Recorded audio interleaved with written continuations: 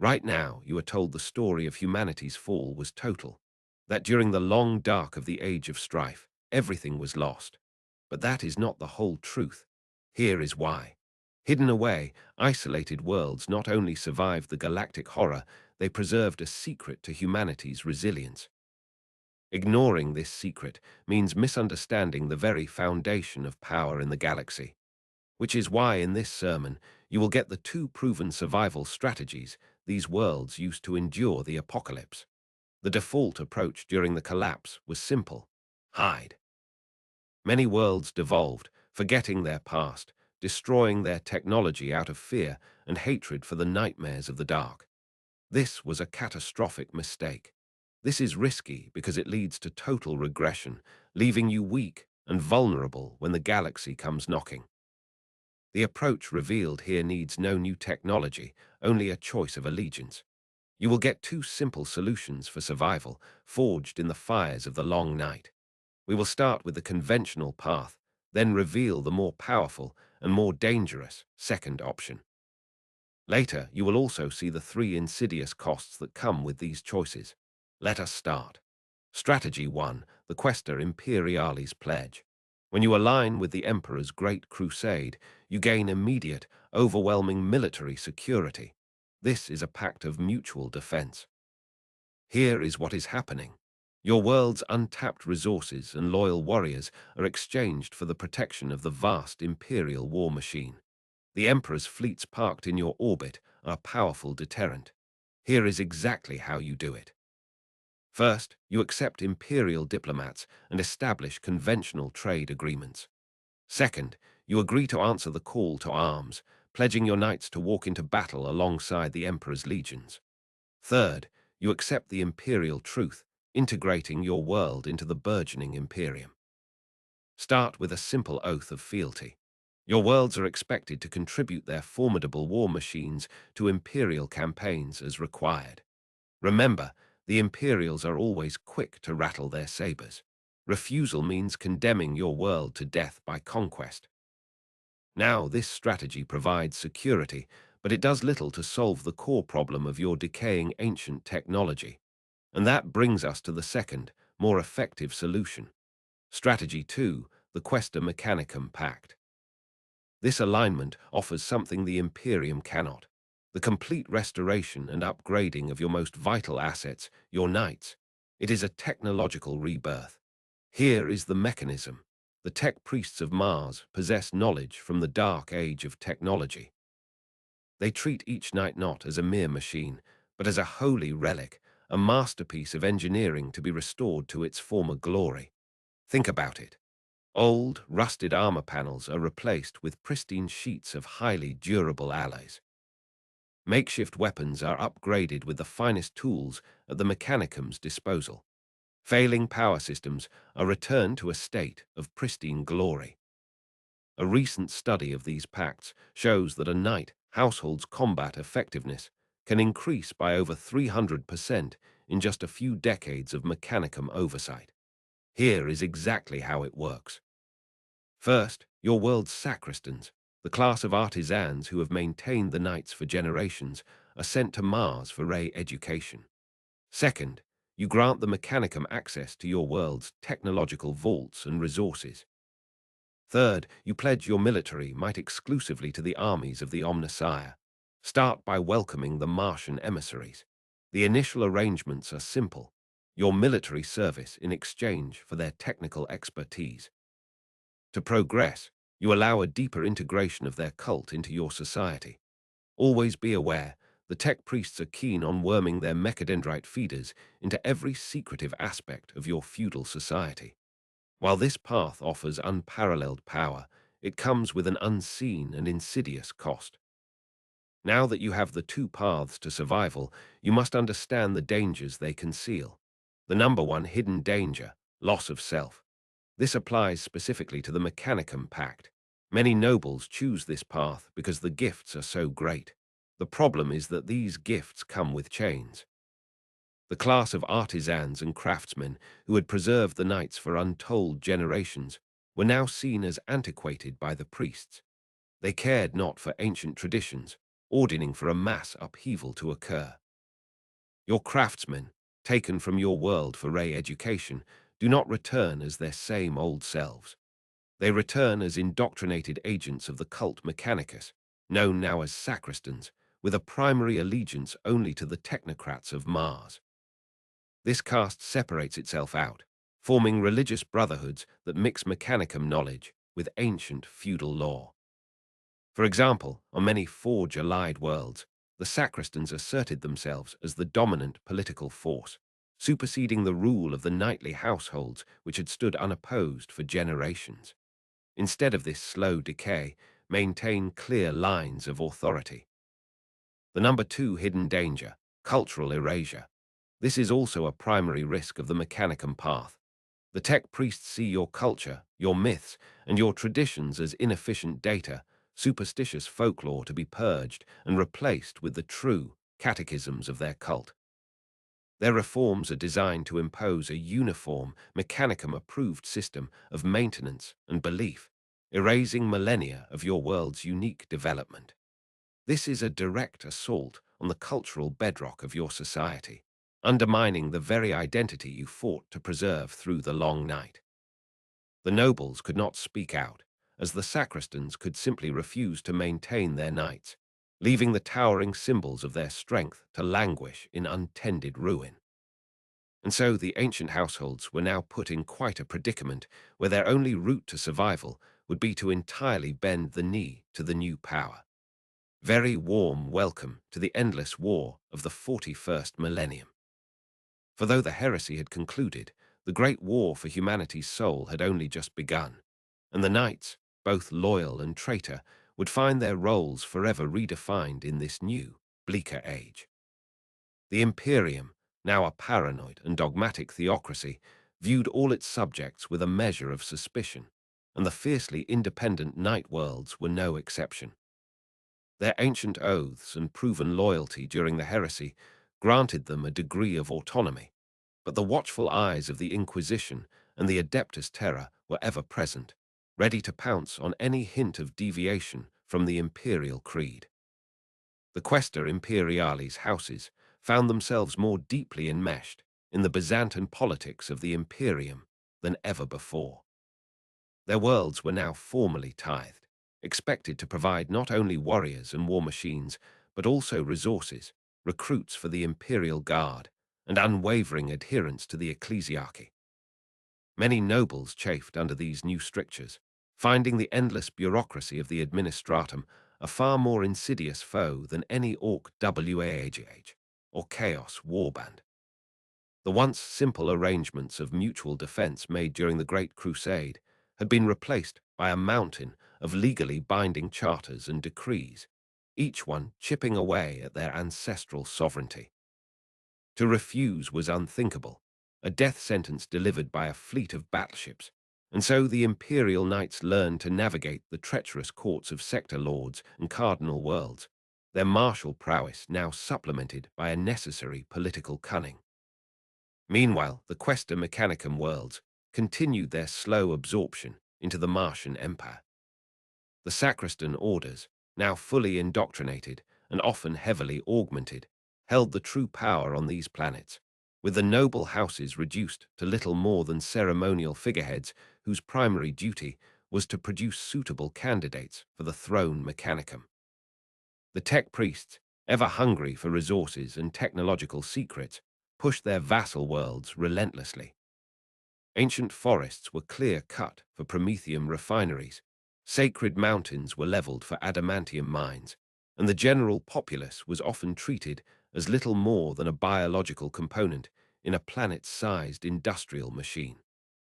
While their knights were arguably the best maintained and most technologically advanced in the galaxy, this came at the cost of their souls, their worlds transformed into polluted, smoke-choked extensions of the nearest Forge world, their history and culture all but erased in favor of the cold, hard logic of the machine god. This era also saw the formalization and rise of the Freeblades. While the heresy had created the first Dreadblades from those who fell to chaos alone, it also birthed their loyalist counterparts. These were knights who, for a myriad of tragic reasons, had become detached from their households. Some were the sole survivors of a world devoured by tyrannids, their oaths of fealty now meaningless as their lords and kin were naught but dust and memories. Others were cast out for perceived dishonor, a failure in battle or a political misstep that brought shame upon their lineage, forcing them into a self-imposed exile to reclaim their lost honor. Still others simply found the rigid structure of their houses too stifling, their spirits yearning for the freedom to choose their own battles and forge their own legends. These freeblades would wander the galaxy, selling their services to rogue traders, planetary governors, or space marine chapters. Their heraldry often painted a stark black or adorned with personal, cryptic symbols that told the tale of their solitary existence. They were figures of myth and legend, lonely giants striding through the war-torn frontiers of the Imperium, their motivations as varied and mysterious as the stars themselves. For 10,000 years, this fragile status quo held. The night houses fought and died on countless worlds, upholding their oaths against the endless tide of Xenos and heretics. They became legends on battlefields from Armageddon to the Damocles Gulf, their towering forms a symbol of imperial might and righteous fury. Yet time is a cruel and corrosive force. Ancient knights, relics from the Dark Age, began to fail beyond even the mechanicum's ability to repair. Bloodlines thinned, their psychic resonance with the throne mechanicum weakening with each successive generation. Knowledge was lost, sacristans became more dogmatic and less innovative, and the once glorious traditions of the knightly houses began to ossify, becoming brittle parodies of their former dynamism. The galaxy was growing darker, and the lights of the night worlds were beginning to flicker. Then came the end of the 41st millennium, an age of unprecedented turmoil that would shatter the stagnant Imperium. The Great Rift, a monstrous tear in the fabric of reality, sundered the galaxy in two, unleashing a torrent of warp storms and demonic legions on a scale not seen since the Horus heresy. Worlds that had stood for millennia were swallowed whole, communication was severed, and the Imperium was split into the beleaguered Sanctus and the benighted Imperium Nihilus. For the night worlds, this was a catastrophe of existential proportions. Many, particularly those in the newly formed Imperium Nihilus, found themselves utterly isolated, cut off from both Terra and Mars, besieged on all sides by the emboldened forces of chaos and opportunistic Xenos empires. They were islands of order in a raging sea of anarchy, and their ancient duty to protect humanity was put to its most severe test. It was during this dark time that the Chaos Knights, long relegated to raiding from the Eye of Terror, surged forth in unprecedented numbers. Led by the Dark Mechanicum and their abominant war-smiths, vast knightly households that had festered in the warp for 10 millennia returned to reclaim their former worlds and to cast down their loyalist kin. The scrap code that had first corrupted them during the heresy was refined, now a psychic virus that could be broadcast across entire systems, driving loyal pilots mad within their thrones and twisting their machines into screaming metallic beasts. The war for the soul of the night houses was reignited, with civil wars erupting on planets that had known peace for centuries. Brother turned against brother once more, their colossal war machines dueling amidst the burning ruins of their ancestral keeps, a grim echo of the galactic civil war that had birthed their schism. Yet, even in this age of darkness, there was a glimmer of hope. The return of the Primarch Robout Gilliman and the dawning of the Indomitus Crusade brought new technologies and a renewed sense of purpose to the beleaguered Imperium. For the night worlds, this meant the arrival of new patterns of knight armor, the Dominus class, towering fortresses of destruction like the Knight Castellan and Knight Valiant, armed with weapons of apocalyptic power not seen since the Great Crusade. Furthermore, the Mechanicum, under the guidance of Archmagos Belisarius Call, unveiled the Armiger-class knights, smaller, more agile walkers piloted not by nobles of the core bloodlines, but by lesser scions, distant cousins, or even commoners who showed the requisite psychic potential.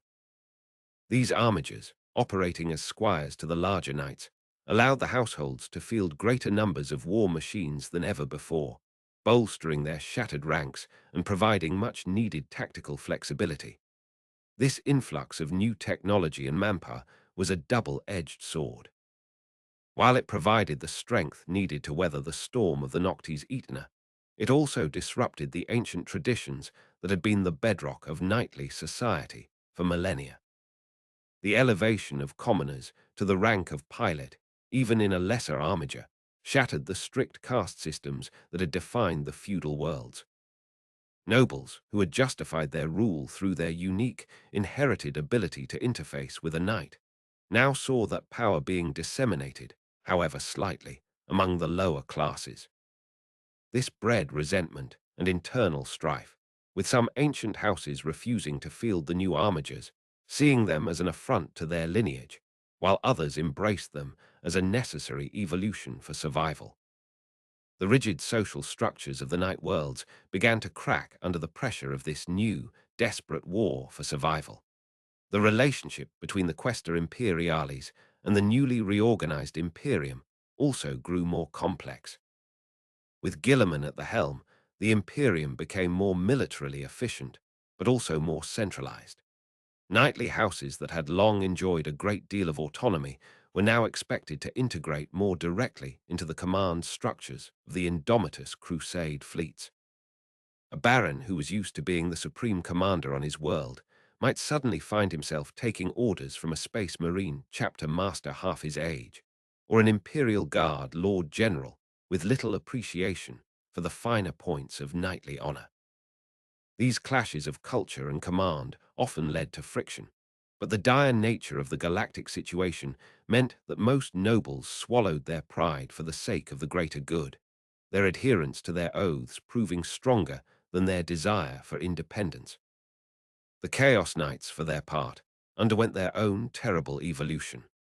The energies of the Great Rift empowered them, their bond with the warp deepening until the distinction between pilot, machine, and demonic entity was erased entirely. They became true knights abominant, their pilots devolving into gibbering psychers who could channel the raw power of the immaterium through their war machines. Their allegiance became more formalized under the banner of powerful chaos lords like Abaddon the Despoiler, forming twisted mockeries of loyalist households known as iconoclast and infernal houses. The iconoclasts reveled in anarchy and destruction, seeking to tear down all symbols of imperial authority, while the infernals delved deeper into demonic pacts, their machines becoming walking gateways to the warp, crewed by bound demons and spilling corruption wherever they trod. These revitalized Chaos Knight houses became one of the greatest threats in the Imperium Nihilus, spearheading invasions and turning entire sectors into their personal, nightmarish fiefdoms. In the face of such existential threats, the traditions of the Knights were both a source of strength and a critical weakness. Their ancient codes of honor sometimes prevented them from taking pragmatic actions, such as refusing a duel from a Chaos champion even when it was a clear tactical blunder. Conversely, these same traditions provided an unbreakable spiritual resilience. An oath sworn 10,000 years ago to protect a certain sector or to stand with a particular space marine chapter became a sacred, unshakable duty, driving knights to perform legendary feats of heroism against impossible odds. The story of Sir Hector, the sole survivor of the fallen House Mandrake, who single-handedly defended the last evacuating transport from a horde of orcs on the doomed world of Malech, became a legend whispered throughout the Segmentum Solar, a testament to the enduring power of a knight's vow. The very nature of the bond between pilot and machine also continued to evolve. The machine spirits of the knights, ancient and powerful entities, grew more active and sentient in the turbulent energies of the new era. Tales began to circulate of knights moving on their own to protect a downed pilot, or of their weapon systems firing without conscious command to intercept an unseen threat. For the Loyalists, this was seen as the ultimate vindication of their beliefs, the blessed spirit of the machine acting as a guardian angel. For the Chaos Knights, this burgeoning sentience was far more terrifying, as the demons bound within their hulls gained greater purchase, whispering temptations and threats directly into the minds of their pilots, demanding ever greater sacrifices of blood and souls to slake their insatiable thirst. The throne mechanicum was no longer just an interface. It was a battleground for the pilot's very soul. The sheer diversity of the night worlds also became more pronounced. A world in the segmentum pacificus, long isolated from major conflicts, might maintain its chivalric traditions in their purest form, with jousts and tourneys still being common practice. In contrast, a world on the edge of the Eye of Terror would be a grim, militarized fortress, its nobles grim-faced veterans, and its rituals stark and practical, all ceremony stripped away by centuries of unending war. Worlds allied with the space wolves might adopt wolf pelts and runic talismans on their knights, while those sworn to the ultramarines might adorn their pauldrons with Greco-Roman laurels and formal Latin inscriptions. Each night house remained a unique entity, a living shard of humanity's long and fractured history, defined by its allegiance, its history, and the endless wars it had fought. Their saga was far from over. Indeed, in the grim darkness of the late 41st millennium, the Age of the Night had returned with a vengeance, and their titanic struggles would continue to shape the fate of the galaxy for millennia to come, their banners a defiant splash of color against a backdrop of fire and shadow. The Freeblades, in particular, found their services in higher demand than ever. With entire households being annihilated, more and more soul survivors took up the black mantle of the errant knight, wandering from one war zone to another. They became the living embodiment of the Imperium's fractured state, powerful, honorable, but utterly alone, fighting for a cause that often seemed lost, their only companion the growling machine spirit of their ancestral steed. The galaxy was littered with their legends and their unmarked grave. A fascinating development also occurred within the Questa Mechanicus worlds, located within the Imperium Nihilus. Cut off from Mars, many of these worlds began to develop their own unique and often heretical interpretations of the cult Mechanicus creed. Without the rigid oversight of Martian dogma, their tech priests and sacristans began to innovate in ways that would be deemed tech heresy under normal circumstances.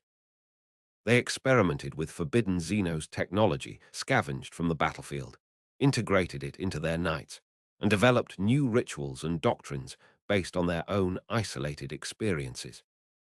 These unbound, forged worlds became wild cards, their knights sporting bizarre and powerful weaponry that baffled both Imperial and Chaos forces. The high priests of Mars viewed this development with extreme alarm, labeling these worlds as heretical and marking them for eventual purgation. But for now, they were a necessary, if dangerously unpredictable, ally in the fight against the darkness. They were a testament to the fact that even within the dogmatic mechanicum, the human drive to adapt and survive could overcome even the most rigid programming. Their knights, often a strange hybrid of imperial design, local ingenuity, and alien tech, were a strange and terrifying sight on the battlefield, their machine spirits humming with energies both sacred and profane. The nobles who piloted them were caught in the middle, bound by their oaths to serve masters who were slowly drifting into heresy, forced to wield weapons they did not understand for a cause that was becoming increasingly ambiguous.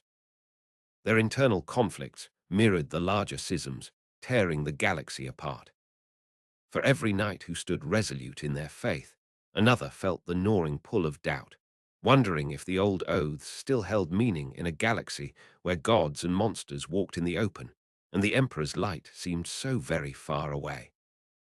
This uncertainty was a fertile ground for the whispers of chaos, and many a loyal pilot found their resolve tested not by the clash of arms, but by the silent, insidious questions that crept into their mind during the long, lonely nights between battles. The war was no longer just on the outside. It had invaded the very cockpit, the sanctum of the throne mechanicum itself. The greatest duels were now fought within the pilot's own skull, against the phantoms of fear, despair, and the seductive promise of a power that could end all their suffering at the mere cost of their immortal soul. This spiritual battle was most evident in the phenomenon known as the malignatus curse, a psychic affliction that began to manifest among Questa Mechanicus pilots in the Imperium Nihilus. It was believed to be a form of scrap code, but one that operated on a psychic rather than digital level, a lingering after effect of the Great Rift's birth. It did not corrupt its victims instantly, but worked slowly, causing them to experience vivid hallucinations of their knight's machine spirit in a state of extreme agony. Pilots would hear their war machine weeping, begging for release, or screaming in a language of pure static and binary code. The sacristans, isolated from Martian doctrine, developed bizarre exorcism rites involving percussive maintenance and the application of sacred oils mixed with the pilot's own blood. But these rarely worked. The only thing that seemed to quiet the machine spirit's torment was extreme violence. Pilots afflicted with the curse became increasingly savage in battle, their knights wading into the thickest, fighting with a berserker's fury, inflicting obscene amounts of damage before they were inevitably brought down. To outsiders, they were heroes, but to their houses, they were ticking time bombs, their eventual fall to chaos or their death in battle seen as a near certainty. Many afflicted pilots, seeing the inevitable end, would choose to become freeblades, leaving their homes to spare their kin the shame of their fall, seeking a glorious death that might, in some small way, appease the tortured soul of their ironclad companion. Their black-painted knights became omens of both incredible valor and imminent doom on the battlefield. In stark contrast, a different kind of spiritual awakening was occurring among some Questa Imperialis houses. Known as the Emperor's Grace, it was a rare phenomenon where a pilot, in a moment of extreme duress and unwavering faith, would feel the psychic presence of the Emperor himself touch their mind through the throne mechanicum. In these moments, the knight would be wreathed in a golden light, its systems supercharged, its weapons striking with unerring accuracy, and its pilot filled with an unshakable sense of divine purpose.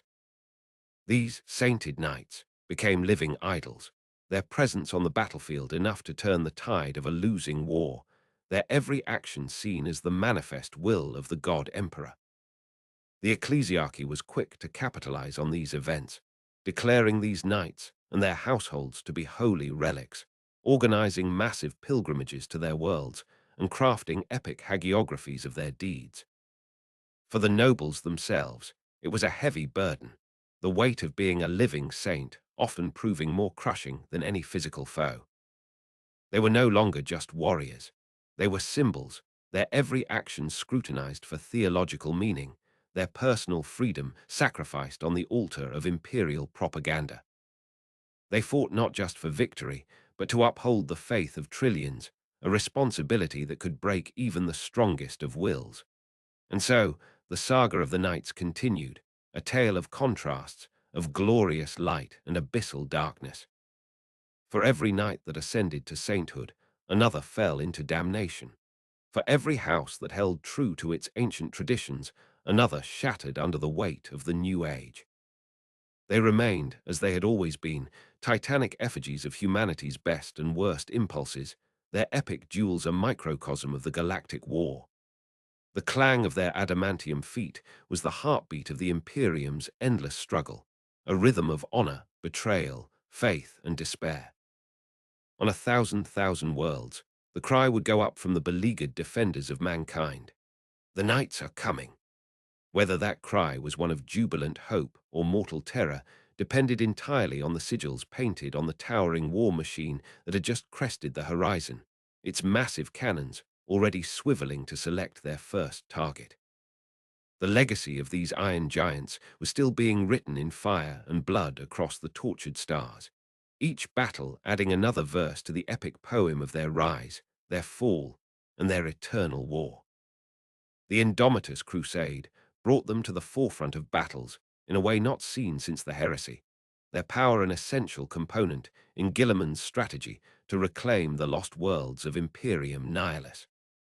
Entire crusading battle groups were formed around a core of knightly lances.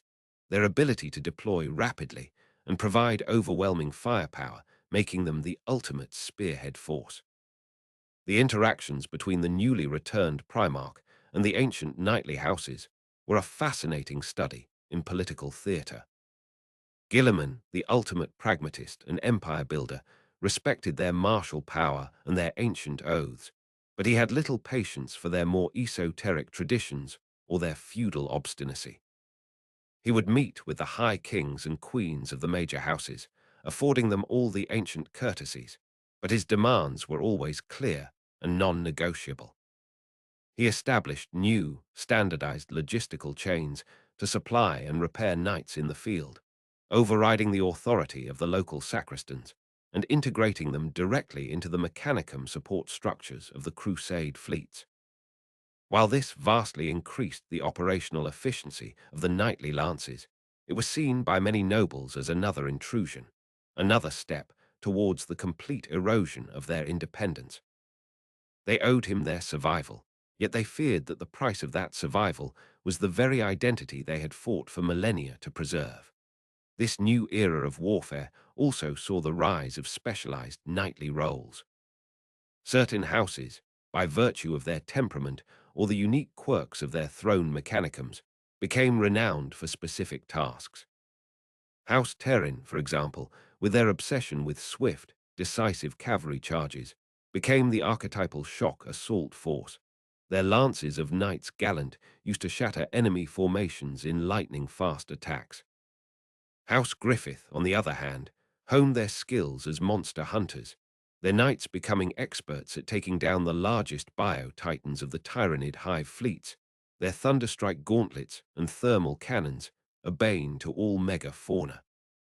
The Questa Mechanicus House Raven, with their cold, logical approach to war and their deep ties to the Metallica Forge world, perfected the art of the irresistible advance, their knights marching in perfect lockstep, laying down a relentless, overlapping field of fire that ground their enemies to dust through sheer, calculated attrition.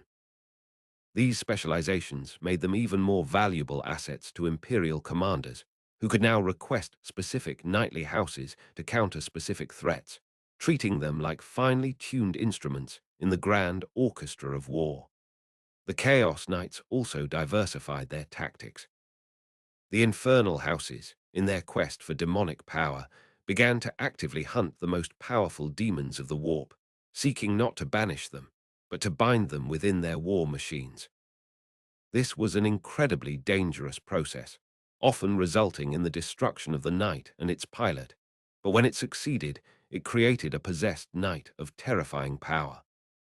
These machines were more demon than metal, their forms constantly shifting, their weapons spitting warp fire, and their mere presence causing reality to buckle and fray. They became the apex predators of the Chaos Knight legions, their power rivaling that of the lesser Chaos Titans. The iconoclast houses, by contrast, focused on the subjugation of mortals. They became masters of terror tactics, often leaving a single, mutilated survivor to spread tales of their atrocities, breaking the morale of entire sectors before a single shot was fired in the main invasion. They would conquer worlds not just for resources, but to create vast, groveling empires of their own, becoming the tyrannical kings and queens they believed was their birthright, their rule enforced by the ever-present threat of their stomping, iron-shod feet. They would often deface and desecrate imperial knights they defeated, leaving their broken husks mounted on spikes as a warning to all who would dare defy their new masters, a grim parody of the chivalric standards they once upheld. The role of the sacristans became even more pivotal and perilous. On loyalist worlds, they were the gatekeepers of the knightly traditions, the only ones who could perform the complex rituals needed to soothe the machine spirits and bond a new pilot. But they were also under immense pressure from both the mechanicum to adopt new, standardized practices, and from their nobles to preserve the old ways. This often placed them in an impossible position, trying to mediate between the demands of progress and the sanctity of tradition. On traitor worlds, the sacristans, now known as heretics or warpsmiths, became twisted geniuses of profane engineering. They were the ones who forged the demon-infused armor and warp-powered weaponry of the Chaos Knights, their forges powered by captured souls, and their rituals involving blood sacrifice and blasphemous incantations. They were utterly essential to the Chaos Knight war effort, but they were also viewed with suspicion and fear by the very nobles they served. For the warpsmith's ultimate loyalty was not to any mortal lord, but to the dark mechanicum and the demonic entities with whom they trafficked. A Chaos Knight pilot never knew if the latest upgrade from their warpsmith was meant to enhance their machine or to turn it into a vessel for some far more powerful and malevolent entity, with the pilot's soul as the price of activation. This internal paranoia was a constant feature of life in the traitor houses, a poison that ensured they could never truly trust one another, even in the face of a common enemy. Amidst all this grand strategy and cosmic conflict, the individual stories of the Knight pilots continue to unfold. A young noble, fresh from his ritual of becoming, taking his first steps in his ancestral night, the voices of his ancestors whispering encouragement and warnings in his mind. An ancient baron, his body withered and kept alive only by the life support systems of his throne, who had seen centuries of war and now felt his weariness mirrored in the groaning gears of his ancient machine.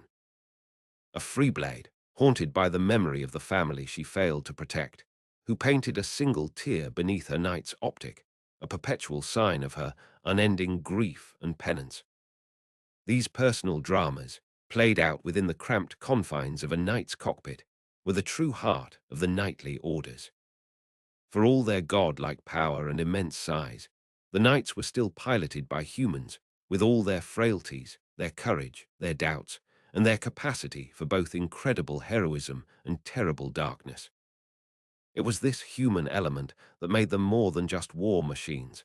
It made them true legends, their stories echoing through the ages, a testament to the enduring, if often tragic, spirit of humanity in a galaxy determined to grind it into dust. The Imperium relied on this spirit, even as its own monolithic bureaucracy threatened to crush it. For every Lord Commander who saw a knight as merely a valuable asset on a strategic map, there was a squad of Imperial guardsmen who saw that same knight as a literal angel of the Emperor, a towering symbol of hope that gave them the courage to hold the line for one more minute, one more hour. This inspirational role was perhaps the knight's greatest weapon, a force that could not be quantified by any mechanicum data slate, but was felt in the hearts of every soldier who fought under their shadow. The Chaos Knights understood this power as well, which is why they took such perverse pleasure in corrupting it, turning these symbols of hope into icons of absolute despair, their war horns blaring twisted parodies of imperial hymns as they brought death and ruin to the Emperor's faithful. The war between the knights was, therefore, a war for the very soul of the Imperium, fought with cannons and chainswords, but also with symbols and ideas, on the physical battlefield, and in the hearts and minds of all who witnessed their terrible or inspiring majesty. Their clashes were pivotal moments in history, epic duels where the fate of worlds could be decided by the skill and will of a single pilot encased in 10 meters of consecrated iron. The unique nature of the throne mechanicum continued to be a source of both immense strength and profound psychological strain. A pilot was not merely controlling a machine, they were in a symbiotic, psychic union with it. They felt the impacts of enemy fire as phantom pains on their own body. They experienced the thrill of a successful kill as a jolt of ecstatic, predatory joy from the machine spirit. Over decades of service, the lines between the pilot's personality and that of their knight began to blur. Veteran pilots often took on the perceived mannerisms of their machines. A pilot of a stoic knight crusader might become taciturn and unmoving, while the pilot of a swift knight gallant might grow restless and impetuous. This deep bond was also what made losing a knight such a devastating experience. A pilot whose machine was destroyed in battle, if they survived, often suffered from a condition known as throne shock, a profound psychological trauma akin to losing a limb or a part of their own soul. They felt a constant, gnawing emptiness, a phantom presence where their knight should be. Many never recovered, unable to bond with a new machine, and were relegated to training duties or left to waste away in mournful solitude. The most tragic cases were those who were forced to scuttle their own critically damaged knights to prevent them from falling into enemy hands. This act, known as the mercy stroke, was seen as both a sacred duty and an unforgivable sin, a mercy killing of one's own soulmate that would haunt the pilot for the rest of their days, a burden of grief heavier than any armor. This psychological depth added another layer to the motivations of freeblades. Some were not exiles or survivors, but victims of throne shock, unable to return to their households without a knight. They would wander the stars in search of a new machine to bond with. This was a perilous quest, as a knight without a master was a rare prize, and bonding with a machine that was not of their own bloodline was an arduous and often fatal process, the machine's spirit violently rejecting the foreign imprint of the new pilot. Yet the chance, however slim, to once again feel the glorious union of flesh and steel was a siren's call that many could not resist. These unthroned, freeblades were pitiable figures, often selling their skills as infantry commanders or advisors, their eyes always scanning the horizon for the silhouette of a walker, forever chasing the ghost of the power they had lost. On the other end of the spectrum, the dark mechanicum continued its profane experiments with the throne mechanicum, seeking to perfect the process of demonic infusion. They created the corpus throne, a horrific device where the pilot was not just bonded, but physically fused with the cockpit.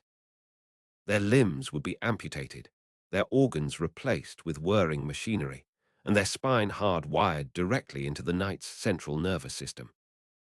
The pilot ceased to be human, becoming little more than a biological CPU, a living brain in a jar of amniotic fluid and combat stimulants, their consciousness trapped in an unending nightmare of battle and servitude. This process created pilots of unparalleled reaction time and endurance, but it also stripped them of any last vestiges of free will or sanity. The knights they controlled were less like piloted machines and more like giant, cybernetic zombies, carrying out the will of their warpsmith masters with single-minded, unthinking brutality. This was the ultimate expression of the dark mechanicum's philosophy, the complete subjugation of the flesh and spirit to the cold, cruel perfection of the corrupted machine. The sight of one of these throne ghouls, their knight's cockpit canopy glowing with the sickly light of the fused pilot within, was enough to cause even hardened veterans to recoil in horror, for it represented a fate worse than any clean death on the battlefield. The Imperium, in its own way, was not immune to pushing the boundaries of the pilot-machine interface. On some highly secretive night worlds, under the direct purview of the Inquisition, a program known as the Anima Prime was initiated. The goal was to create the perfect night pilot, one completely immune to the temptations of chaos. The program selected infants from noble bloodlines and raised them in monastic seclusion. Their entire lives a litany of psycho-conditioning, martial training, and spiritual indoctrination. They were taught to suppress all emotion, to see themselves not as individuals, but as living components of their night. When they finally bonded with their machines, the union was seamless, creating pilots of incredible skill and unwavering loyalty. However, they were also cold, emotionless, and utterly detached from the humanity they were sworn to protect. These Anima Prime knights were devastatingly effective weapons, but many Imperial commanders found them deeply unsettling to work with, their soulless perfection a chilling reflection of the Imperium's own slide into inhuman dogma. They were the Emperor's perfect soldiers, but in achieving that perfection, they had sacrificed the very spark of humanity that the Emperor had originally fought to preserve. Thus, the knight continued to be a mirror, reflecting the ever-changing state of the human condition in the 41st millennium. They embodied the Imperium's contradictions, its noble ideals and its brutal pragmatism, its unwavering faith and its creeping despair, its glorious history and its uncertain future. From the sainted pilot wreathed in golden light to the throne ghoul trapped in an eternal prison of flesh and steel, the knights represented the full spectrum of humanity's potential for both salvation and for damnation. And as the galaxy burned brighter with the fires of war, their towering shadows stretched longer than ever before, falling across the bloody pages of history, each one a promise of either mankind's ultimate triumph or its final, agonizing extinction. Their eternal vigilance was a constant, a promise made in the distant past during the dark age of technology, a vow to stand as humanity's shield and sword against the terrors of the void. This promise was tested daily, in the fires of 1,000 different war zones, against 1,000,000 different foes. The nobles who piloted these machines carried the weight of this ancient vow in their very blood, a genetic and spiritual inheritance that defined their existence. The names of their ancestors, the battles they had won, the worlds they had saved, all of it was encoded in the throne mechanicum, a constant chorus of history whispering in their minds, reminding them of the legacy they had to uphold. For a loyalist pilot, this was a source of immense strength and pride. For a traitor, it was a source of unending torment, the voices of their honorable ancestors screaming in silent judgment against their heinous betrayal, a cacophony that could only be drowned out by the roar of their cannons and the screams of their victims. This internal, generational conflict was the secret war fought within every knight, a struggle as pivotal as any fought on the fields of battle. The outcome of this inner struggle would ultimately determine whether the knight remained a bastion of hope or became an engine of despair, its final allegiance decided not by grand strategy, but by the whisper of a single conscience against the roar of a galaxy at war. The sheer pressure of this heritage could break lesser men, but for those destined to pilot a knight, it was the fire in which their souls were forged. Some of the more isolated Black Shield worlds, having survived the heresy and the intervening millennia on their own, developed truly bizarre and unique knightly traditions. The Knights of House Moritane on the dead world of Alaric Prime, for example, became ritualistic cannibals. To honor their fallen pilots, they would consume a small portion of their flesh, believing it would allow the pilot's spirit and combat experience to live on in them. Their knights were adorned with the skulls and bones of their former masters, each one a trophy and a memento of a fallen hero. While the Imperium would have declared such practices heretical, House Moritane's ferocity in battle against the forces of chaos was undeniable, and so the local authorities tended to look the other way, content to have such savage but effective allies. Other Black Shield houses became nomadic, their entire population living on vast, mobile fortress monasteries that roamed the empty spaces between stars. Their knights became their hunters and protectors, ranging far ahead of the fleet to scout for resources or to clear out nests of pirates and xenos. These wanderer houses had no home world to protect, so their oaths were sworn not to a planet, but to the survival of their people, a nomadic existence that gave them a unique, pragmatic perspective on the galactic conflict. They would fight for the Imperium when it suited their interests, but they would vanish into the void just as quickly if the cost became too high, their loyalty owed only to the preservation of their own wandering flock. These fringe societies demonstrated the incredible adaptability of the knightly tradition, proving that even when cut off from its roots, it could find new and strange ways to blossom in the most inhospitable corners of the galaxy. Their very existence was a challenge to the monolithic authority of both Terra and Mars, a testament to the enduring human spirit of independence. A particularly grim fate befell the night world of Devine, which was slowly consumed by a genestealer cult. The cult, operating over many generations, subtly infiltrated the noble bloodlines. The psychic link of the throne mechanicum was slowly corrupted by the insidious influence of the broodmind. The pilots began to see visions not of their ancestors, but of a great, four-armed star god, a savior who would deliver them from the endless war. Their knight's heraldry began to subtly change, the imperial aquila slowly morphing into a clawed, alien-like symbol.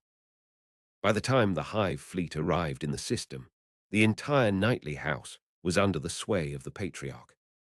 When the imperial forces arrived to defend Devon, they were met not by allies, but by the horrifying sight of the Divinian knights turning their guns on them, their war horns blaring a chittering, alien screech. The sight of these once proud war machines, now puppets of the Tyranid swarm, their cockpits containing not a noble pilot, but a hybrid genestealer prince, was a psychological blow from which the defending forces never recovered. The fall of Devon served as a chilling warning throughout the Imperium. No institution, no matter how ancient or powerful, was immune to the insidious threat of the enemy within. The genestealer corrupted knights were a terrifying new foe, combining the raw power of an imperial knight with the alien cunning and psychic coordination of the Tyranid hive mind, a truly monstrous fusion of man, machine, and Xeno's horror. As the 42nd millennium dawned, the galaxy remained a place of unending conflict, and the role of the Imperial Knight was more crucial than ever. They were the fulcrum upon which entire campaigns turned, the living symbols of humanity's defiance, and the inheritors of a legacy that stretched back to the very dawn of mankind's journey to the stars. From the most chivalrous quester Imperialis paladin to the most debased and corrupted Chaos Knight despoiler, each one was a testament to the awesome power that humanity could command. Their story was one of honor and treachery, of faith and heresy, of the unbreakable bond between a pilot and their machine, and of the terrible price of power in a galaxy that knows only war. On countless battlefields, their mighty silhouettes would continue to dominate the skyline, their cannons blazing, their chainswords roaring, forever writing new chapters in the bloody and glorious history of the Imperial Knights. Their wars were not merely for territory or resources. They were a battle for the very definition of what it meant to be human in an age of monsters, a struggle between the chivalric ideal of the noble protector and the nihilistic rage of the fallen tyrant. The echoes of their footsteps would resound through eternity, a permanent and indelible mark upon the scarred tapestry of the grim, dark future. The weight of this legacy was a palpable force, felt by every scion who took their place in the throne mechanicum. They did not just inherit a war machine. They inherited 10,000 years of oaths, grudges, victories, and shames. When a knight from House Hawkshroud faced down a Chaos Titan, they were not just fighting for their own survival, but to honor the vow their ancestors had made to the Legion of the Praetorian of Terror during the siege. When a knight of the traitorous House Lucaris slaughtered the defenders of a shrine world, they were not just committing an act of butchery, but were spitting on the memory of the loyal forefathers whose names they still bore. This sense of living history was what separated the knights from any other imperial war machine. A lemon rust tank had a crew, but a knight had a dynasty. This made their victories all the sweeter and their falls to corruption all the more tragic. It was the enduring human drama at the heart of the giant armored walker. As long as there were nobles willing to shoulder this immense burden, the knightly houses would endure, a kingdom of iron and honor standing defiant against the coming of the endless night. Their banners, though often tattered and scorched, would never be lowered as long as a single pilot drew breath, ready to climb into the cockpit and once more stride into the heart of the storm. The galaxy would always need its giants, whether they came as saviors or as destroyers. The very landscapes of the night worlds themselves often reflected the temperament of their ruling houses. The plains of Adrastopol, home to the famously stoic and honor-bound House Tyrannis, were dotted with colossal, statue-like monuments to their fallen heroes, each one a knight locked in a pose of eternal vigilance. The world was orderly, agrarian, and quiet, a reflection of the house's solemn and steadfast nature. In contrast, the jungles of Atomedian, ruled by the aggressive and predatory House Krast, were a brutal wilderness where only the strong survived. The house encouraged this, believing it weeded out the weak from their bloodlines.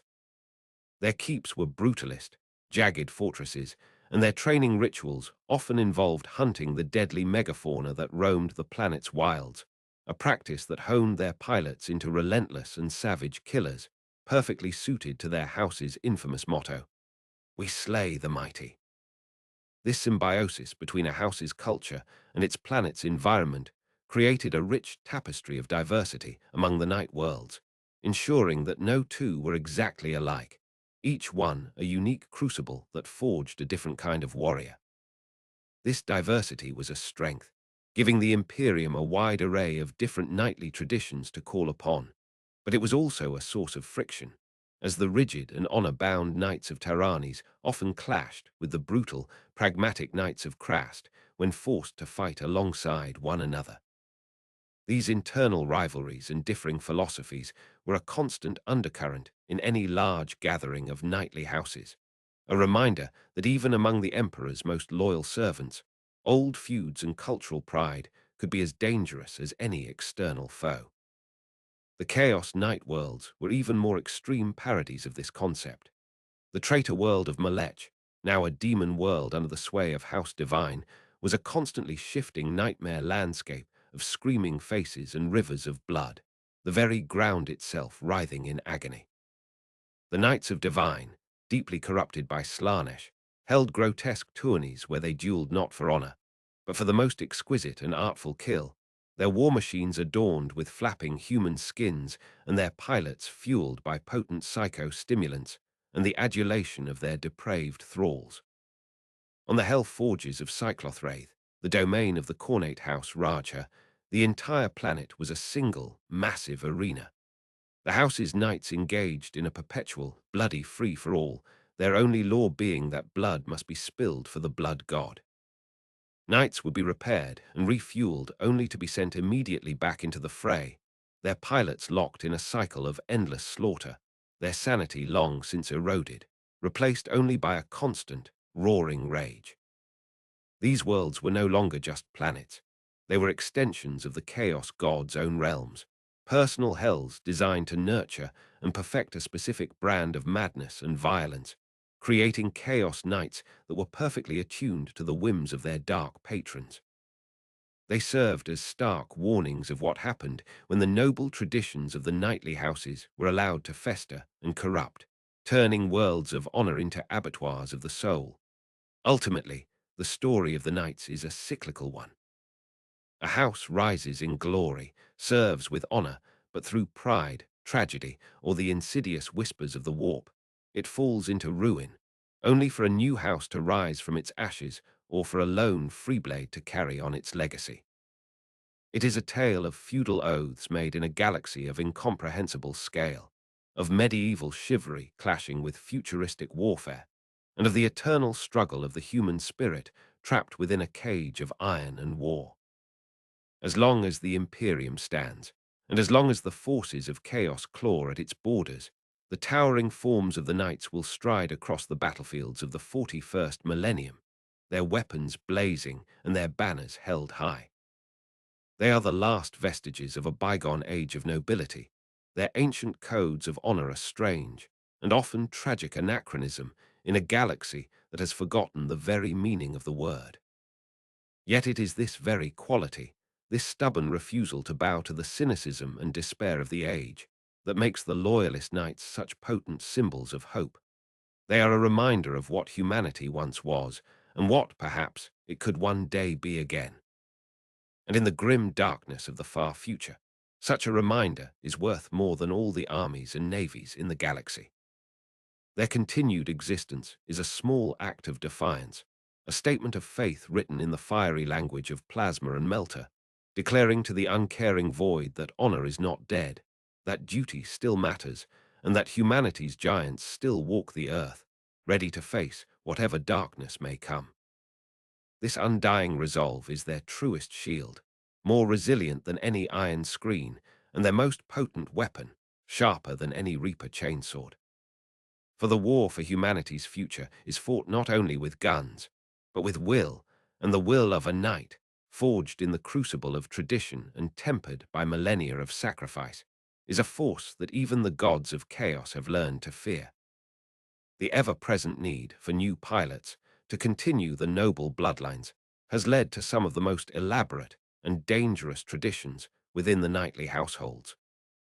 The aspirants, young scions of the ruling family, are put through grueling trials from a young age, testing their courage, their martial skill, and most importantly, their psychic resonance with the throne mechanicum. The final test is the ritual of becoming, where the aspirant must enter the cockpit of their ancestral knight for the first time, alone, and attempt to bond with its formidable machine spirit. This is a perilous undertaking. The machine spirit, a confluence of the pilot's own ancestors' minds, will test the aspirant mercilessly, dredging up their deepest fears and insecurities, judging their worthiness to carry on the family name. Many do not survive the ordeal. Some are driven insane by the psychic onslaught, their minds shattered by the weight of 100 generations of memories. Others are rejected outright by the machine spirit, their bodies racked by massive biofeedback that stops their hearts or boils their blood.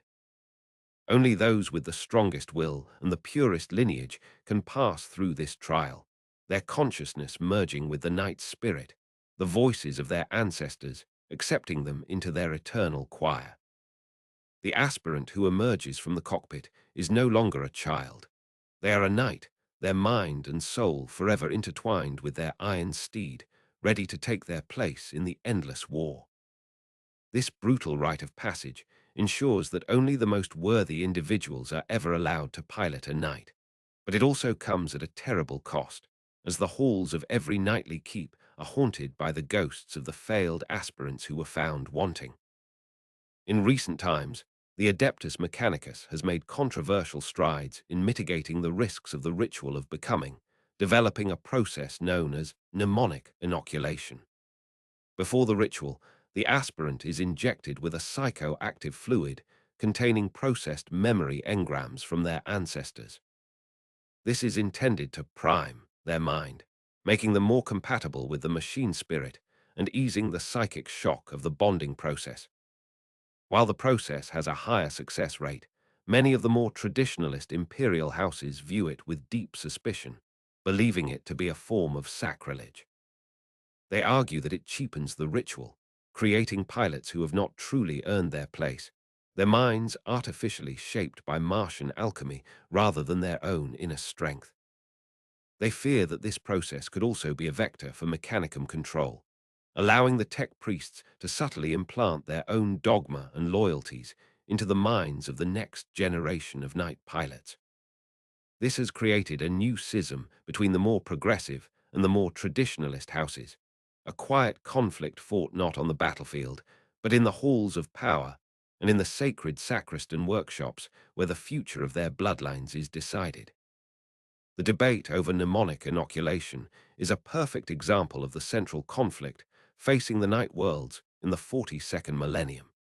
The constant tension between the need to adapt and survive in a changing galaxy and the desperate desire to cling to the ancient traditions that give their lives meaning and purpose. This ideological struggle is just as important as their physical wars, for if they lose their identity and their traditions, then they have already been conquered, their souls lost even if their bodies continue to fight. The Chaos Knights have their own, far more horrific version of this ritual. Known as the Geist Rape, it involves a prospective pilot being forcibly strapped into the throne mechanicum of a demon-possessed knight.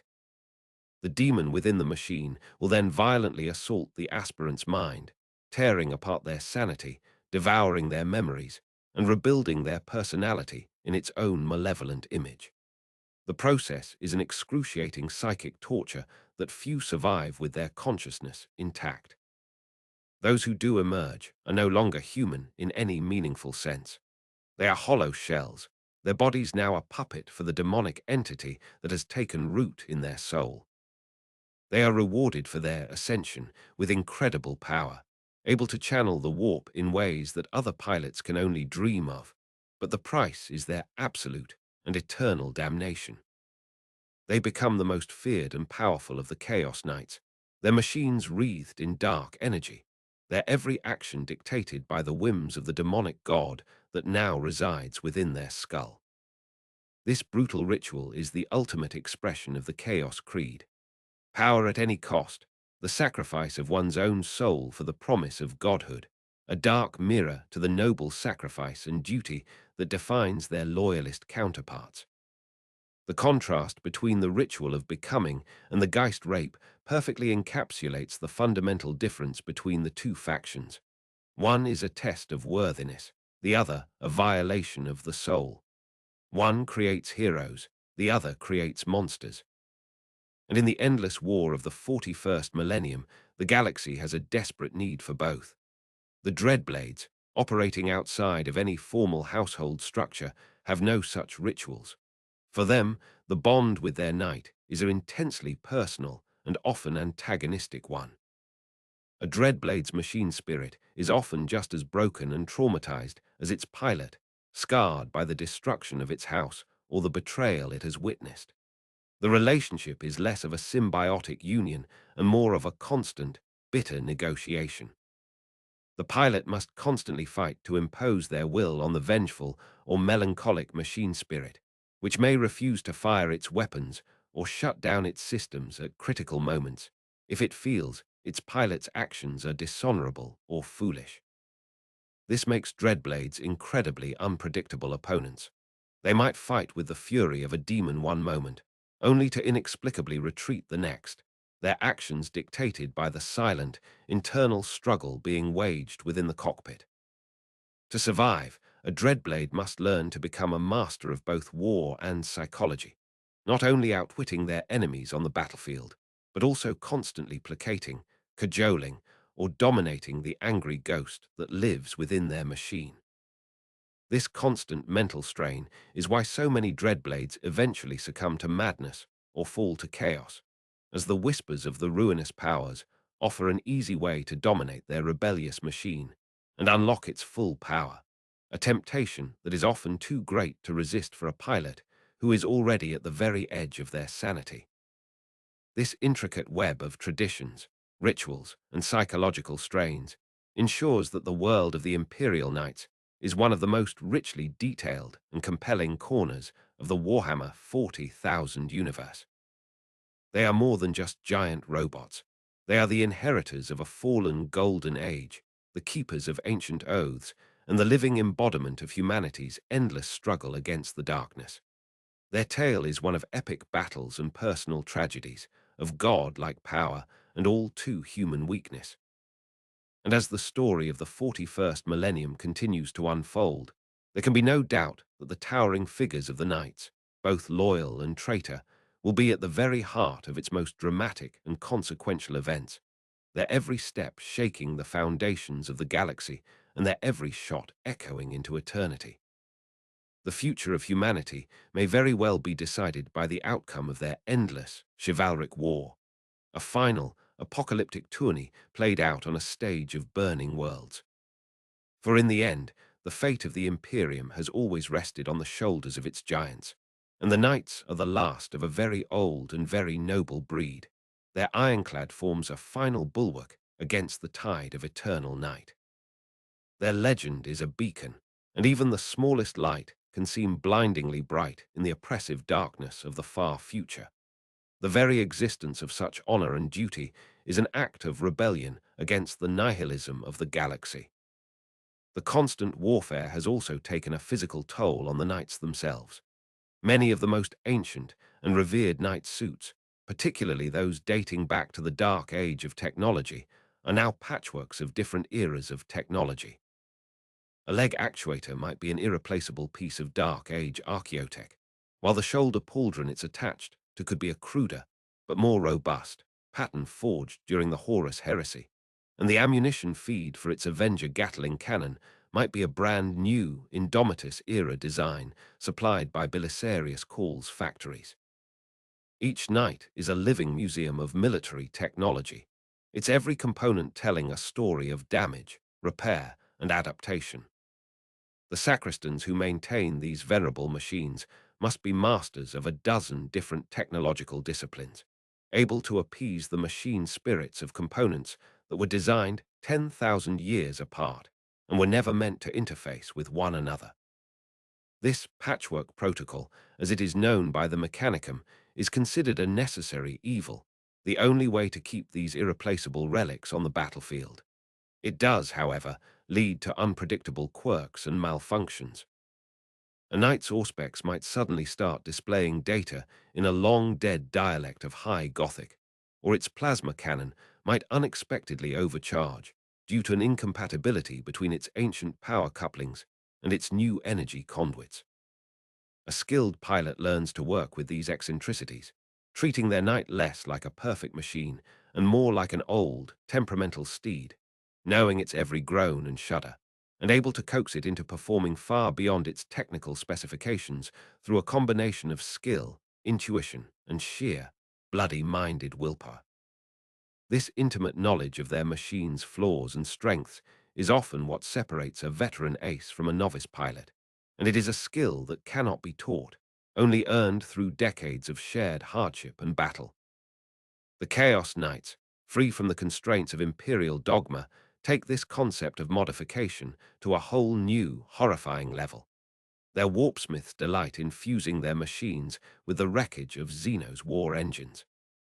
It is not uncommon to see a Chaos Knight brandishing a crudely adapted Tiao railgun on one arm, its other arm ending in the crackling energy scythe of a Necron Lichguard. They will graft the living, shrieking cannons of a Tyranid Bio Titan onto their carapace, feeding it a slurry of captured prisoners to keep it sated.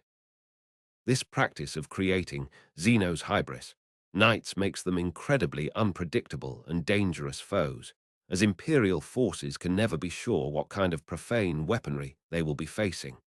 These modifications, however, come at a terrible price.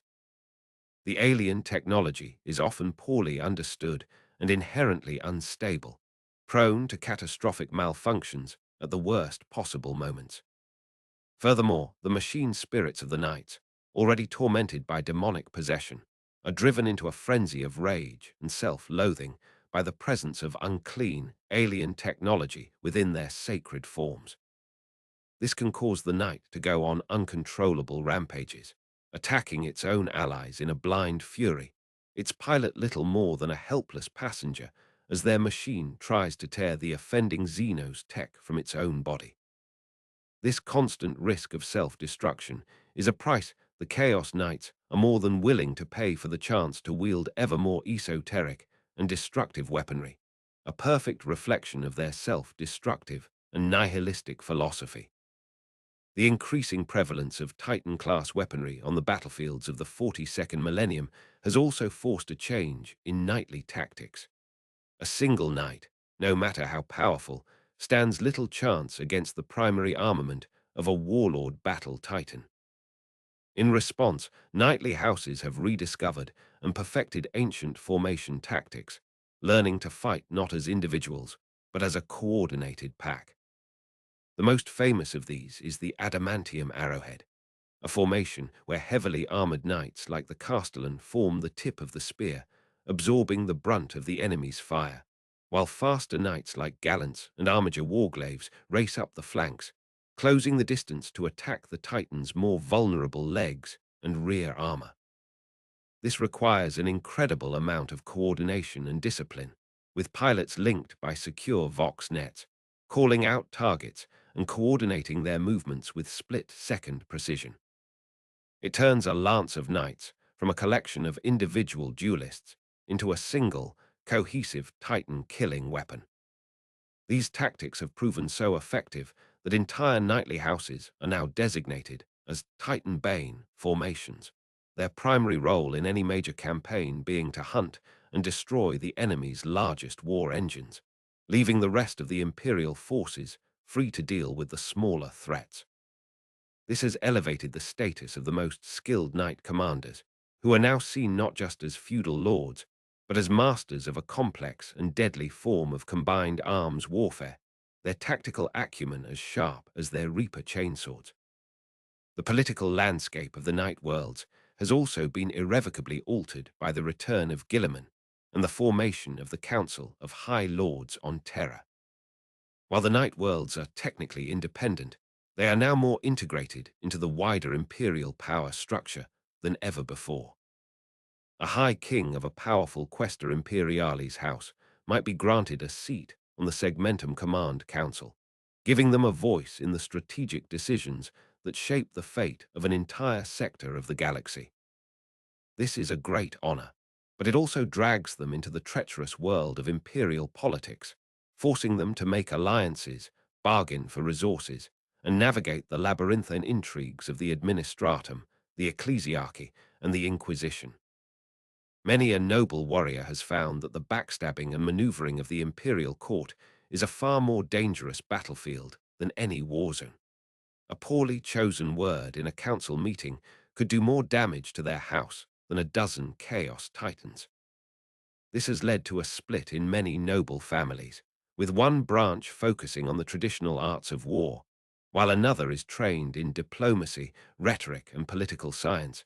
Their battles fought not with cannons, but with edicts and influence.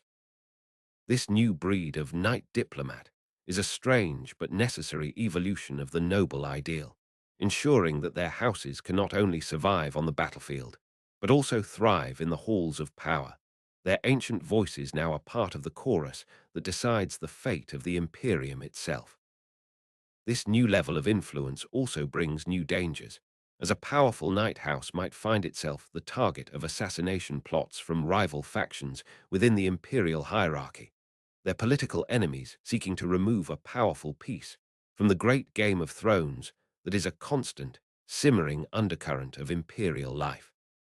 The nobles learned quickly that a poisoned chalice could be just as deadly as a volcano cannon, and that an enemy with a smile could be more dangerous than one with a chain axe. In the dark expanse of Imperium Nihilis, cut off from the light of the Astronomicon and the authority of Terra, many night worlds have been forced to become the ruling power of their entire subsector. With the local imperial government collapsed or consumed by chaos, the High King of a night world often becomes the de facto sector lord, their knightly household forming the core of a new, independent fiefdom. These iron realms are bastions of order in a sea of anarchy, protected by the might of their knights, but they are also isolated and vulnerable. They must fend for themselves, forging their own alliances, raising their own armies from the local populace, and making their own laws. Some of these iron realms have become tyrannical and oppressive, their knightly rulers becoming no better than the chaos warlords they fight against. Others have become beacons of hope, true sanctuaries where the ideals of honor, duty, and protection are still held sacred, a small flicker of the Emperor's light in the oppressive darkness. The fate of these isolated realms is one of the great, unanswered questions of the 42nd millennium. Will they eventually be reabsorbed into the Imperium, or will they evolve into new, independent human empires, their knights the founding fathers of a new dynasty written among the stars? Only time will tell, but their struggle for survival is a testament to the incredible resilience of the knightly tradition and its ability to adapt and endure even in the most desperate of circumstances.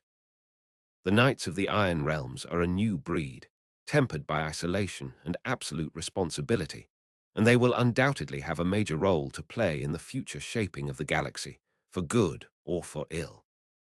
Their story is a new chapter in the endless saga, proving that even after 10,000 years, the tale of the Imperial Knights is still full of surprises, and their capacity for both heroism and tyranny remains as potent as ever. The proliferation of Armiger-class knights has had a profound social and military impact on the Night Worlds. Traditionally, the gulf between the nobles who piloted the Quaestoris and Dominus-class knights and the commoners who served them was absolute and unbridgeable. The Armigers changed that. Piloted by individuals from the lesser branches of the noble family, or even by commoners who displayed the necessary aptitude, they created a new warrior class, a gentry, that stood between the high nobility and the peasantry. These armiger pilots, known as bondsmen, swore direct fealty to a specific knight noble, acting as their squires on the battlefield. This created a new dynamic, as the bondsmen, while of lower status, were still pilots of formidable war machines. A wise noble learned to cultivate the loyalty and respect of his bondsmen for a well-coordinated team of a knight, and his armiger squires was far more effective than a knight fighting alone. This led to a slight relaxation of the rigid caste system on many worlds, as talented commoners were elevated to the status of bondsmen, their families granted land and titles in return for their service. However, it also created new tensions. A popular and charismatic bondsman might come to be seen as a rival by his master, and the high nobility grew to fear the possibility of a bondsman's revolt, where this new warrior class might unite to demand more power and influence. The armiger, intended to be a simple support unit, had inadvertently sown the seeds of social revolution on worlds that had been static for millennia. The Chaos forces were quick to exploit this new dynamic. Chaos-aligned cults would specifically target disgruntled or ambitious bondsmen, whispering promises of true power and freedom from their oaths of servitude. A bondsman who turned traitor could be a devastatingly effective asset, as they knew the tactics, the weaknesses, and the personal habits of their former masters. The sight of an armiger, once a loyal squire, turning its autocannons on its own knight, became a tragically common feature of the civil wars that racked the night worlds. The dark mechanicum also developed its own perverse versions of the armiger, the stalker and brigand patterns, which were often crewed not by a single pilot, but by a trio of lobotomized servitors, their minds slaved together to create a crude but effective controlling intelligence. These semi-autonomous war machines could be unleashed in packs to harass and overwhelm their opponents, their lack of self-preservation making them terrifyingly effective shock troops. This new battlefield environment, with its mix of towering knights, agile armigers, and coordinated pack tactics, has led to the rise of the High Seneschal, a new kind of knightly commander. The High Seneschal is not necessarily the most powerful duelist or the noblest lord, but rather the most brilliant tactical mind, a master of coordinating the diverse assets of a modern knightly household. They are experts at using their armigers to screen their advance, deploying their Dominus-class knights to provide long-range fire support, and timing the decisive charge of their Questoris knights to perfection.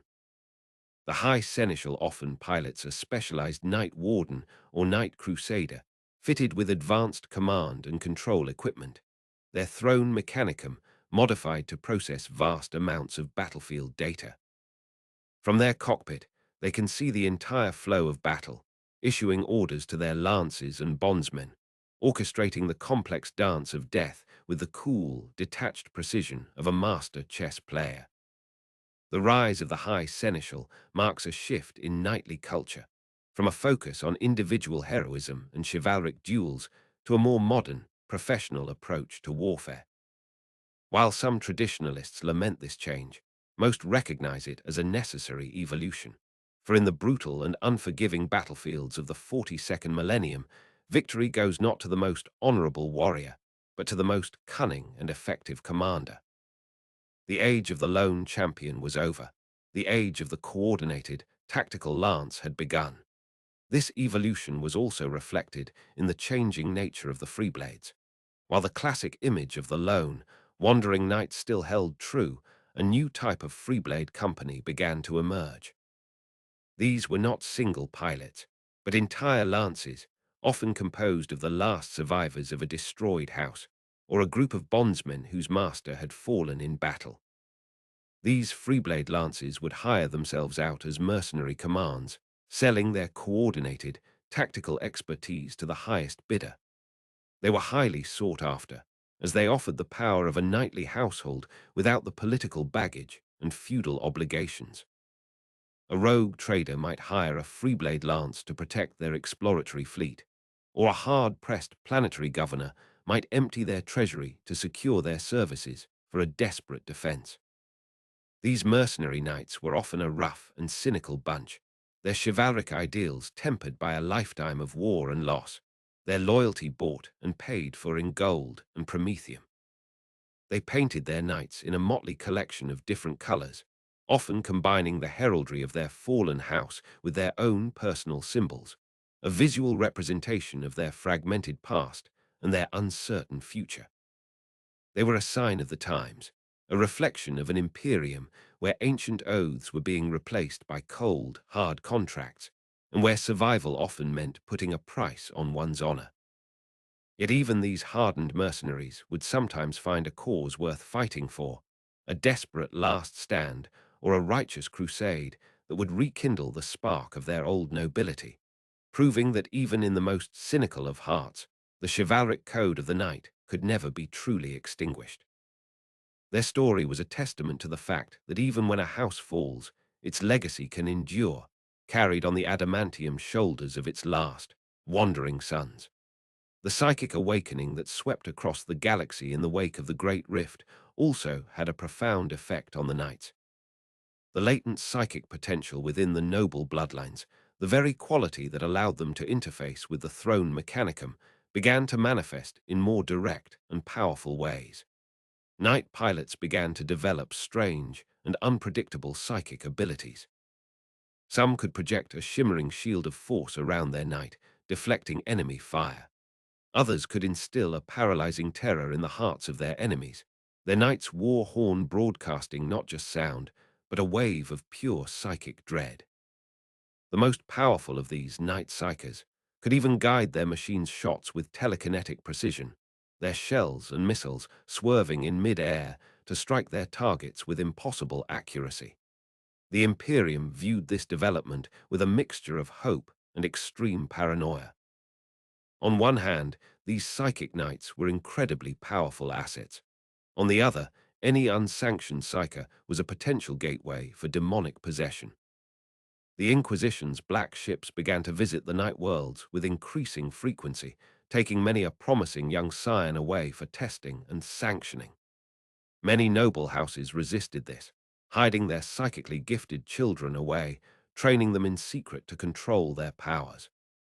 This created a dangerous new dynamic of mistrust between the night worlds and the wider Imperium, with the nobles caught between their desire to protect their own bloodlines and their fear of both the Inquisition and the demonic threat that their children's powers represented. The emergence of the Night Psychers was a wild card, a powerful new weapon that could either be a key to victory or the seed of their own damnation. The Chaos Knights, naturally, embraced this psychic evolution with open arms. A Chaos Knight who manifested psychic powers was seen as blessed by the gods. The Dark Mechanicum developed specialized conduit thrones that were designed to amplify a pilot's psychic abilities, turning them into living cannons of warp energy. These Psyker Knights became the new elite of the traitor houses, able to summon storms of ethereal fire, teleport their machines across the battlefield in a flash of lightning, or even possess and control enemy war machines with a glance. Their power was immense, but it came at a terrible cost. Channeling such vast amounts of raw warp energy took a devastating toll on the pilot's body and soul. They aged rapidly, their bodies withering into desiccated husks, their minds fracturing into a kaleidoscope of warring personalities. Most would eventually suffer a catastrophic meltdown, their bodies and their knights consumed in a spectacular explosion of psychic energy that could tear a hole in reality itself. This was a fate they willingly accepted, for in their twisted creed, a short and glorious life of ultimate power was infinitely preferable to a long and mundane existence. The psychic war between the loyalist Night Psychers, struggling to control their powers for the good of humanity, and the traitor Psyker Knights, gleefully burning themselves out in a blaze of dark glory, became another key front in the endless battle for the fate of the galaxy. It was a war of the mind as much as a war of machines, fought in the swirling currents of the immaterium as much as on the blood-soaked soil of the material realm. The outcome of this psychic arms race would have profound implications, potentially unlocking new levels of power and destruction that would reshape the very nature of warfare in the 42nd millennium and beyond, pushing the ancient technology of the knights into strange and terrifying new territory. This constant evolution and escalation ensured that despite their ancient origins, the knights remained at the cutting edge of galactic warfare. They were not static relics of a bygone era, but dynamic and adaptable war machines, constantly being reshaped by the pressures of a galaxy in turmoil.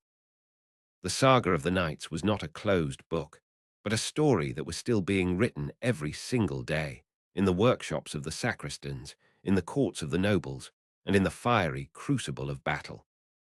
Each new technological innovation, each social upheaval, and each psychic manifestation added a new and complex layer to their already rich tapestry of lore. The knights of the 42nd millennium were in many ways more advanced, more diverse, and more powerful than their ancestors from the Horus heresy, yet they were also more burdened, more conflicted, and faced with threats that would have been unimaginable to their forebears.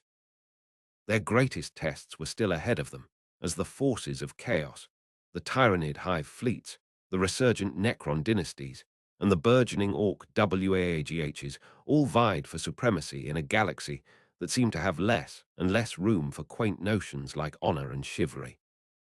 But it was in these darkest of times that such ideals were needed most, and as long as a single knight stood ready to answer the call, a glimmer of that ancient, noble light would continue to shine, a defiant beacon against the encroaching dark. Their journey was far from over, and the greatest chapters of their epic tale were perhaps yet to be told, waiting to be forged in the fires of the wars to come. Their legacy would be defined not by how they began, but by how they would choose to face the end. A particularly telling example of this ongoing evolution is the story of the Iron Saints of House Vornhair. This Quaestor Imperialis house, operating in the darkest reaches of Imperium Nihilus, was on the brink of extinction, their world besieged by a massive Iron Warriors warband. Their last three knights, all heavily damaged, were piloted by the house's aging matriarch, the Baroness Elysia, and her two grandsons. Pushed back to their final redoubt in the heart of their fortress monastery, they prepared to sell their lives dearly. It was then that the Baroness, a woman of immense faith, broadcast a final prayer to the Emperor on an open Vox channel, not for salvation, but for the strength to die an honorable death. What happened next has become a legend in the sector. The spirits of every Vornhair pilot who had ever lived, their memories stored within the fortress's central cogitator shrine, somehow surged through the fortress's power grid and into the three remaining knights. The machines, moments before crippled and failing, suddenly stood upright, their systems glowing with an ethereal golden light. The Baroness and her grandsons found their minds flooded with the combat experience of 1,000 ancestors, their every move guided by a legion of ghosts. These three Iron Saints then strode out to meet the Iron Warriors. They fought with a grace and fury that bordered on the supernatural, their movements perfectly synchronized, their weapons striking with impossible prescience.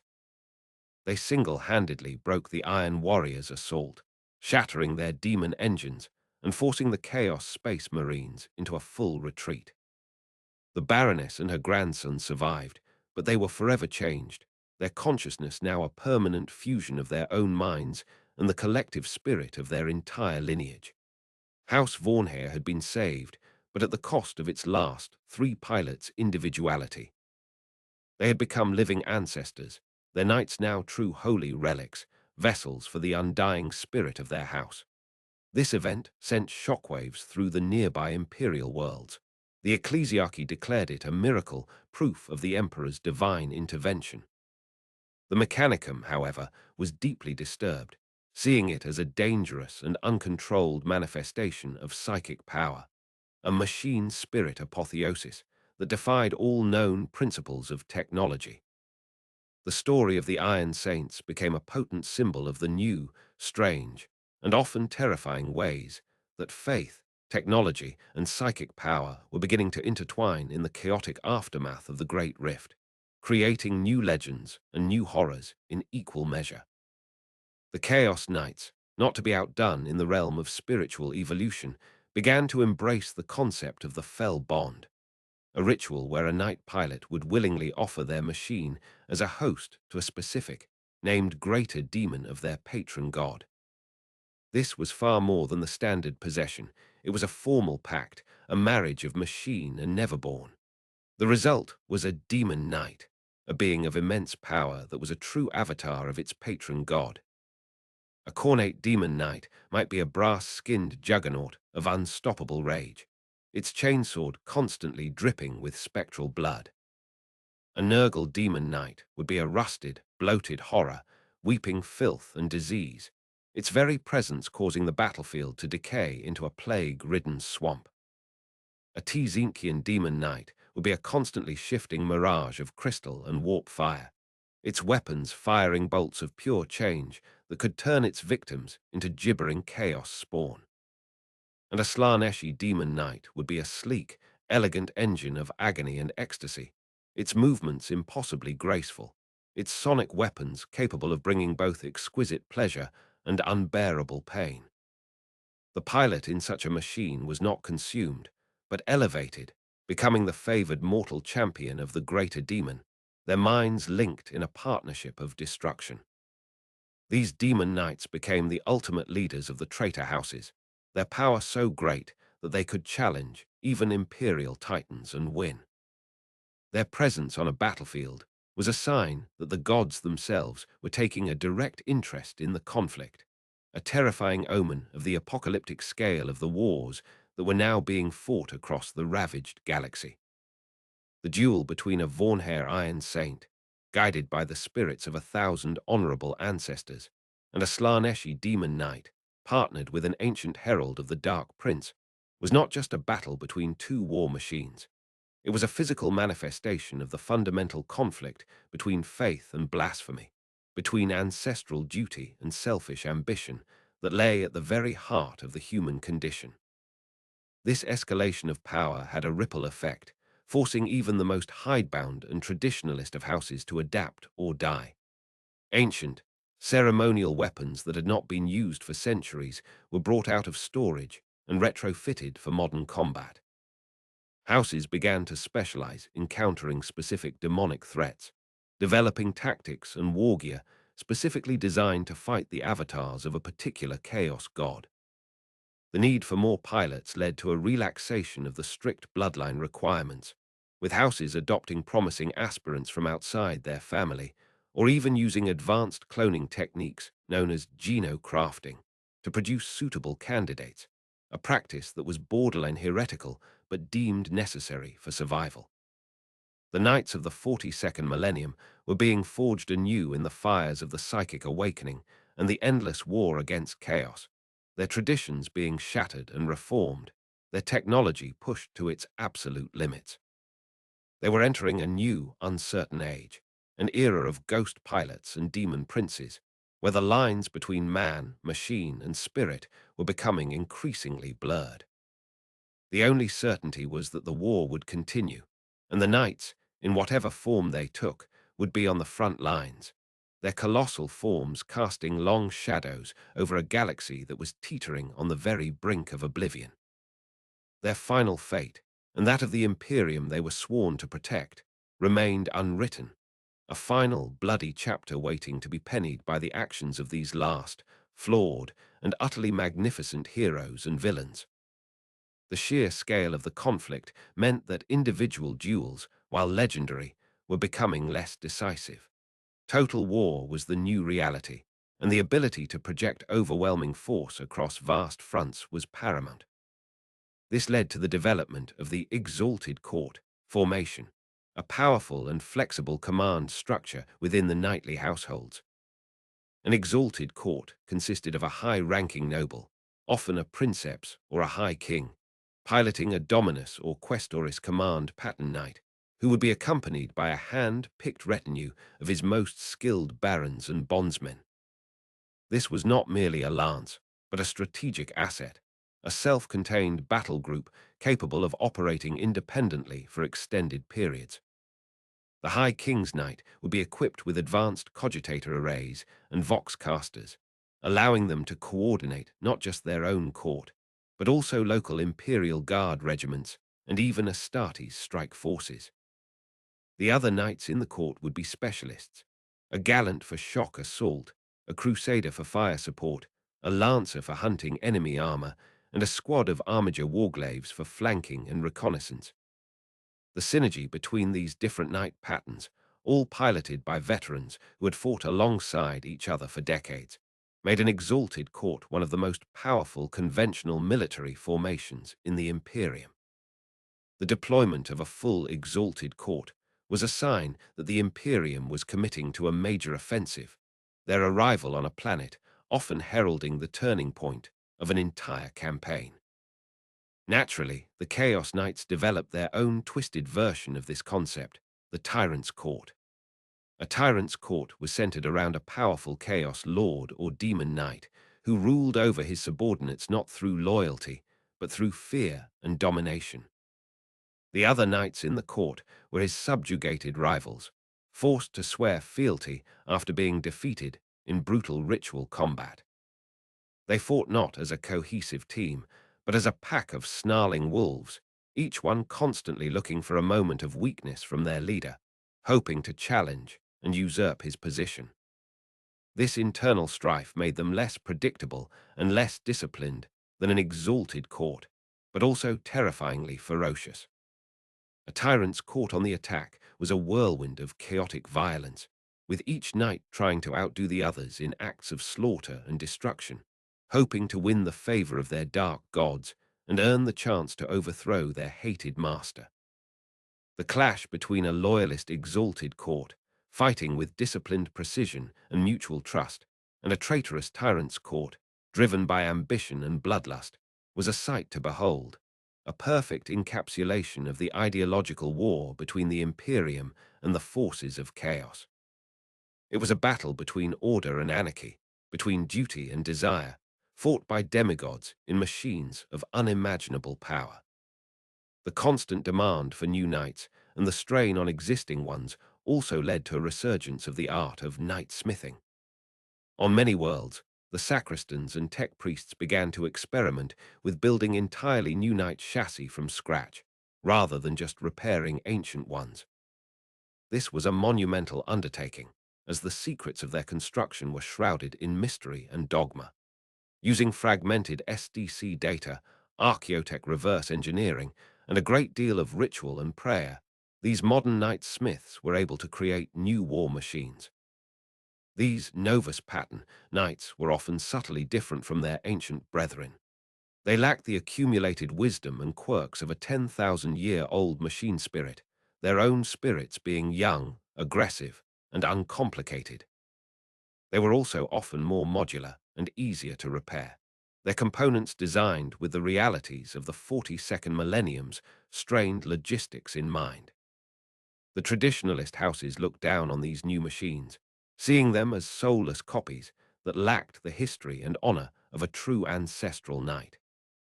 However, their effectiveness in battle was undeniable, and as more and more of the ancient knights were lost to the endless wars, the Novus patterns became an increasingly common sight on the battlefield.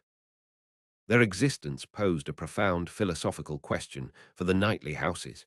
Was their power derived from their ancient lineage and the spirits of their ancestors, or from the sheer technological might of their war machines? Was a pilot in a brand new knight, with no ancestral memories to guide them, still a true knight? The debate raged in the halls of the knightly keeps, another sign of the old order being challenged by the harsh necessities of a new and ever-darkening age. This philosophical divide was deepest in the mechanicum-aligned houses. For them, a Novus pattern knight, built with the perfect logic and efficiency of the machine god, was superior to an ancient, temperamental relic. They began to actively decommission their oldest knights, claiming they were inefficient and unreliable. The ancient machine spirits were deactivated, and their core data slates stored in cryo vaults, while the chassis were melted down and reforged into new, standardized patterns. This practice was seen as the ultimate blasphemy by the Quaestor Imperialis houses, who viewed it as a form of soul murder, the deliberate destruction of a sacred ancestral spirit.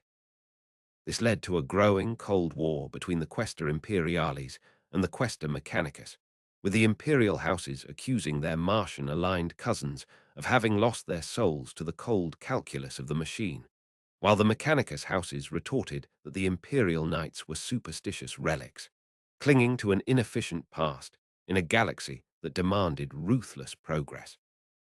This schism, simmering just beneath the surface of their shared allegiance to the Imperium, threatened to one day erupt into open conflict, a new civil war fought not over loyalty to the Emperor, but over the very soul of what it meant to be a knight. The potential for such a conflict was a source of great concern for imperial strategists, as a war between the knightly houses could shatter the military backbone of entire sectors, leaving them vulnerable to the myriad xenos and heretical threats that waited just beyond their borders. The future of the knights was therefore balanced on a knife's edge, their unity threatened not just by external enemies, but by their own internal divisions and the irreconcilable differences in their core philosophies. Amidst this backdrop of grand strategy and impending schism, the ordinary people of the night worlds continued their lives of toil and service. To a peasant farmer working the fields, the political machinations of their noble masters were distant and irrelevant. Their reality was the land, the seasons, and the colossal shadow that would occasionally fall over their fields as a knight patrolled the borders of their lord's domain. To them, the knights were not complex symbols of political or philosophical conflict. They were simply the gods of their world, awesome and terrifying beings whose moods and battles could bring either peace and prosperity or fire and ruin. They would leave offerings of their harvest at the feet of dormant knights in their hangars, praying for a good season and for protection from the monsters that lurked in the dark. They would tell their children epic fables of the great deeds of the knights of old, their stories a mixture of half-remembered history and superstitious folklore. This simple, unwavering faith of the common folk was, in many ways, the bedrock upon which the entire knightly tradition was built. It was for these people that the loyalist nobles fought, their oaths of protection extending to every man, woman, and child who lived under their banner. This profound sense of responsibility was a heavy burden, but it was also what gave them their strength and their purpose. They were not just warriors, they were shepherds of their flock, and their knights were the iron-clad sheepdogs that kept the wolves at bay.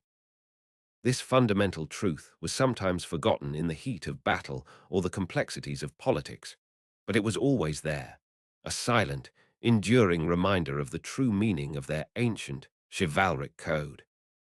The survival of this simple faith, in the face of so much horror and despair, was perhaps the greatest victory that the knights had ever won.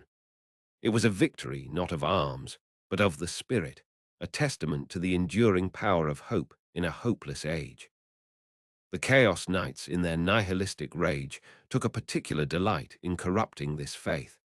When they conquered a world, they would not just kill the people, they would break their spirits. They would force the populace to deface the statues of their former lords, to burn their own fields, and to engage in blasphemous rituals to the dark gods. Their goal was to prove that the ideals of honor, loyalty, and faith were meaningless illusions, easily shattered by the application of sufficient pain and terror. They would take the children of their defeated enemies and twist them into their own debased squires, forcing them to crew their corrupted armigers, their minds broken and their souls remade in the image of their new, monstrous masters.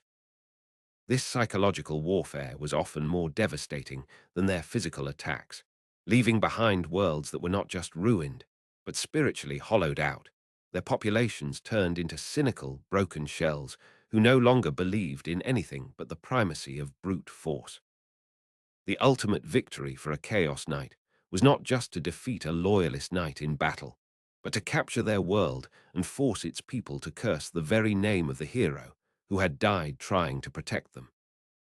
This was the true nature of their war against the Imperium, a relentless assault on the very concepts of hope and nobility, a crusade to prove that in the grim darkness of the far future there was no room for anything but despair and the mocking laughter of thirsting gods. The most tragic figures in this eternal conflict were often the freeblades who had once been Chaos Knights. On rare occasions, a pilot who had fallen to chaos, either through coercion or deception, would manage to break free from their dark master's control. This was an act of almost unimaginable willpower, a pilot tearing their own soul free from the grip of a demonic entity or the insidious programming of the dark mechanicum. These, redeemed, freeblades were figures of immense pathos. They were hated and feared by the Imperium, who saw them as abominations to be destroyed on sight, their past sins unforgivable. They were relentlessly hunted by the forces of chaos, who viewed them as traitors of the highest order. They were utterly alone, their nights often scarred and twisted by their time in the warp, their own minds haunted by the atrocities they had been forced to commit. Yet they would continue to fight, driven by a desperate need for redemption. They would often appear unbidden on the battlefields of the Imperium, fighting with a suicidal fury against their former masters, hoping to wash away the stain on their honor with the blood of the enemy. They rarely survived for long, their lives a brief, violent, and ultimately tragic blaze of glory. But their stories were whispered in the hidden corners of the Imperium, tales of hope that proved that even those who had fallen into the deepest darkness could, through an act of supreme will, find their way back to the light, even if only for a fleeting moment before their final, violent end. Their existence was a paradox, a testament to both the seductive power of chaos and the unyielding resilience of the human spirit.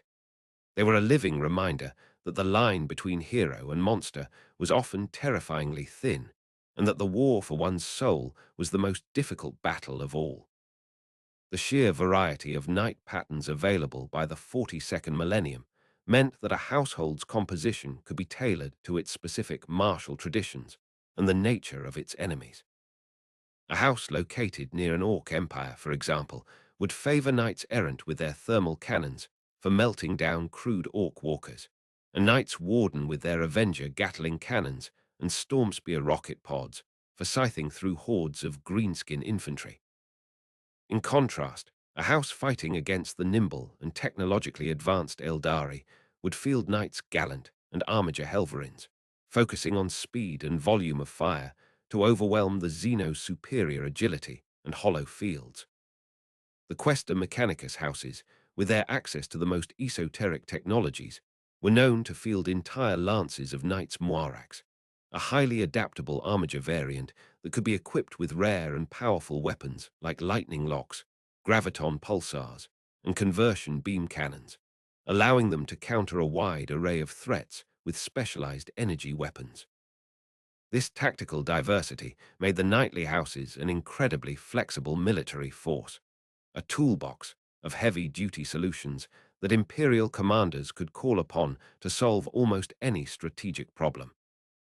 The art of the Knight Seneschal was not just in commanding their forces in battle, but in knowing which combination of knight patterns to deploy for a specific mission, a strategic skill that could mean the difference between a glorious victory and a costly defeat.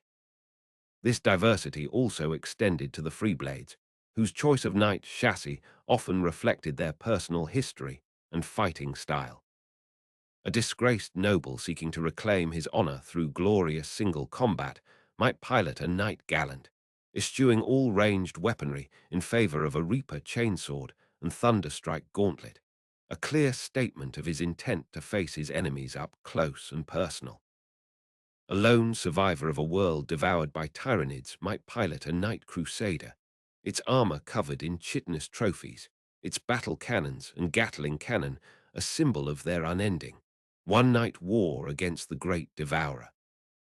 A cynical mercenary freeblade might pilot a heavily modified Knight Preceptor, its multi-laser replaced with a non-standard plasma gun, its armor plating a patchwork of different patterns, a reflection of their pragmatic and non-doctrinal approach to warfare.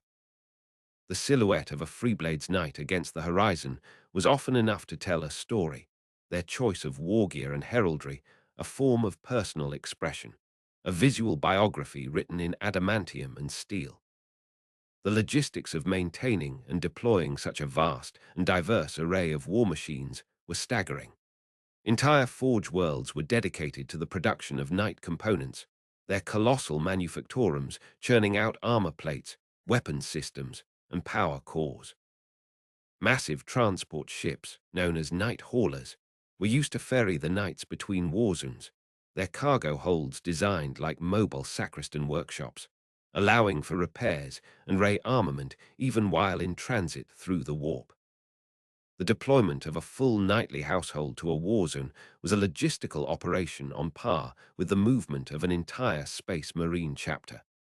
It required immense resources, careful planning, and the close cooperation of the Adeptus Mechanicus, the Imperial Navy, and the Administratum. This reliance on the wider Imperial infrastructure was a source of both strength and weakness for the knightly houses. It allowed them to project their power across the galaxy, but it also made them dependent on a complex and often inefficient bureaucracy.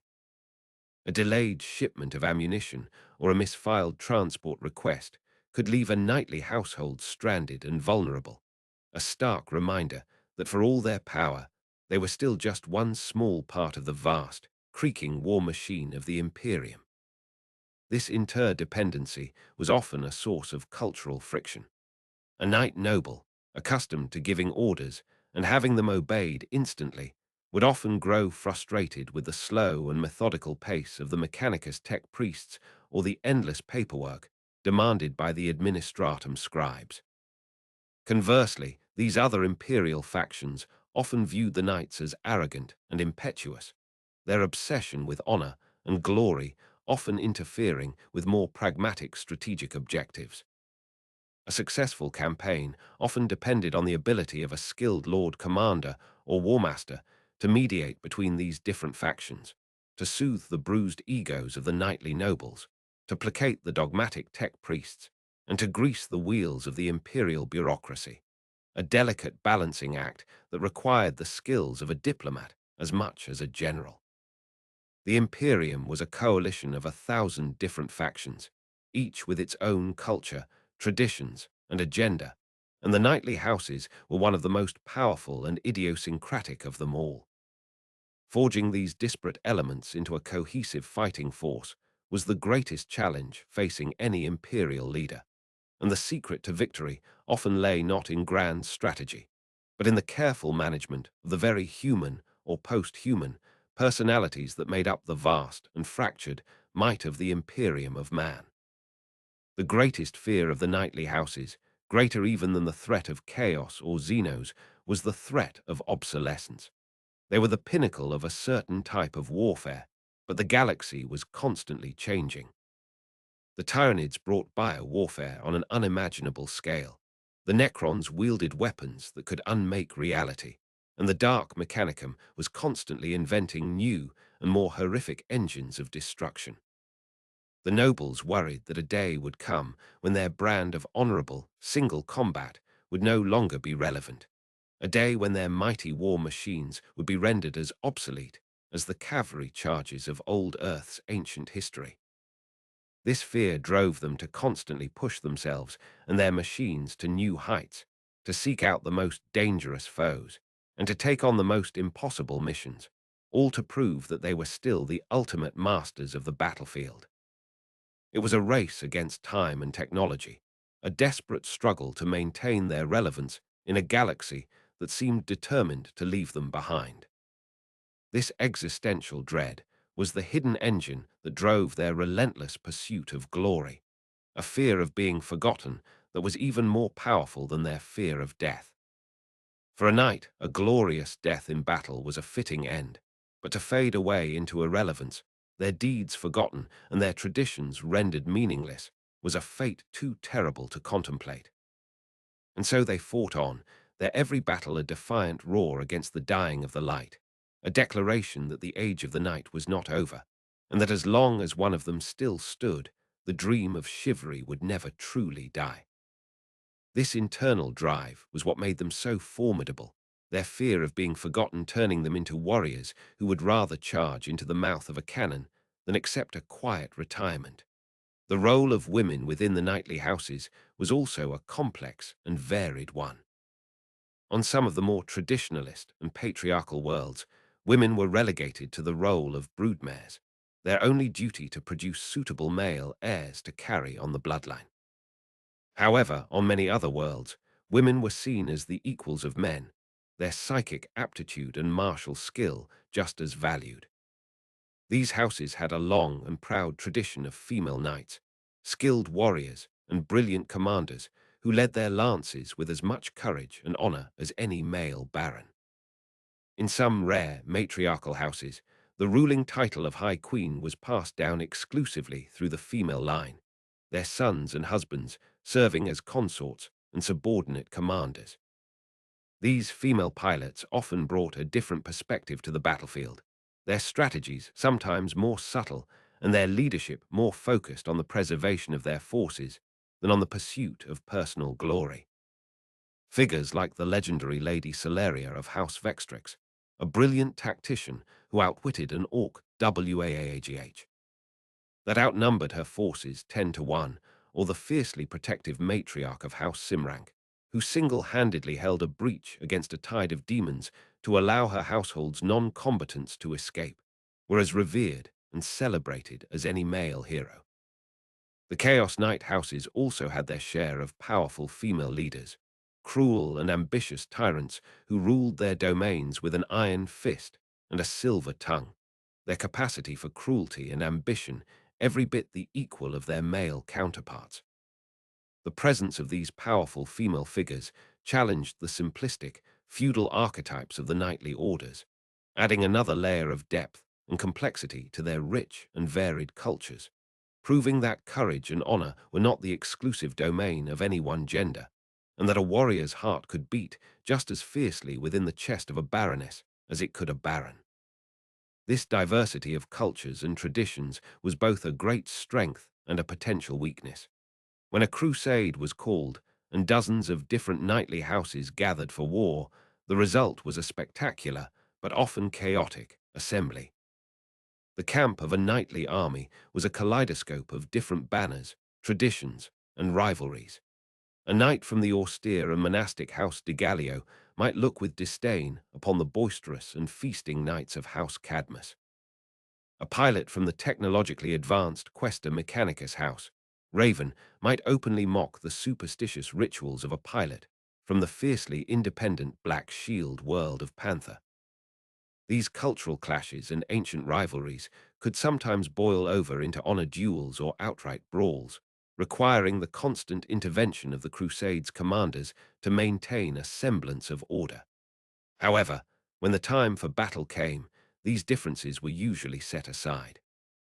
United by their common oath to the Imperium and their shared identity as knights, these disparate and often antagonistic houses would form up into a single, awe-inspiring battle line, their dozens of different heraldries creating a vibrant and defiant tapestry of color against the grim backdrop of the war zone. The sight of such a host, the ground shaking beneath the tread of 100 iron giants, their war horns blaring a symphony of different battle cries, was enough to stir the heart of the most jaded Imperial guardsmen and to strike a chill of fear into the blackest heart of their enemies. It was a living embodiment of the Imperium itself, a fractured, quarrelsome, and often dysfunctional family, but one that, when faced with a common foe, could unite to unleash a storm of righteous fury that could shatter worlds. The final, and perhaps most mysterious, aspect of the knightly orders was the role of the sacristan wardens. These were the oldest and most senior members of the sacristan orders, individuals who had spent centuries maintaining the knights and studying their ancient law. They were the keepers of the house's most guarded secrets, their knowledge extending far beyond mere mechanics and into the esoteric realms of history, genealogy, and machine spirit linguistics. A sacristan warden was the only one who could perform the most complex rituals, such as the rite of awakening for a knight that had lain dormant for centuries, or the rite of final solace for a machine that was damaged beyond all hope of repair. They were the advisors and confidants of the High Kings, their wisdom often shaping the destiny of their entire house. But there were whispers that the sacristan wardens held an even deeper secret. It was rumored that they were part of a hidden, galaxy-spanning network, a secret society of sacristans from all the different knightly houses, both imperial and mechanicus, who communicated through encrypted data canticles and hidden symbols embedded in their ritual texts. The purpose of this sacristan conclave, as it was sometimes called, was unknown. Some believed it was a benign organization dedicated to preserving the ancient knowledge of the knights against the ravages of time and war. Others feared it was a more sinister conspiracy, a shadow government that secretly manipulated the knightly houses for its own inscrutable ends, ensuring that no single house ever became powerful enough to challenge the balance of power. The truth remained a closely guarded secret, known only to the wardens themselves. But their mysterious presence added another layer of intrigue to the already complex world of the knights, a hint of a deeper game being played behind the thrones of the noble houses, its rules and its players hidden from all but a select few. The sacristan wardens were the silent, watchful guardians of the knightly tradition, and their secrets could potentially hold the key to either the ultimate salvation or the final damnation of all the knightly houses. As the 42nd millennium grinds on, the knights find themselves in a precarious but pivotal position.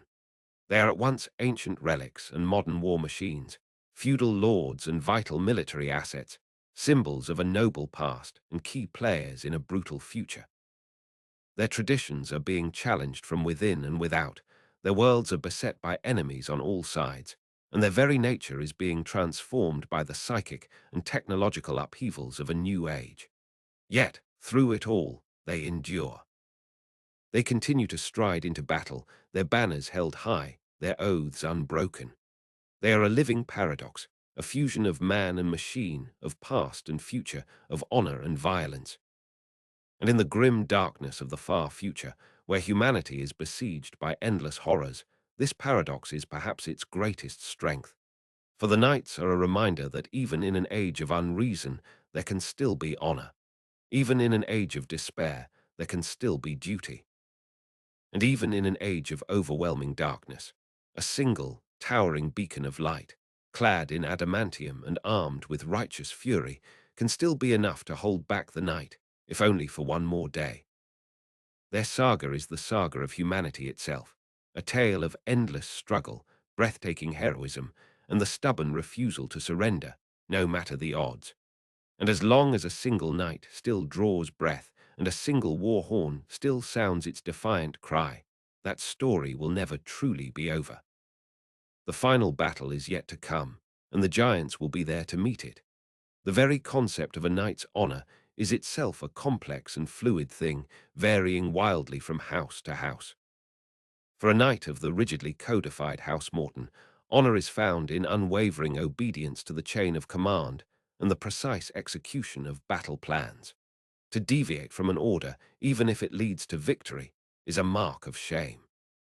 In stark contrast, for a knight from the fiercely individualistic House Atrax, honor is found in personal glory and the seeking out of the most powerful enemy champions for single combat.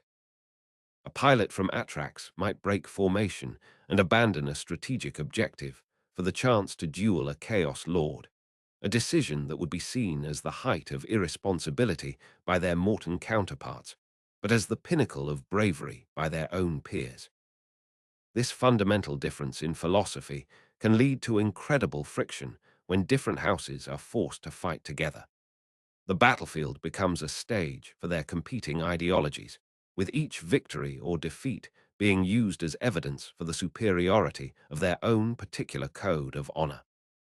This internal conflict is often exploited by the Imperium's enemies, who can use the predictable honor-seeking of an Atrax knight or the rigid formations of a Morton lance to their own advantage. The wisest Imperial commanders learn to understand these different codes, deploying the right house for the right job, using the Atrax Knights as a spearhead to decapitate the enemy command, while the Morton Knights form an unbreakable defensive line. The worst commanders see them all as interchangeable assets, and their ignorance often leads to disaster, their armies torn apart by the internal contradictions of their own knightly allies. This concept of honor becomes even more twisted and perverse among the Chaos Knights. A knight sworn to Khorne finds honor only in the number and quality of the skulls they take for the blood god. They will slaughter indiscriminately, warrior and civilian alike, for every death is a worthy offering. A knight of Slaanesh, however, finds honor in artistry and sensation. They might spare a particularly skilled opponent, capturing them alive to be their personal art project, their body and soul to be sculpted into a masterpiece of exquisite agony. A knight of Nurgle finds a strange, paternalistic honor in spreading their gods' gifts, seeing the plagues and diseases they unleash not as a weapon, but as a form of blessed liberation from the suffering of mortal life. And a knight of Tzeentch finds honor not in victory or defeat, but in the intricate and complex unfolding of a grand, manipulative plan. They might deliberately lose a battle if it serves a greater, long-term strategic goal, a concept utterly alien to the other Chaos Knights. These twisted codes of honor make them unpredictable and terrifying foes, their actions dictated by a logic that is utterly inhuman. A loyalist knight facing a traitor counterpart is not just fighting a physical battle. They are fighting a battle of ideas, their own code of chivalry and protection clashing with a dark mirror that reflects the very worst aspects of their own warrior nature. The Freeblades have the most personal and often tragic relationship with honor. Having lost their house and their place in the galaxy, their code of honor is often the only thing they have left. It is their anchor in a sea of chaos, the set of rules that prevents them from descending into madness or despair. A Freeblade's personal code might be a fragmented collection of their old house's traditions, combined with their own hard-won battlefield wisdom. It might compel them to always defend the innocent, or to never refuse a challenge, or to hunt a particular type of enemy to the ends of the galaxy to avenge a past wrong. These self-imposed codes are often incredibly strict, as the Freeblade holds themselves to an impossibly high standard, constantly seeking to prove to themselves and to the galaxy that even without a house or a king, they are still a true knight. This quest for honor can lead them to acts of incredible heroism, but it can also lead them to a lonely death, as they might refuse to retreat from an unwinnable battle or sacrifice themselves for a cause that is already lost, all for the sake of upholding their personal code. The story of a Freeblade is often the story of their relationship with their own honor, a constant struggle to live up to an ideal in a galaxy that has no place for such things. Their battered and scarred knights are a physical manifestation of this struggle. Each dent and scorch mark a testament to a battle fought and a code upheld, a lonely monument to the enduring power of a single warrior's conviction. This endless focus on honor, in all its varied and contradictory forms, is what truly defines the knights. They are not just soldiers, they are warrior aristocrats from a bygone age, trying to apply their ancient codes to a future that has no time for them. It is their greatest strength and their most profound weakness, the source of their legendary courage and their tragic flaws. It is what makes them more than just machines of war, and elevates their story from a simple military history to a grand, epic tragedy, a tale of noble giants struggling to hold onto their ideals in a universe that has gone utterly mad. The fate of their honor is, in many ways, the fate of humanity itself, a final, desperate gamble on the idea that even in the darkest of nights, the knightly virtues of courage, duty, and sacrifice can still make a difference. Whether this gamble will pay off, or whether they are doomed to be the last, glorious embers of a fire that has long since gone out, remains the central, unanswered question of their entire epic saga. And so they continue to fight, their every action a desperate attempt to answer that question. Their war horns a mournful but defiant cry against the encroaching silence of a dying galaxy. The very worlds the knights inhabit are often repositories of ancient history, their castles and fortresses containing relics and artifacts from throughout the ages. A household's chapel might contain a shard of the emperor's own armor, gifted to an ancestor during the Great Crusade. Their deepest vaults might hold a dormant man of iron, a relic from the dark age of technology so dangerous that it is kept under 100 stasis locks. The tapestries that hang in their great halls might depict battles fought during the Horus heresy, showing knights fighting alongside primarchs and legendary heroes of the Imperium. To walk the halls of a knightly keep is to walk through the living history of humanity. This deep connection to the past gives the knights a unique perspective on the Imperium. They are not just its servants, they are its living memory. Their bloodlines are direct, unbroken chain leading back to the golden age of mankind. This gives them a sense of proprietorship and responsibility that few other imperial factions can match.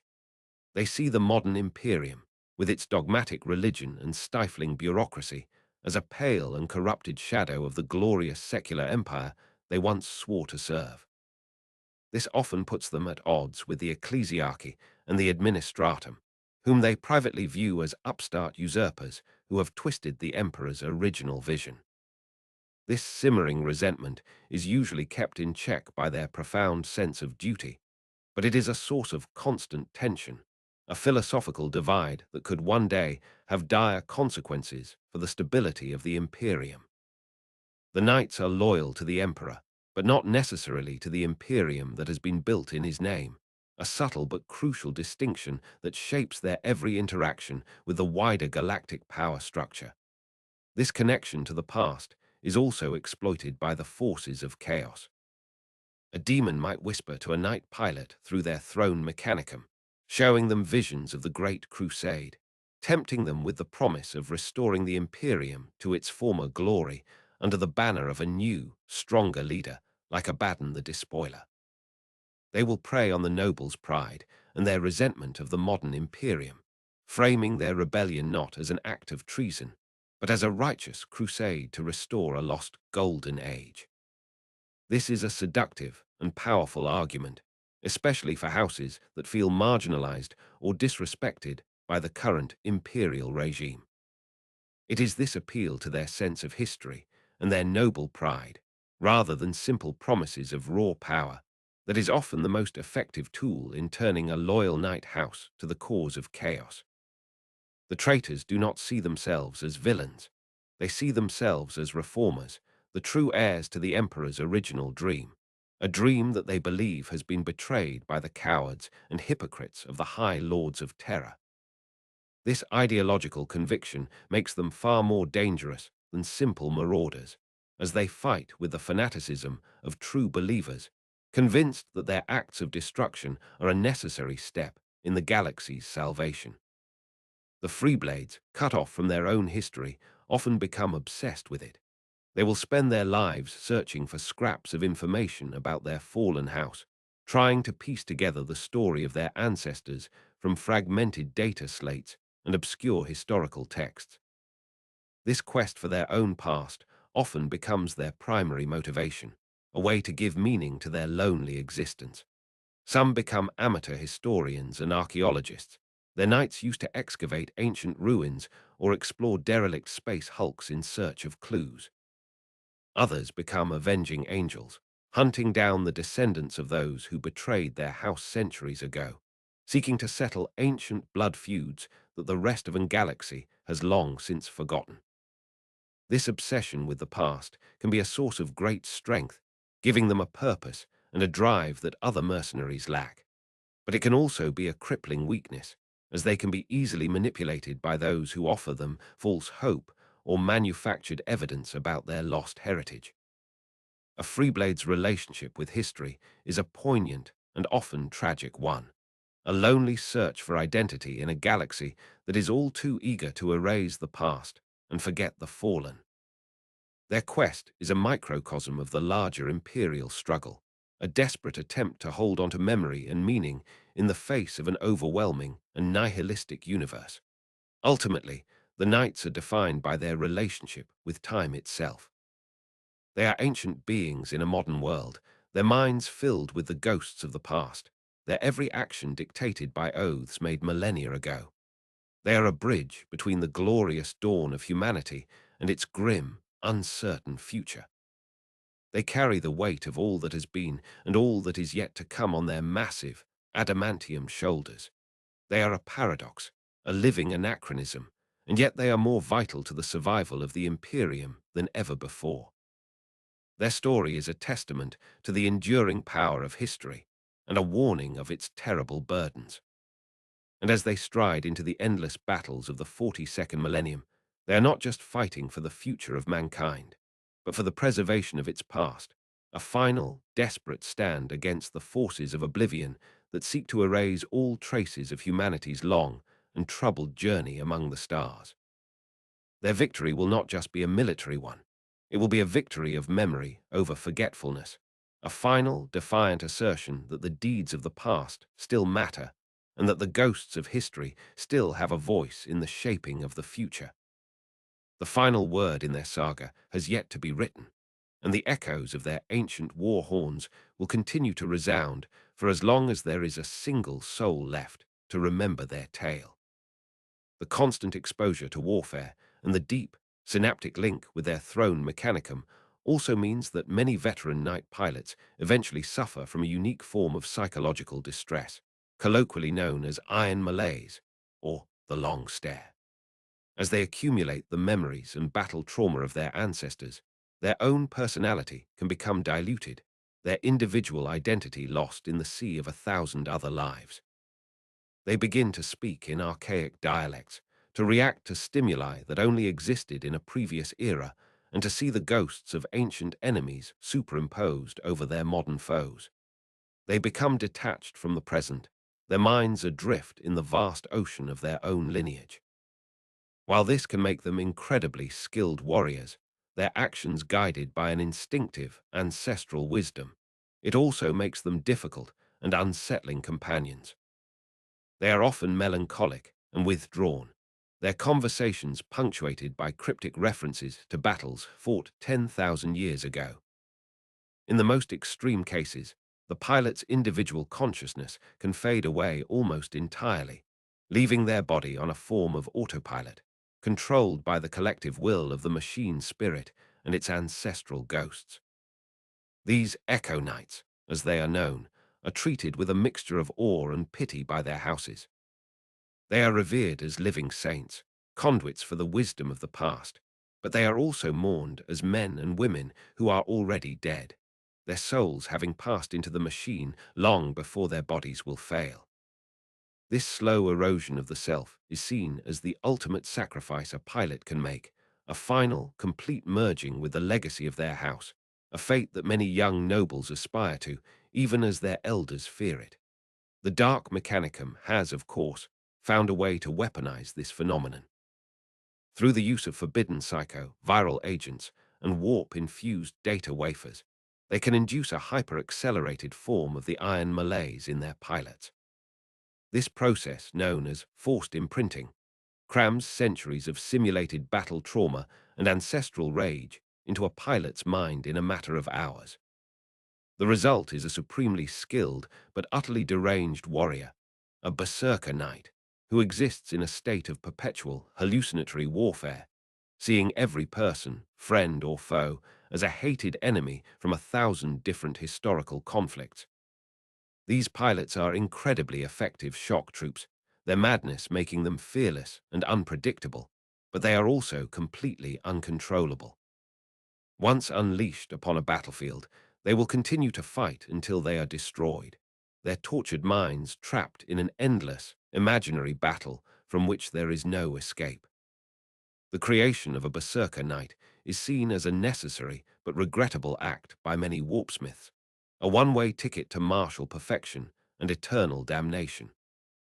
It is a testament to their utterly pragmatic and inhuman philosophy, a willingness to sacrifice not just the body, but the very sanity of their warriors in their relentless pursuit of victory. The existence of the iron malaise and its weaponized counterpart highlights the profound psychological toll of being a night pilot. They are not simply soldiers climbing into a vehicle.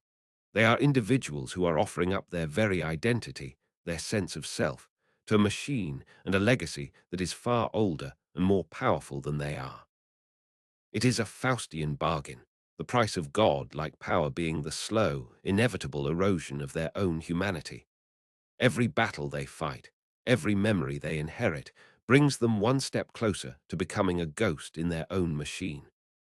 This constant, internal struggle against the weight of their own history is the secret, unseen war that every night pilot must face. It is a battle that requires a different kind of courage, not the bravery to face a cannon, but the fortitude to look into the abyss of their own lineage and not lose themselves in its depths. The pilots who can walk this tightrope, who can draw strength from their ancestors without being consumed by them, are the true masters of their craft, the rarest and most formidable of all the warriors in the galaxy. They are the ones who can command the past without being enslaved by it, and it is on their shoulders that the future of the knightly houses, and perhaps the Imperium itself, truly rests. This profound connection to their lineage also makes the destruction of a knight's home world an event of unparalleled trauma. When a house's planet is destroyed, it is not just a strategic loss. It is an act of deicide and cultural annihilation.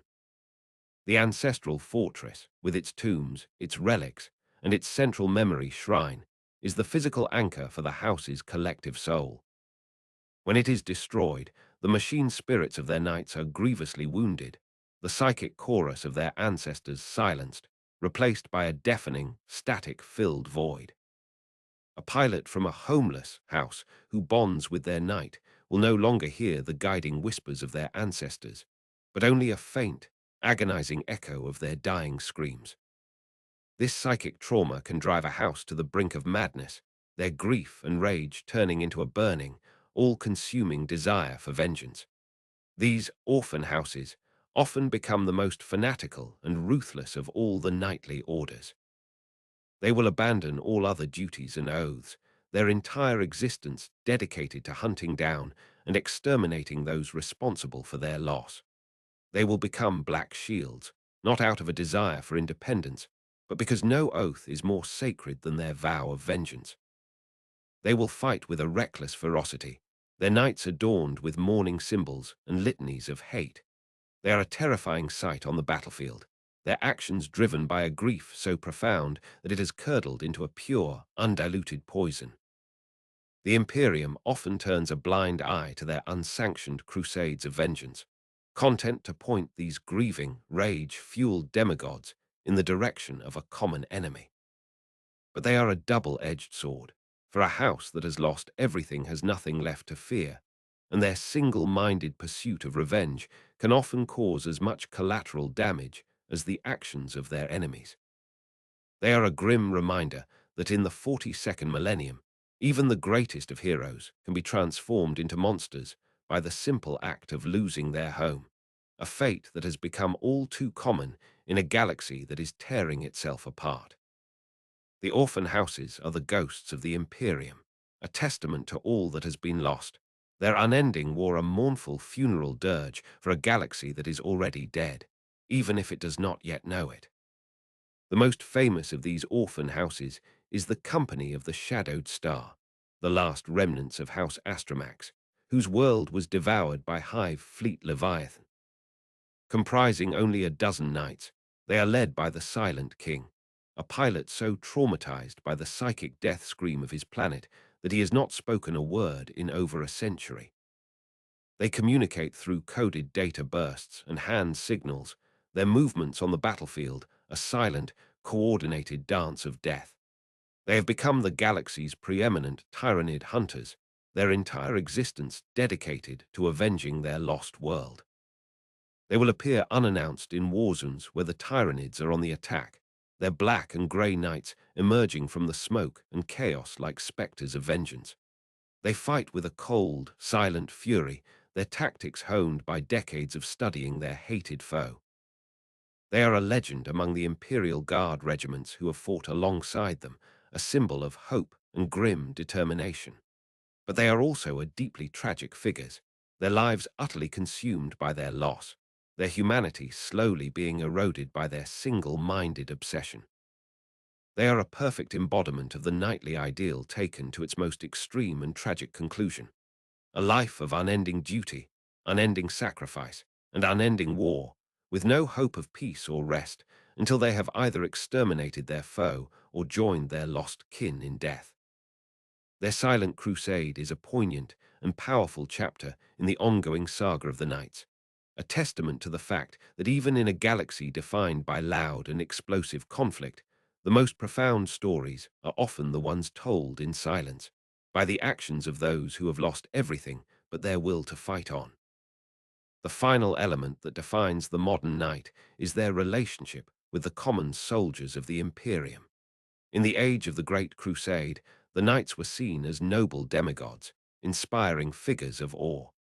In the grim darkness of the 42nd millennium, that relationship is more complex.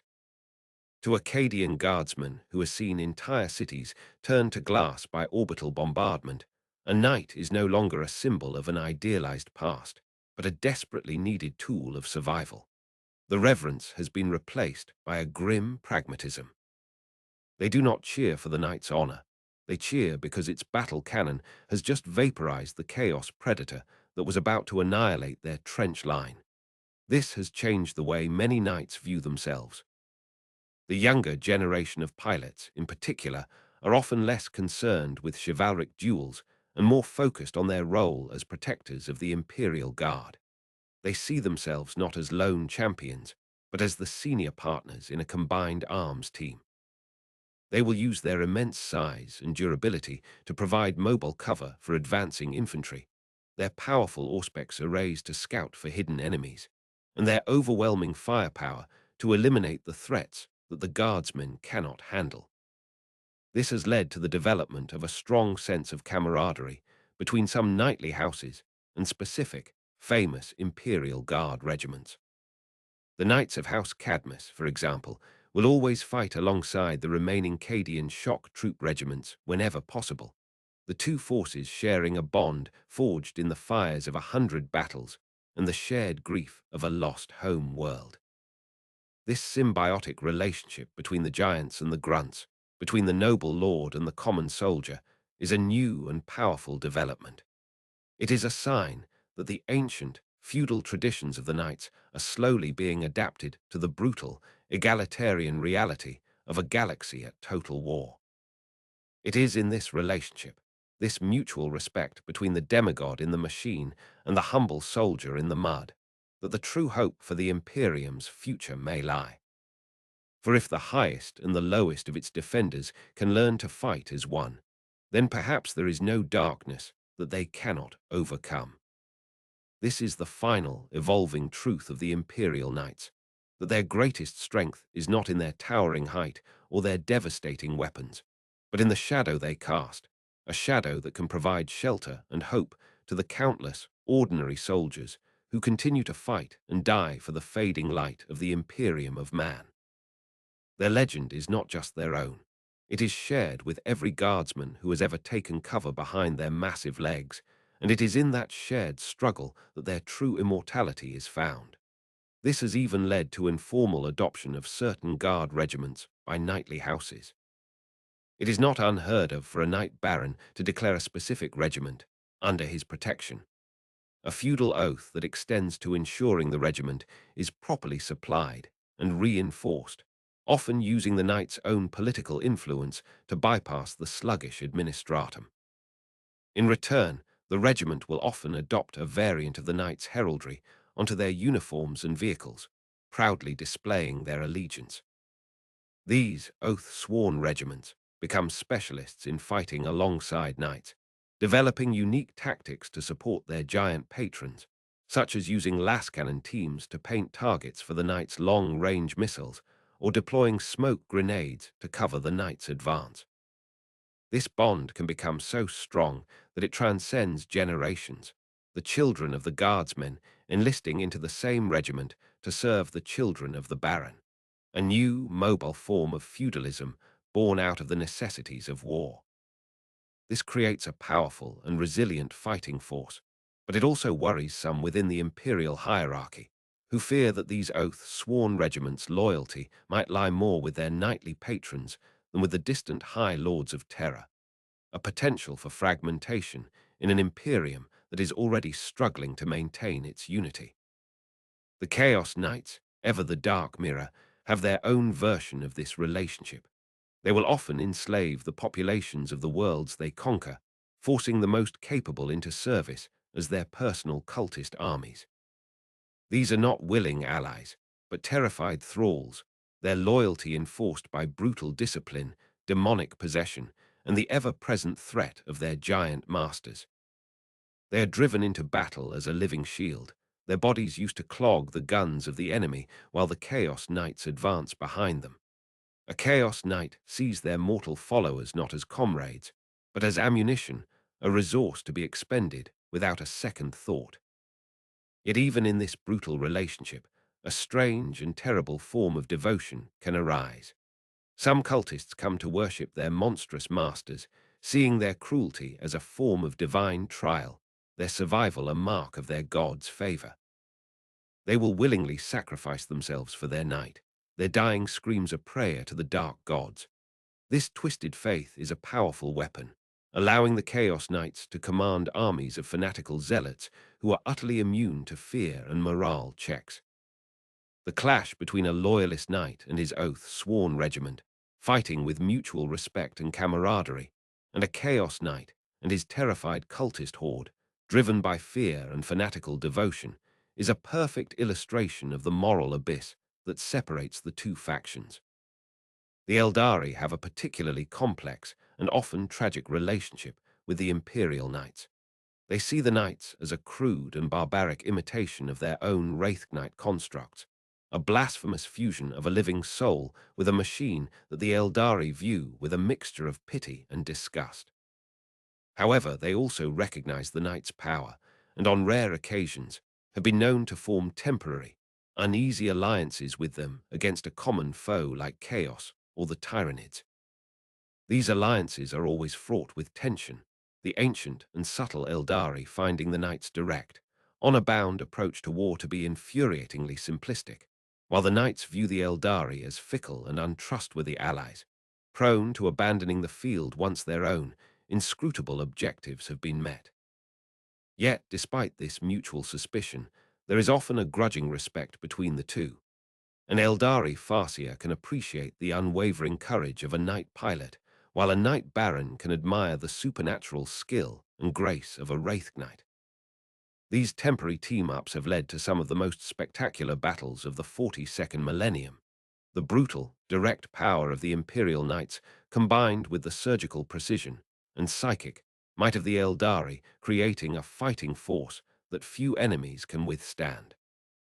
But these alliances are always fleeting, destined to collapse back into mistrust and animosity once the common threat has passed. The two ancient races are too different, their histories too fraught with conflict to ever be true friends. Their relationship is a perpetual dance on the edge of a knife, a series of temporary truces in a long and bitter history of conflict, a microcosm of the wider, fractured state of the galaxy, where survival often means fighting alongside your enemy of yesterday against the greater monster of today. The Orcs, in their own simplistic way, have the most straightforward relationship with the Knights. They absolutely love them. To an Orc, a Knight is the ultimate, big, stompy, shooty thing, the perfect embodiment of everything they admire in a war machine. They see a Knight not as a threat to be feared, but as a challenge to be overcome, a worthy opponent against which to test their own mad creations. Orc mechs will spend their lives trying to build their own Gork, or Mork Anorts, crude, ramshackle effigies of Imperial Knights, welded together from scrap metal and powered by barely contained explosions. The ultimate ambition for any Orc warboss is to crump a stomper, to defeat a knight in single combat and take its head as a trophy for their battle wagon. This gleeful admiration means that knights operating in Orc-held territory are constantly beset by challenges from ambitious Orc leaders, their every battle a noisy, chaotic, and incredibly violent affair. While the knights view the Orcs as a brutish and unthinking foe, They cannot help but develop a grudging respect for their sheer tenacity and their boundless enthusiasm for a good fight. A duel between an honorable knight and a cackling orc warboss in his deaf dread is a clash of two fundamentally different philosophies of war. The cold, disciplined application of force versus the joyous, anarchic celebration of violence for its own sake. It is a battle that, in many ways, defines the eternal conflict of the 41st millennium, the struggle of order against chaos, of discipline against entropy, a struggle that is destined to be repeated on countless battlefields for as long as a single orc still draws breath and a single knight still stands to meet his challenge. The Necrons present a unique and terrifying problem for the knights. Their Gauss weaponry can strip a knight's armor atom by atom, and their advanced technology can often bypass a knight's defenses entirely. A battle against the Necrons is often a slow, grinding affair, a war of attrition that the knights, with their focus on decisive charges and heroic duels, are ill-suited for. Furthermore, the soulless, silent nature of the Necron legions is deeply unsettling to the knight pilots. The machine spirits of their knights, accustomed to the hot-blooded emotions of war, often react with a strange, cold fear to the silent, implacable advance of the Necron phalanxes. The pilots feel this fear as a chilling dread in the pit of their stomachs, a sense of profound wrongness that can shake even the most veteran warrior. The Necrons do not feel hate or fear or rage. They are simply an unfeeling, inexorable force of cosmic order, and this complete lack of emotion is more terrifying to the passionate, honor-bound knights than any roaring demon or charging orc. To combat this, some knightly houses have developed specialized tactics and wargear for fighting the Necrons. They favor rapid, overwhelming assaults designed to destroy the Necron command structure before their mysterious reanimation protocols can take full effect. They will often field knights with powerful energy weapons like thermal cannons and laser destructors, as these have proven more effective at permanently destroying the Necrons' living metal bodies. The war against the Necrons is a war against logic, against inevitability, and against the cold, silent death of the universe itself. It is a war that tests the knights' faith and their very sanity, forcing them to confront an enemy that does not play by any of the rules of honor or passion that have defined their existence for millennia. It is a glimpse into a future without humanity, a future of silent, metal skeletons marching across a dead and sterile galaxy, and it is a future that the knights will fight to their very last breath to prevent. The Tiao Empire, with its advanced technology and its focus on ranged, coordinated firepower, presents a different kind of challenge. A single knight, caught in the open by a coordinated volley of fire from a Tiao gun line, can be brought down in a matter of seconds. To fight the Tiao, the knights have had to learn to be more cunning, using terrain to their advantage, coordinating with other Imperial forces to flank the Tiao positions, and prioritizing the destruction of the Tiao's critical Markalite-equipped units. A battle against the Tiao is a chess match, a game of maneuver and counter-maneuver that tests a knight commander's tactical acumen to its absolute limits. The Tiao, for their part, are both fascinated and horrified by the knights. They see them as a terrifyingly inefficient but undeniably effective weapon system, a relic of a barbaric past that refuses to die. They will go to great lengths to capture a down knight, hoping to study its secrets and unlock the mysteries of its throne mechanicum. There are rumors of the Tiao Earth caste attempting to create their own version of a knight, a massive battlesuit controlled by a synaptic link with a Tiao pilot. But so far, their attempts to replicate the complex psychic and spiritual bond that lies at the heart of a knight have been met with catastrophic failure. The Tiao do not understand that a knight is more than just a machine. It is a legacy, a spirit, a dynasty. It is this element, this soul, that they cannot replicate, and it is this same element that often gives the knights a surprising edge against their technologically superior foes. For a Tiao battlesuit is controlled by logic, but a knight is driven by honor, grief, and 1,000 generations of righteous fury, an emotional power that can often overcome even the most advanced targeting systems and the most perfect strategic plans. The war between the knights and the Tiao is a war between two different philosophies of technological advancement. The Tiao's relentless pursuit of a logical, soulless perfection versus the Imperium's messy, spiritual, and often contradictory relationship with its own ancient and holy machines. Finally, the relationship between the knights and the Inquisition is one of deep and abiding mistrust. The Inquisition, in its relentless pursuit of heresy and corruption, sees the knightly houses, with their fierce independence, their ancient secrets, and their powerful psychic bloodlines, as a potential threat. An inquisitor will often attach themselves to a knightly household under the guise of an advisor, their true purpose being to watch for any sign of deviation from imperial dogma. They will scrutinize the house's rituals, analyze their historical records, and secretly test their pilots for psychic mutation or heretical thoughts. The knightly nobles, for their part, resent this intrusion into their ancient traditions. They see the inquisitors as paranoid, meddling spies who understand nothing of honor or loyalty. This creates a tense and often hostile relationship, a quiet, cold war fought with veiled threats and political maneuvering. However, both sides also recognize that they need each other. The Inquisition needs the Knights' immense firepower to combat the greater threats to the Imperium, and the Knights need the Inquisition's political protection and access to information.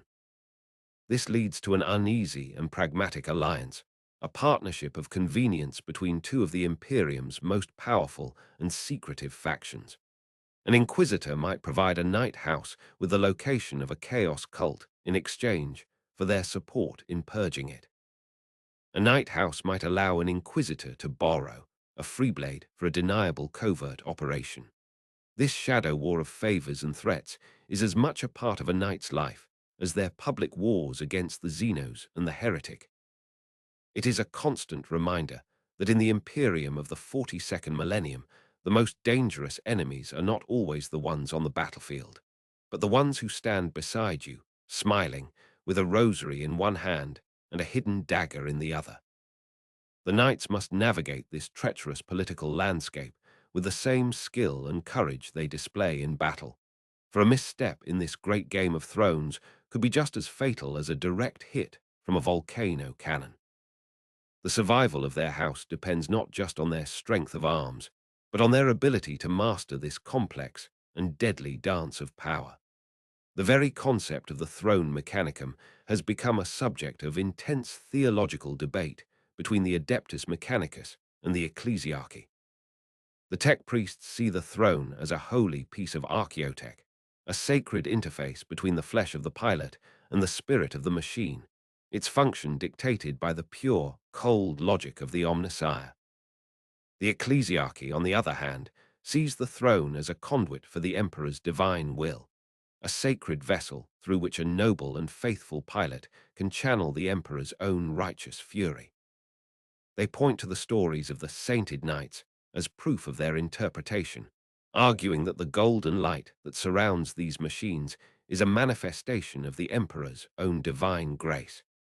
This has led to a bizarre and often comical rivalry between the two factions.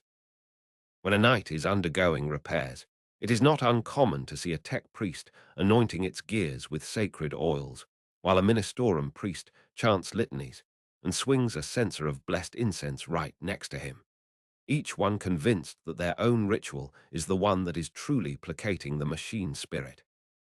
The night pilots themselves are often caught in the middle of this theological tug of war. Their own beliefs a confused mixture of mechanicus dogma and imperial creed. This rivalry, while seemingly trivial, has serious implications. The ecclesiarchy has begun to push for the development of Knight Templar orders, houses that would be sworn directly to the ministorum, their thrones modified to be more receptive to the emperor's grace, a proposition that the Mechanicum views as the height of tech heresy. This theological conflict is another potential schism waiting to happen, a battle for the very soul of the knightly orders that could have devastating consequences for the unity of the Imperium. The Chaos Knights are, of course, free from such debates. For them, the throne mechanicum is simply a tool, an altar upon which they can sacrifice their sanity and their humanity in exchange for the blessings of the dark gods. The warpsmiths of the dark mechanicum are constantly experimenting with the design of the throne, seeking to make it a more efficient conduit for warp energy. They have created demon thrones that are not built, but grown from living, screaming flesh and corrupted metal. A pilot who bonds with such a throne does not just link with a machine. They are psychically fused with a bound demonic entity, their minds merging into a single, malevolent consciousness. This creates pilots of incredible power, but it also utterly destroys their original personality, turning them into little more than a living component in a demonic engine of war. The ultimate goal of the Dark Mechanicum is to create a throne of oblivion, a device that can channel the raw, undiluted power of a chaos god directly into a knight, turning it into a true god machine, an avatar of destruction capable of shattering worlds with a single thought. The pursuit of this blasphemous goal is one of the driving forces behind their endless wars, their every battle a field test for their latest profane creation.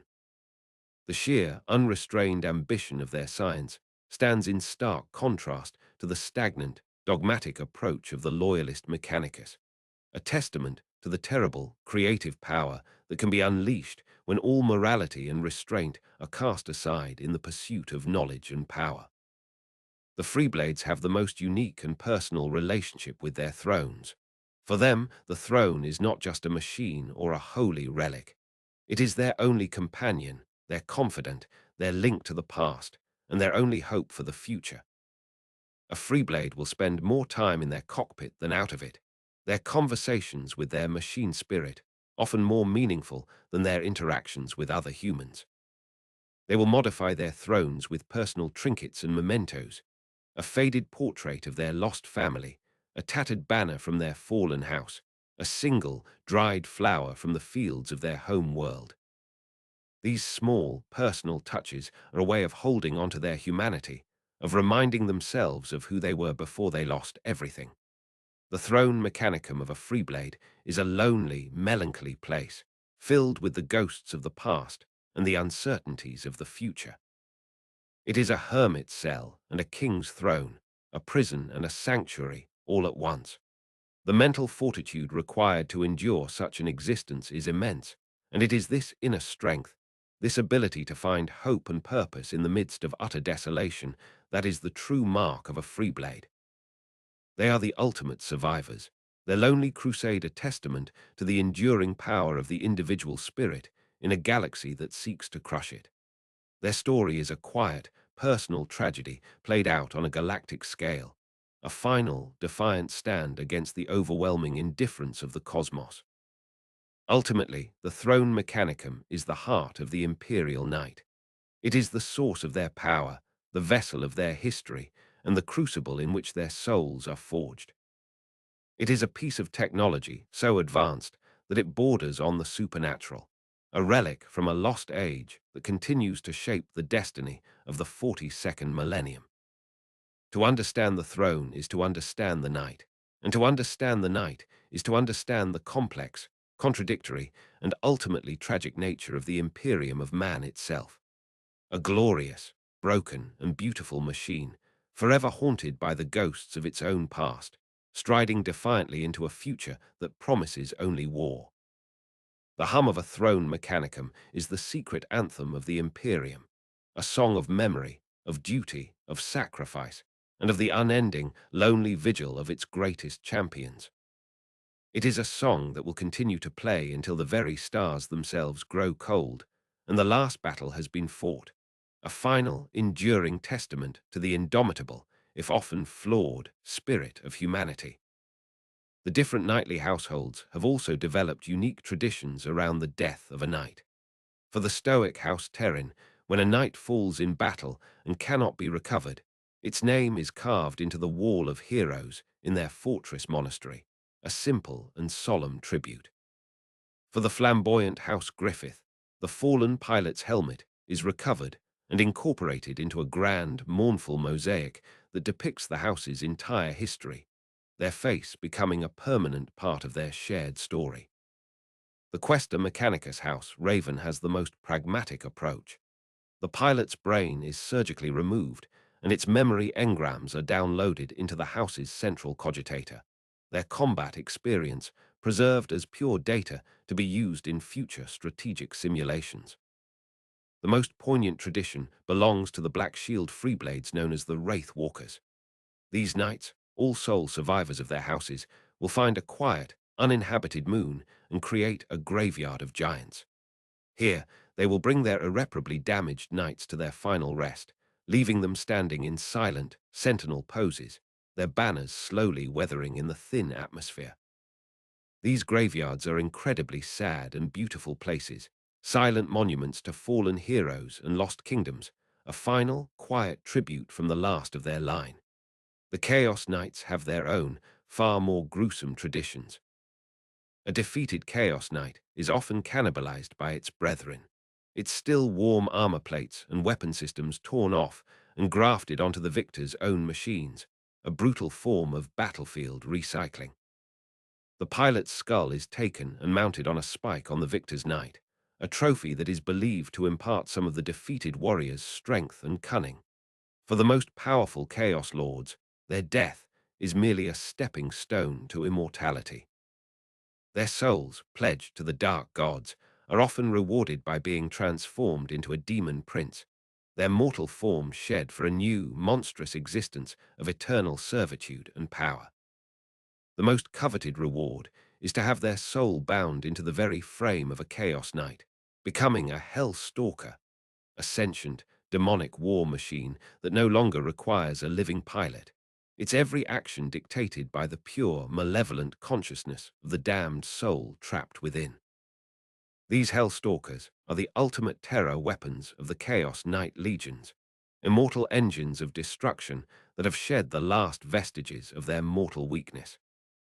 These varied traditions surrounding death and legacy highlight the fundamental differences between the Loyalist and Traitor Knights. The Loyalists are obsessed with memory, honor, and the preservation of their history. Their traditions are designed to ensure that the deeds of the fallen are never forgotten, that their legacy will continue to inspire future generations. The traitors, on the other hand, are obsessed with power, dominance, and a twisted form of immortality.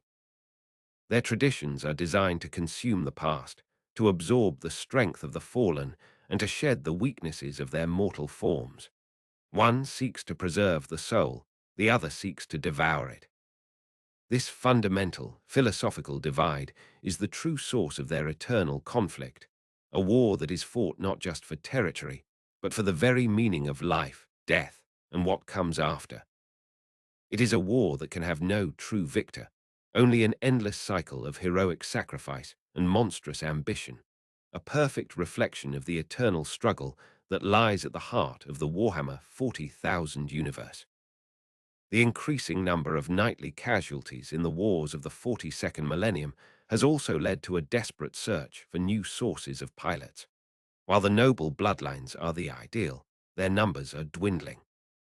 This has forced many houses to consider options that would have been unthinkable in previous eras.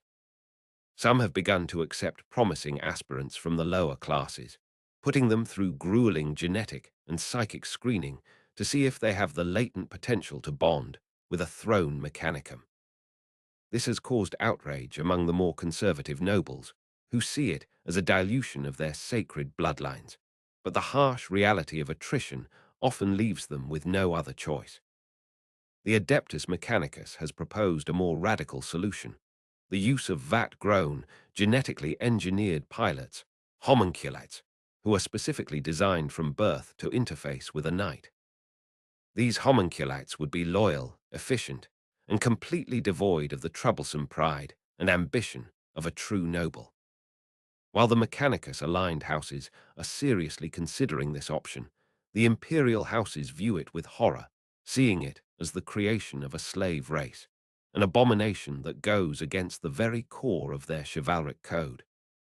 The debate over these new bloods is a fierce one, another sign of the old traditions being eroded by the relentless pressures of a galaxy at war. The Chaos Knights, as always, have their own, even more extreme solution to this problem.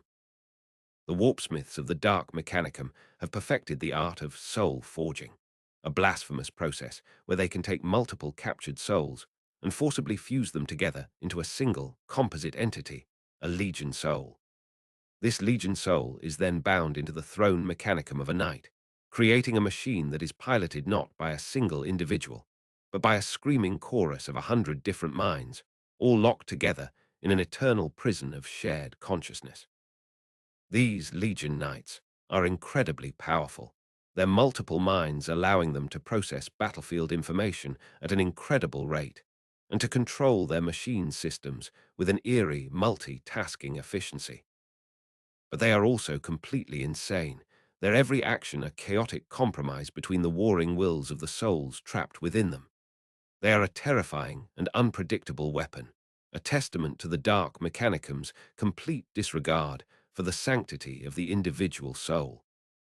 The creation of a Legion Knight is seen as one of their greatest achievements, a perfect fusion of technological prowess and demonic sorcery, and a chilling glimpse into the future they envision for the galaxy, a future where the individual is erased, and all that remains is the screaming, anonymous chorus of the damned, all bound in service to the dark gods. This desperate search for new pilots and the extreme solutions that have been proposed and enacted highlights the central crisis facing the knightly orders in the 42nd millennium. Their entire tradition is based on the concept of a noble, inherited right to rule and to fight, a right that is encoded in their very DNA. But the endless wars are destroying their bloodlines faster than they can be replenished. They are faced with a stark choice: either cling to their ancient traditions and face extinction, or abandon the very principles that have defined them for millennia in the name of survival. This is the ultimate test of their adaptability, a challenge that will determine whether the knightly orders can evolve to meet the demands of a new and brutal age, or whether they are doomed to become another glorious but tragic footnote in the long and bloody history of the Imperium of Man. The choices they make in the coming centuries will shape not only their own destiny, but the fate of the countless billions who continue to look to their towering forms as a symbol of hope and protection in a galaxy that has precious little of either. The burden of this choice rests on the shoulders of every knightly lord and lady, a weight far heavier than any suit of adamantium armor. The concept of the unthroned has taken on a new significance in this era. These are nobles of pure blood who, for one reason or another, have lost their knight.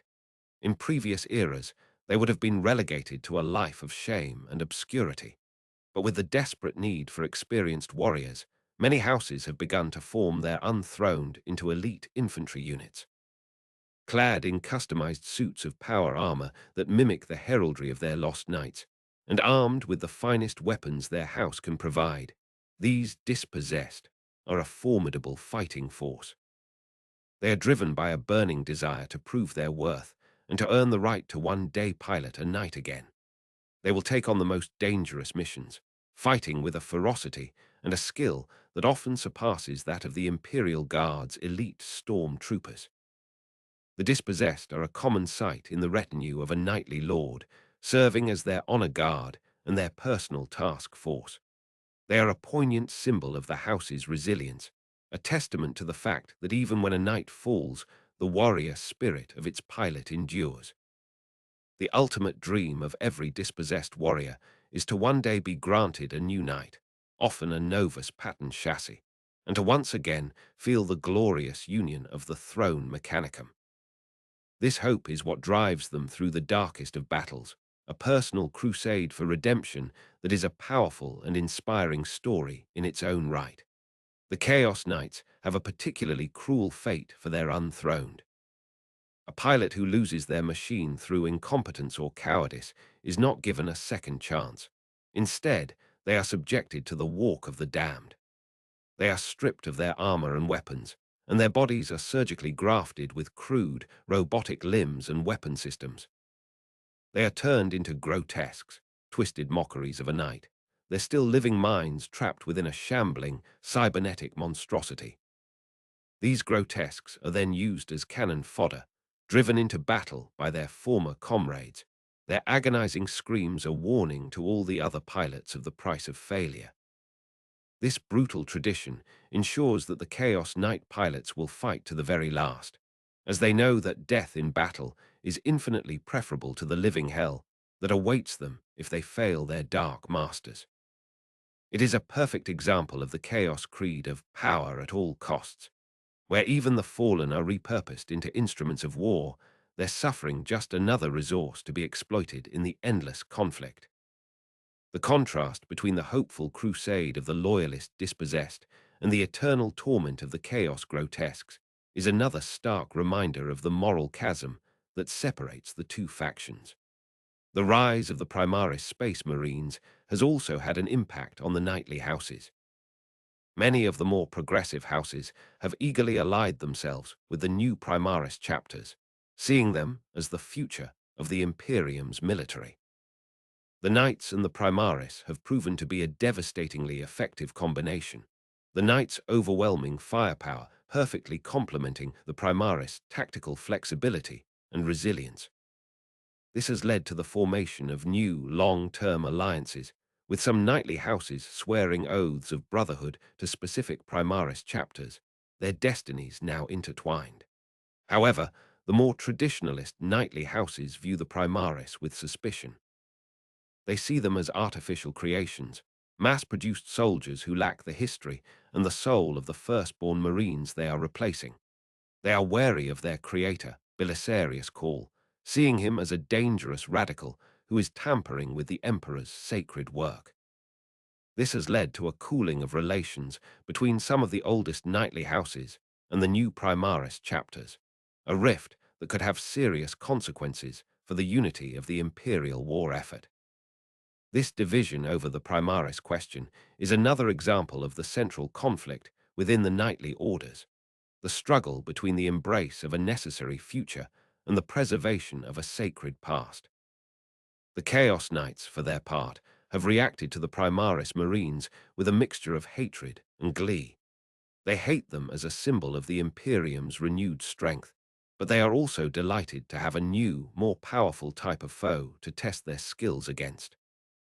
The warpsmiths of the Dark Mechanicum are desperate to get their hands on Primaris gene seed and equipment, hoping to reverse engineer its secrets and create their own, even more monstrous breeds of Chaos Space Marines.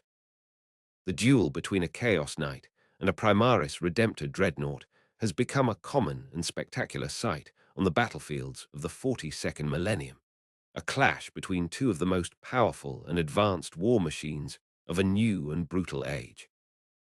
The outcome of these duels is often seen as a bellwether for the wider conflict, a symbolic struggle between the revitalized hope of the Imperium and the ever-evolving threat of chaos. The constant state of war has also had a profound effect on the economies of the Night Worlds. While their primary focus is on warfare, they are also industrial and agricultural powerhouses.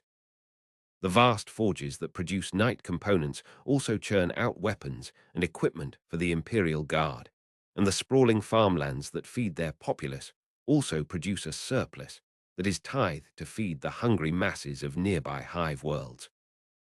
This makes the Night Worlds incredibly valuable strategic assets, not just for their military might, but for their economic output.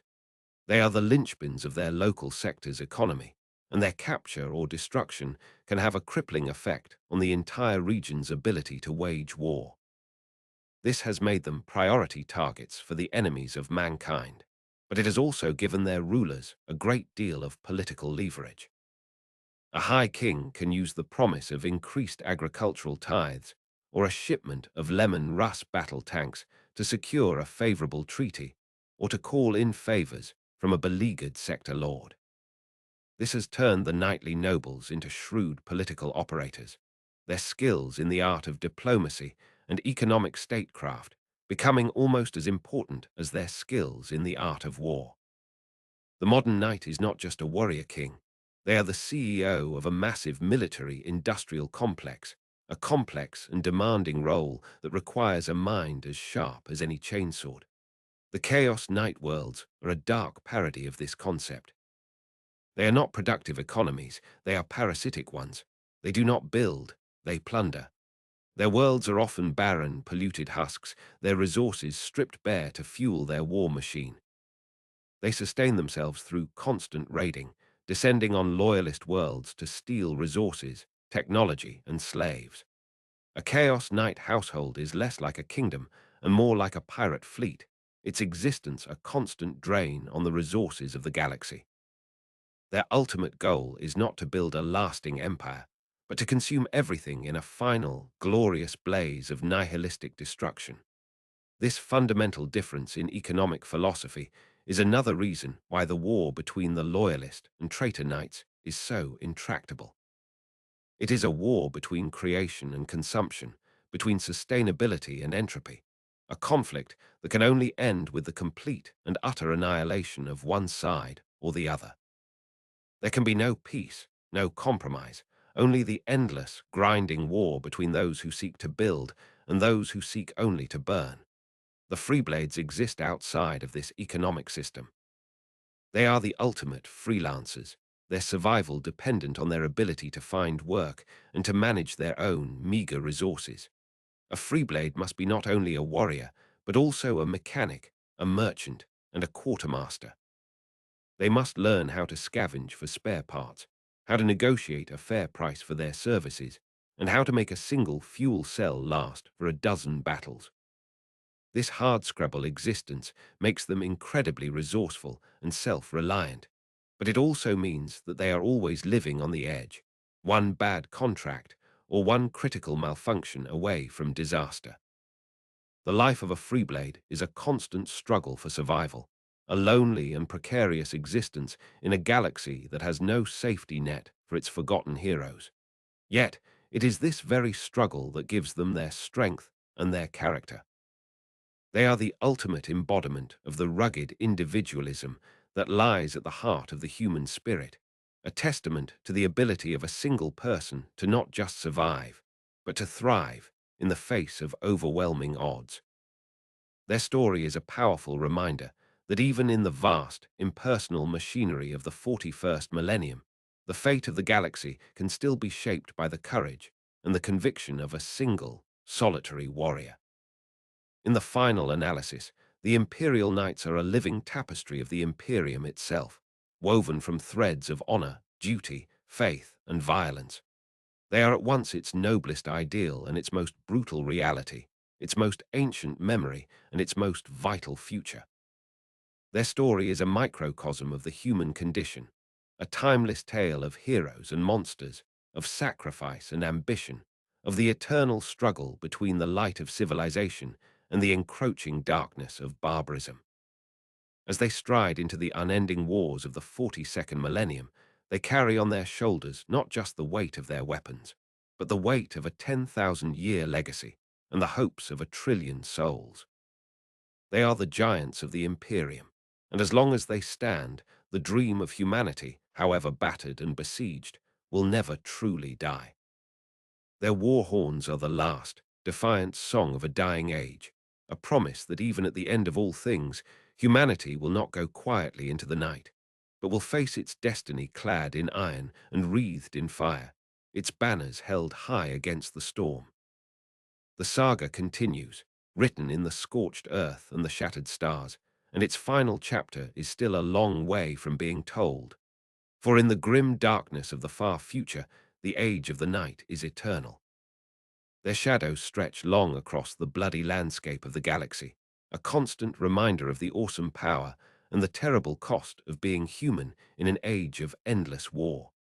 The influence of the knightly houses has also begun to spread beyond the battlefield. The sons and daughters of noble families who lack the psychic potential to become pilots are often sent to serve in other branches of the Imperium's vast power structure. A noble scion might become a high-ranking officer in the Imperial Navy, a powerful adept in the administratum, or even a novice in the Schola Progenium, destined for a career in the Inquisition or the Imperial Guard command staff. These individuals bring with them the unique culture and the unyielding sense of duty of their home worlds, creating a subtle but pervasive knightly influence throughout the imperial hierarchy. This has created a powerful network of alliances and favors, a shadow nobility that can pull strings and exert influence in ways that even their knightly brethren cannot. This network can be a powerful force for good, cutting through bureaucratic red tape to get a vital war effort the resources it needs. But it can also be a source of cronyism and corruption, its members favoring their own kin over more qualified candidates. This spread of knightly influence is a double-edged sword for the Imperium, a source of both dynamic leadership and entrenched privilege. Another example of the complex and often contradictory nature of the feudal tradition in a galactic empire. The Chaos Knights have their own version of this network, a web of heresy that spreads throughout the dark corners of the Imperium. The disenfranchised and the ambitious, those who feel held back by the rigid structure of imperial society, are often drawn to the rebellious and individualistic creed of the Chaos Knights. A disgruntled factory foreman on a hive world might become a secret worshipper of a particular Chaos Knight house, seeing them as symbols of liberation from his oppressive masters. A corrupt naval officer might sell shipping routes and intelligence to a Chaos Knight warband in exchange for wealth and power. These secret cults and networks of sympathizers are a constant, insidious threat to the Imperium, a fifth column that can cripple a planet's defenses from within just before a Chaos Knight assault begins. The war against the Chaos Knights is therefore not just fought on the battlefield, but in the shadows, a secret war of spies and saboteurs, where the fate of a world can be decided by a single act of betrayal. The Inquisition's Ordo Hereticus spends much of its time trying to uncover and purge these night cults, a thankless and never-ending task that is as vital to the Imperium's survival as any military victory. The Freeblades, by their very nature, have no such network. They are utterly alone, their name and their reputation their only currency. However, a Freeblade who earns a particularly legendary reputation can become a powerful symbol in their own right. The tale of the Crimson Paladin, a Freeblade who single-handedly defended a pilgrim shrine from a Cornate warband, has become a popular ballad, sung in the underhives of a dozen worlds, his story inspiring countless young gangers and guardsmen to acts of selfless bravery. These Freeblade legends become a form of soft power, a grassroots cultural influence that is completely outside of the Imperium's official propaganda machine. The ecclesiarchy often tries to co-opt these stories, turning the Freeblades into sanctioned saints and plastering their image on prayer books. But the true power of their legends lies in their unofficial, rebellious nature. They are symbols of the power of the individual, a reminder that even in the faceless, oppressive machine of the Imperium, a single person with enough courage and conviction can still make a difference.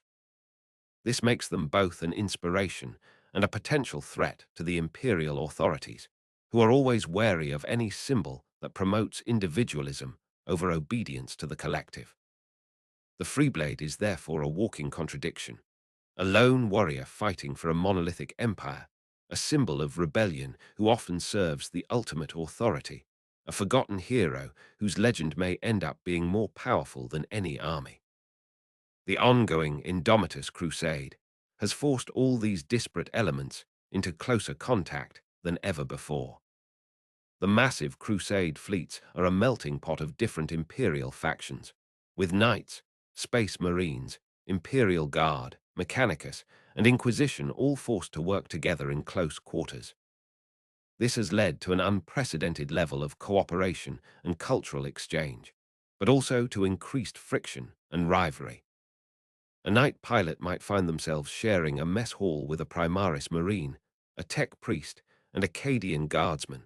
Their conversations are bizarre and often confusing mixture of different dialects, traditions, and worldviews. This forced proximity is Gilliman's great gamble, that by forcing all the fractured elements of his father's empire to work together, he can forge them into a new, more unified and effective fighting force. But it is a gamble that could just as easily backfire, their ancient rivalries and cultural differences boiling over into open conflict that could shatter the crusade from within. The knightly houses are at the very center of this grand experiment, their fierce independence and their rigid traditions being tested like never before. Whether they can adapt to this new, more integrated imperium, or whether they will retreat into their old, insular ways, will be a key factor in determining the ultimate success or failure of the Indomitus Crusade. The future of the galaxy may depend on whether these ancient, feudal warriors can learn to become team players in a war that is too big for any single hero to win. Their greatest challenge is no longer on the battlefield. It is in learning to navigate the complex and often treacherous landscape of the new imperium that is being born from the ashes of the old. The age of the lone, chivalric hero may be over, but the age of the knight is just beginning, its final form yet to be decided. The choices they make now will echo for the next 10,000 years, shaping the destiny of a galaxy that is balanced on the razor's edge between a new golden age and an eternity of darkness. Their burden has never been heavier, and their role has never been more vital. The giants of the past must now learn to walk in a world that may no longer have room for their ancient codes, but which desperately needs their unyielding strength. The final test has begun. The logistical strain of the Indomitus Crusade has also led to the formalization of the sacristan fora, mobile forged temples that are attached to the major crusade fleets. These massive, city-sized vessels are a fusion of a night hauler and a small forge world, their cavernous holds containing not just knights, but entire manufactorums capable of repairing, rearming, and even constructing new knight components while on the move. They are staffed by a strange and unique hybrid of sacristan and tech priest, individuals who have been cross-trained in both the ancient, ritualistic arts of the knightly houses and the cold, efficient science of the adeptus mechanicus. These itinerant sacristans are a new and powerful force within the imperial hierarchy, their loyalty split between their knightly patrons and their mechanicus superiors. They are masters of improvisation, able to keep a knightly lance fighting with nothing but scavenged parts and sheer ingenuity. They are a symbol of the new, more pragmatic and integrated approach to warfare that the Indomitus Crusade demands. However, their existence is also a source of tension. The traditionalist sacristan wardens on the home worlds see them as dangerous radicals who are diluting the sacred arts with mechanicus heresies, while the more dogmatic tech priests on Mars see them as undisciplined half-breeds who are tainting the pure logic of the Omnissiah with feudal superstitions. The itinerant sacristans are caught in the middle of this ideological crossfire, their vital work often hampered by the political squabbling of their superiors. But they are also the future, a necessary fusion of the two great technological traditions of the Imperium, and their success or failure will have a huge impact on the long-term viability of the Crusade. The Chaos Forces have their own, far more nightmarish version of these mobile support bases, the Hell Forges. These are not ships, but captured asteroids or small moons that have been hollowed out and transformed into mobile, warp-capable factories of death. They are crewed by the enslaved souls of captured tech priests, their bodies fused into the forge's machinery, their minds trapped in an eternal torment of forced creation. The Hell Forges follow the Chaos fleets like malevolent vultures, consuming the wreckage of battlefields and the populations of captured worlds, and using these raw materials to churn out a never-ending stream of demon engines, corrupted war machines, and blasphemous weaponry. They are the heart of the Chaos war effort, a self-sustaining engine of production that is fueled by suffering and powered by hate. The destruction of a Hell Forge is a major strategic victory for the Imperium, but it is a difficult and perilous task, as they are always heavily defended, their surfaces bristling with profane weaponry and their corridors patrolled by legions of cybernetic horrors. The war between the sacristan fora, desperately trying to keep the light of imperial technology burning, and the hell forges, relentlessly spreading their gospel of demonic innovation, is the secret industrial war that underpins the entire conflict. It is a war of production, of logistics, of science versus sorcery, and its outcome will ultimately determine which side has the resources to win the long and grinding war of attrition that the battle for the galaxy has become. The Freeblades, as always, are left to fend for themselves. They have no sacristan fora to support them. Their survival depends on their ability to find friendly ports, to bargain with rogue traders for spare parts, and to learn the ancient art of battlefield salvage. A Freeblade will often spend as much time after a battle as in it, carefully picking through the wreckage of fallen machines, both friend and foe, searching for any component that can be used to repair their own battered knight. This makes them masters of improvisation, able to keep their ancient machines running with nothing but scavenged parts, ingenuity, and a great deal of hope. A Freeblade's knight is often a bizarre and unique creation, a patchwork of different technologies and design philosophies, its every component a trophy from a past victory. This gives them a unique and unpredictable quality on the battlefield. Their opponents never quite sure what to expect from these strange, custom-built war machines. But it also makes them incredibly vulnerable, as a single, critical component failure could leave them stranded and helpless, a lonely monument of iron and honor rusting away in the forgotten corners of the galaxy. The life of a Freeblade is a constant race against entropy, a desperate battle to hold their machine and their own identity together in a universe that seems determined to tear them both apart. This constant struggle for resources and survival has also forced the knightly houses to look to the past, to the forgotten lore of the dark age of technology. Hidden deep within the data vaults of their fortresses are fragments of ancient SDC templates containing the secrets to technologies that have not been seen in the galaxy for 10,000 years.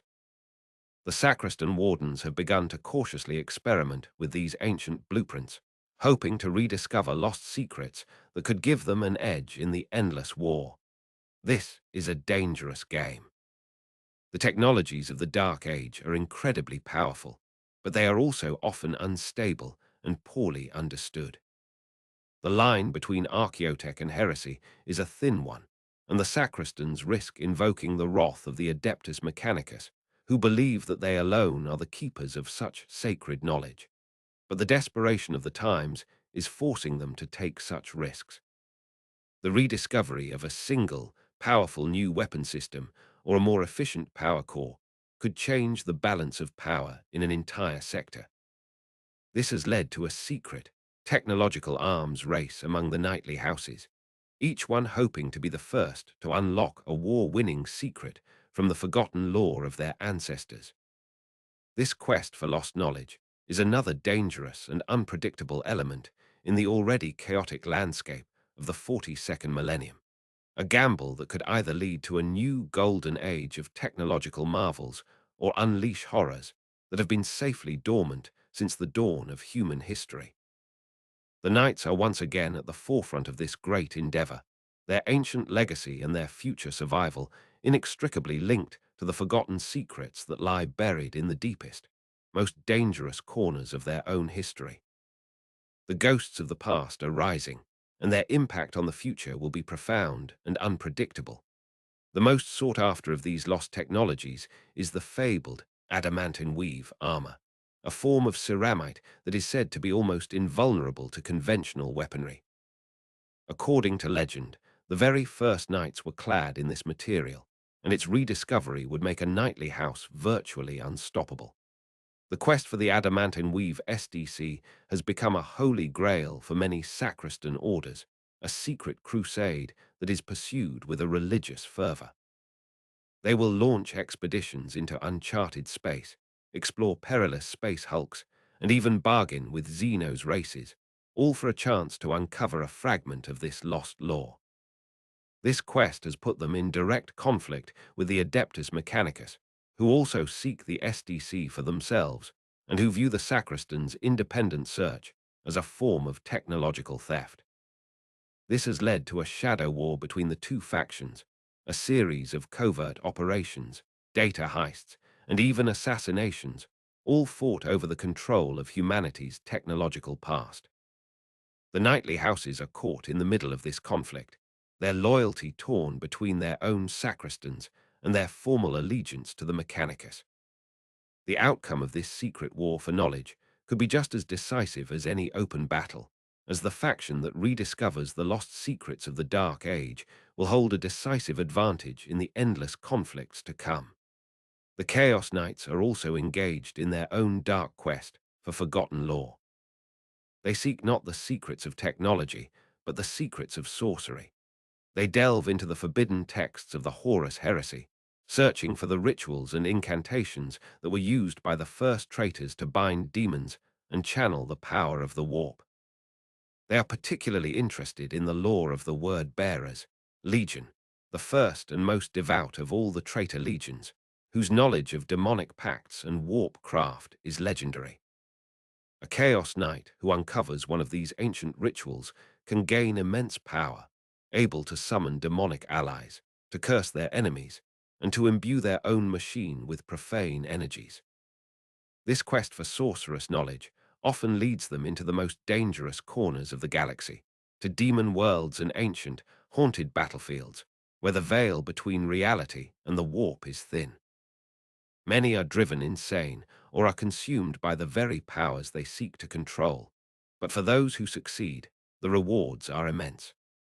The most powerful Chaos Knight Lords are not just warriors, they are powerful sorcerers, their knowledge of the dark arts making them a threat not just to the bodies of their enemies, but to their very souls. The clash between a loyalist knight, armed with rediscovered archaeotech, and a Chaos Knight, empowered by ancient sorcery, is a battle between two different visions of the past, a conflict between the lost promise of human ingenuity and the eternal, corrupting power of the warp. The Freeblades, as always, walk a lonely path between these two extremes. They have neither the resources to hunt for SDCs nor the inclination to delve into forbidden sorcery. Their quest is not for power, but for meaning. They search not for lost technologies or ancient spells, but for lost stories, for the forgotten deeds of their ancestors, for a single, validating truth that can give purpose to their lonely crusade.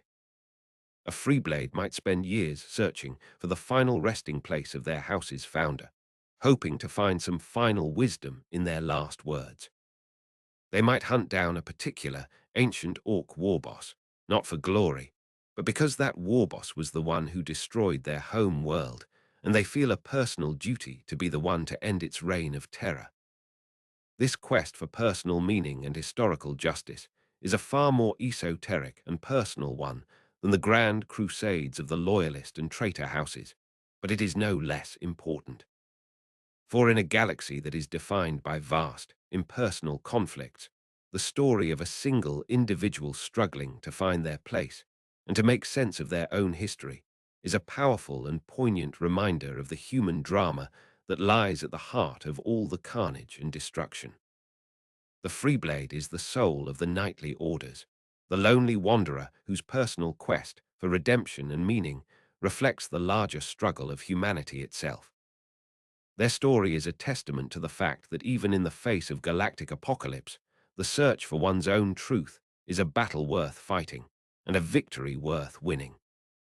This constant search for something more, whether it be technology, sorcery, or meaning, is the defining characteristic of the knights in the 42nd millennium.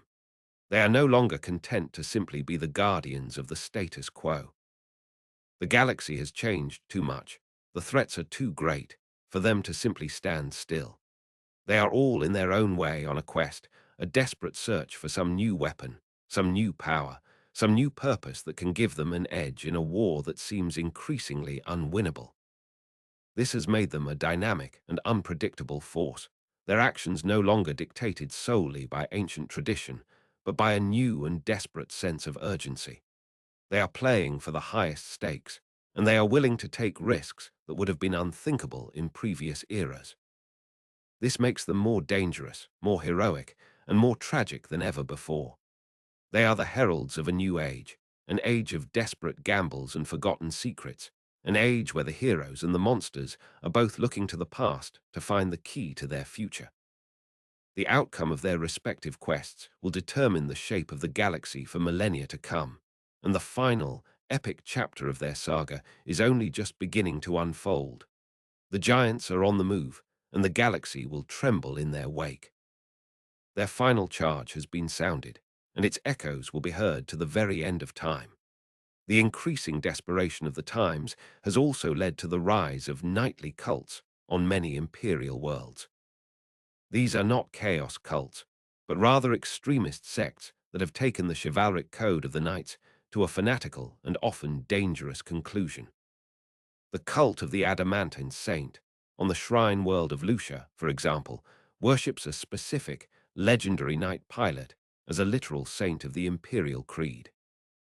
They practice brutal forms of self-flagellation to prove their worthiness and will launch suicidal charges against the enemy, believing that a glorious death in the shadow of a knight will guarantee them a place at the emperor's side.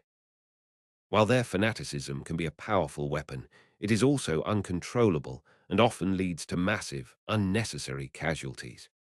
The knightly houses have a difficult and ambiguous relationship with these cults. On one hand, they are a powerful source of recruitment and a symbol of their own influence. On the other, they are a dangerous perversion of their noble traditions, a form of hero worship that borders on heresy. Many knightly nobles are deeply uncomfortable with being worshipped as living gods, seeing it as a form of blasphemy against the true God Emperor. But they are also reluctant to crack down on these cults, as their fanatical devotion can often be the difference between victory and defeat in a desperate battle. The rise of these knightly cults is a sign of the increasing religious fanaticism of the 42nd millennium, a dark and dangerous trend that threatens to consume the entire Imperium in a fire of its own making. The Chaos Knights, of course, actively encourage the formation of such cults around them. A Chaos Lord will often cultivate a vast following of mortal worshippers, seeing them as a tool to be used and a symbol of their own power and influence.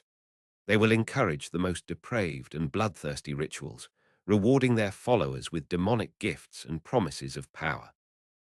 These Chaos Knight cults are often the first wave of an invasion, their fanatical uprisings softening up a planet's defenses before the knights themselves even make landfall.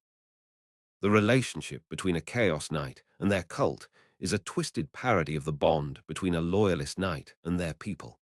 It is not based on protection and duty, but on domination and exploitation. The Chaos Knight is not a shepherd to their flock.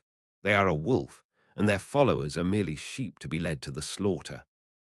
This fundamental difference in the relationship between the ruler and the ruled is another stark illustration of the moral abyss that separates the loyalist and traitor factions. The Freeblades have the most unusual relationship with the common people of the Imperium. They are not lords or gods, they are wanderers, outsiders. This often makes them more approachable and relatable to the common soldier or citizen.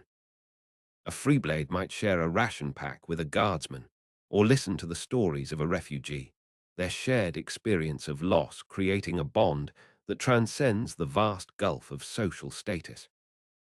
This has made many Freeblades into popular folk heroes, their stories told in the taverns and barracks of 1,000 worlds. They are the people's champions, lone warriors who fight not for a king or a god, but for the ordinary, forgotten souls of the Imperium. This populist appeal makes them a powerful symbol, but it also puts them at odds with the official imperial power structure. An imperial governor might be wary of a Freeblade whose popularity with the local populace rivals their own. An inquisitor might see a Freeblade's independent streak and their connection to the common folk as a potential source of sedition. The Freeblade must therefore walk a careful line, their heroism often making them as many enemies as friends among the powerful. Their life is a constant balancing act, a struggle to remain true to their own code while navigating the treacherous and often contradictory demands of the Imperium they have sworn to protect. This complex and ever-evolving relationship between the knights and the wider Imperium is the key to understanding their role in the 42nd millennium. They are no longer isolated feudal lords, ruling over their own private kingdoms. They are an integral, if often uncomfortable, part of the vast and complex machinery of the Imperium. Their wars are the Imperium's wars, their people are the Imperium's people, and their fate is inextricably linked to the fate of mankind itself. They are the last, glittering remnants of a fallen age of chivalry, struggling to find their place in a new age of total industrial warfare. Their story is a poignant and powerful one, a tale of adaptation, of compromise, and of the eternal struggle to keep the flame of honor burning in a galaxy that is consumed by darkness. The final outcome of this struggle is yet to be determined, but one thing is certain. The knights will face their destiny with their heads held high and their banners unfurled, their final, defiant charge a testament to the enduring power of the human spirit in the face of an uncaring and hostile universe. The galaxy will remember their names, whispered in awe and in fear, long after the last of their mighty war machines has fallen into silent ruin. The ongoing chaos of the galaxy has also given rise to a new, shadowy figure in the world of the knights, the Knight Broker. These are often disgraced nobles, rogue traders, or high-ranking mechanicus adepts who have gone into business for themselves, acting as intermediaries in the buying, selling, and hiring of knights. They operate in the grey areas of imperial law, their networks spanning from the highest courts of the segmentum nobility to the darkest corners of the criminal underworld. A knight broker can find a freeblade a lucrative mercenary contract. They can arrange for a struggling house to acquire a lost shipment of knight components, or they can even broker a secret truce between two warring houses. They are masters of information and influence, their stock in trade not just weapons and equipment, but secrets, rumors, and political favors. The most successful knight brokers are incredibly wealthy and powerful individuals, their influence often rivaling that of a planetary governor. But it is a dangerous and precarious existence. They are constantly at risk of being assassinated by their rivals, arrested by the Inquisition, or betrayed by their own clients. They are a necessary evil in the fractured and chaotic world of the 42nd millennium. Their amoral pragmatism, often the only thing that keeps the wheels of the knightly war machine turning. Their existence is a sign of the decay of the old, honor-bound system, a world where even the noblest of warriors can now be bought and sold like any other commodity. The Chaos Knights have their own, even more sinister version of this figure, the Soul Trader. These are often powerful psychers or demonologists who deal not in weapons or information, but in the buying and selling of souls. They will offer a struggling chaos lord a legion of possessed war machines in exchange for the souls of a captured world's population. They will broker pacts between chaos knights and powerful demonic entities, taking a tithe of the spiritual energy unleashed as their commission. They are the ultimate merchants of damnation, their every transaction pushing the galaxy one step closer to ruin. The soul traders are some of the most powerful and feared individuals in the Eye of Terror, their influence extending even to the courts of the demon primarchs. They are a testament to the fact that even in the utter anarchy of chaos, a twisted form of commerce can still thrive, its currency not gold, but the eternal suffering of the damned. The Freeblades have a particularly complex relationship with the night brokers. On one hand, the brokers are often their only source of employment, the only ones who can connect them with the contracts they need to survive. On the other, the Freeblades, with their strict codes of personal honor, often despise the broker's amoral, profit-driven worldview. This leads to an uneasy and often antagonistic partnership. A Freeblade might take a contract from a broker, but they will do so with a healthy dose of suspicion, always wary of being betrayed or manipulated. The relationship between the honorable, wandering warrior and the cynical, scheming merchant is a classic one, and it is played out in 1,000 different ways in the dark corners of the 42nd millennium. It is a relationship of mutual need and mutual contempt, a perfect encapsulation of the moral ambiguity of an age where even heroes must sometimes make deals with devils in order to survive. The rise of these new, non-traditional power brokers is a clear sign that the old feudal order of the knightly houses is breaking down. The galaxy is becoming too complex, too chaotic, for the old systems of oaths and allegiances to function effectively. A new, more pragmatic, and often more ruthless order is emerging from the ashes of the old. The knights are at the very center of this transformation, their ancient traditions clashing with the harsh new realities of a galaxy at war. They are being forced to adapt, to compromise, and to make choices that would have been unthinkable to their ancestors. This process is a painful and often bloody one, but it is also a necessary one.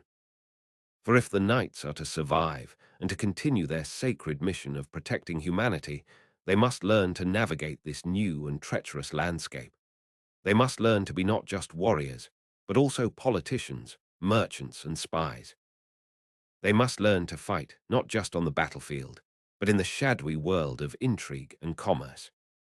The knight of the 42nd millennium is a new and more complex breed of hero, a fusion of ancient honor and modern pragmatism, and it is on their broad, adamantium shoulders that the future of their entire ancient and noble tradition now rests.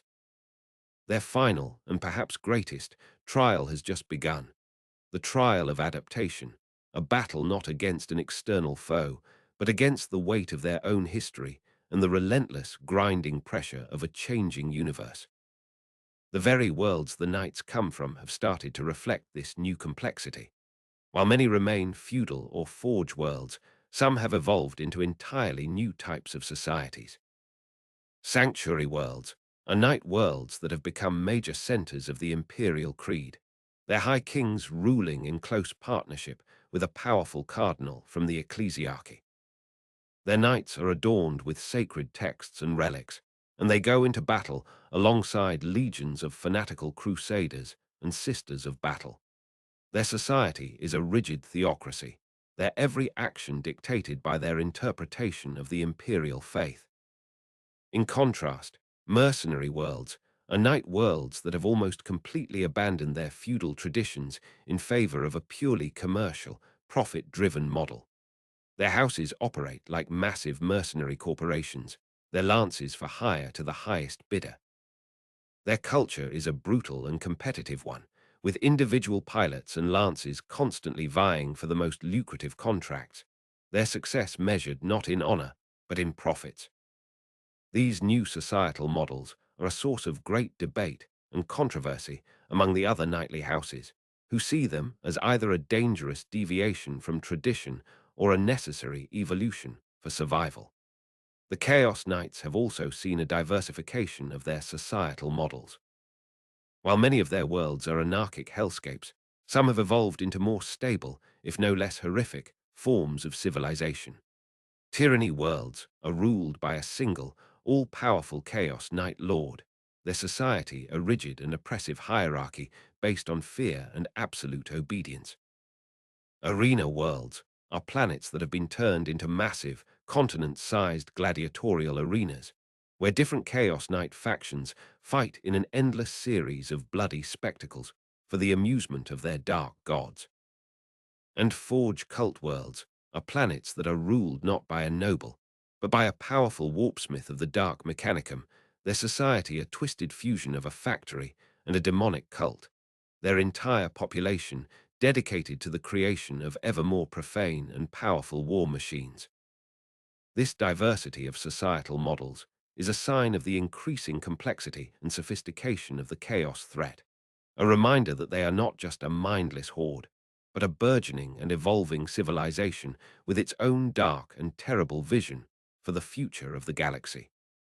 The Freeblades, by their very nature, have no world to call their own, but they often form temporary, mobile communities, their knights gathering in a hidden asteroid base or a forgotten corner of a hive city's underbelly. These Freeblade enclaves are a strange and eclectic mix of different traditions and personalities, a haven for the lost and the dispossessed. They are a place where a disgraced noble can share a drink with a cynical mercenary, where ancient rivals can set aside their differences in the face of a common threat. These enclaves are a rare spark of community and cooperation in the lonely life of a Freeblade, a temporary home in a galaxy that has offered them none. But they are also fleeting and vulnerable, always at risk of being discovered by the authorities or betrayed from within. The story of the Freeblade is the story of this endless search for a place to belong, a quest that is often more difficult and more perilous than any battle. This incredible diversity of worlds, cultures, and traditions is the true strength of the knightly orders. They are not a monolithic entity, but a vast and varied tapestry of different societies, each one a unique experiment in human survival. This allows them to adapt to any threat, to operate in any environment, and to draw on a vast well of different experiences and philosophies. But it is also their greatest weakness, as their internal divisions and rivalries often prevent them from acting as a unified force. The future of the Knights will depend on their ability to overcome these divisions, to forge a new sense of unity and purpose that can transcend their ancient traditions and their cultural differences. It is a monumental task, but it is one that they must undertake if they are to have any hope of surviving the endless and escalating wars of the 42nd millennium. The fate of their entire order and the countless worlds they protect hangs in the balance. The final act of their long and bloody drama is about to begin, and the galaxy will hold its breath to see whether these last, noble giants can rise to the challenge, or whether they will be consumed by the very darkness they have sworn to fight. Their final legacy is yet to be written, and its words will be fire and blood and iron. The concept of the quest has also been revitalized and transformed in the 42nd millennium. In ancient times, a knight-errant might embark on a quest to slay a great beast or to win the favor of a noble lady. In the grim darkness of the far future, the quests are far grander and more desperate. A knightly house might embark on a crusade of penance, a self-imposed, multi-generational war to atone for a past failure or heresy. They will travel to the most dangerous war zones in the galaxy, taking on the most impossible odds, their every victory a prayer for absolution. The Adeptus Mechanicus will often dispatch a lance of Questa Mechanicus knights on a quest for knowledge, a perilous expedition into uncharted space, or a Necron tomb world in search of a lost SDC or a piece of forgotten archaeotech. The Inquisition will sometimes sanction a witch hunt, ordering a night house to hunt down and destroy a powerful rogue psyker or a nascent demonic incursion, a grim and thankless task that often exposes the knights to the corrupting influence of the warp. These quests are the driving force behind many of the knights' actions, their motivations often more complex than simple obedience to imperial authority. To understand a knight, you must first understand their quest, the sacred mission that gives their life meaning and purpose. The Chaos Knights have their own dark and twisted quests. A Cornate Knight might embark on a skull hunt, a quest to claim the skulls of the 8 most powerful champions of a particular world. A Slaneshi Knight might go on a pilgrimage of pain, a quest to find the most exquisite and novel forms of suffering in the galaxy. A Nurgle Knight might undertake a grand flowering, a quest to infect a pristine garden world with the most virulent plagues from their god's foul menagerie. And a Tzinkian Knight might be engaged in a quest of 999 riddles, a seemingly random and nonsensical series of actions that are all part of a vast and incomprehensible plan to alter the course of history. These dark quests are a perversion of the noble ideal, a twisting of the chivalric tradition into a tool of damnation and destruction. The clash between a loyalist knight on a holy crusade and a chaos knight on a profane pilgrimage is a battle of two opposing worldviews, a conflict between two different definitions of what it means to have a purpose. The Freeblades are on the most personal and poignant of all quests, The quest for a name. A freeblade who has lost their house has also lost their name, their identity. They are known only by a moniker they have earned: the Black Thorn, the Gilded Ghost, the Orphan of Flame. Their ultimate quest is to perform a deed so legendary, so heroic, that it will earn them a new name, a new identity, a new place in the galaxy. This is a quest for self-reinvention, a struggle to forge a new legacy from the ashes of a dead one. It is a quest that may take a lifetime, and many freeblades die before they can complete it. But for those who succeed, the reward is the greatest prize of all. Not wealth or power, but a sense of self, a reason to exist. The story of a freeblade is the story of this quest, a lonely and often desperate search for a name that is worthy of being remembered. It is a quest that is at once deeply personal and universally resonant, a reflection of the human need to leave a mark on the world, to prove that even in a vast and indifferent universe, a single life can still have meaning. This renewed focus on the quest has infused the world of the knights with a new sense of romance and high adventure, a stark contrast to the grim, attritional warfare that defines much of the 42nd millennium. The knights are the protagonists of their own epic poems, their lives a series of heroic trials and tragic setbacks, their every action part of a larger, grand narrative. They are a throwback to an older, more mythic age, a reminder that even in a galaxy of science fiction and cosmic horror, there is still room for the timeless tales of chivalry, of heroism, and of the eternal quest for meaning. Their story is a beacon of narrative purpose in a universe that often seems random and meaningless, a testament to the power of a good story to inspire hope and courage in the darkest of times. And as they stride into the unknown, their quests will continue to shape the destiny of the galaxy, their epic tales a final, defiant shout against the encroaching silence of the end of all things.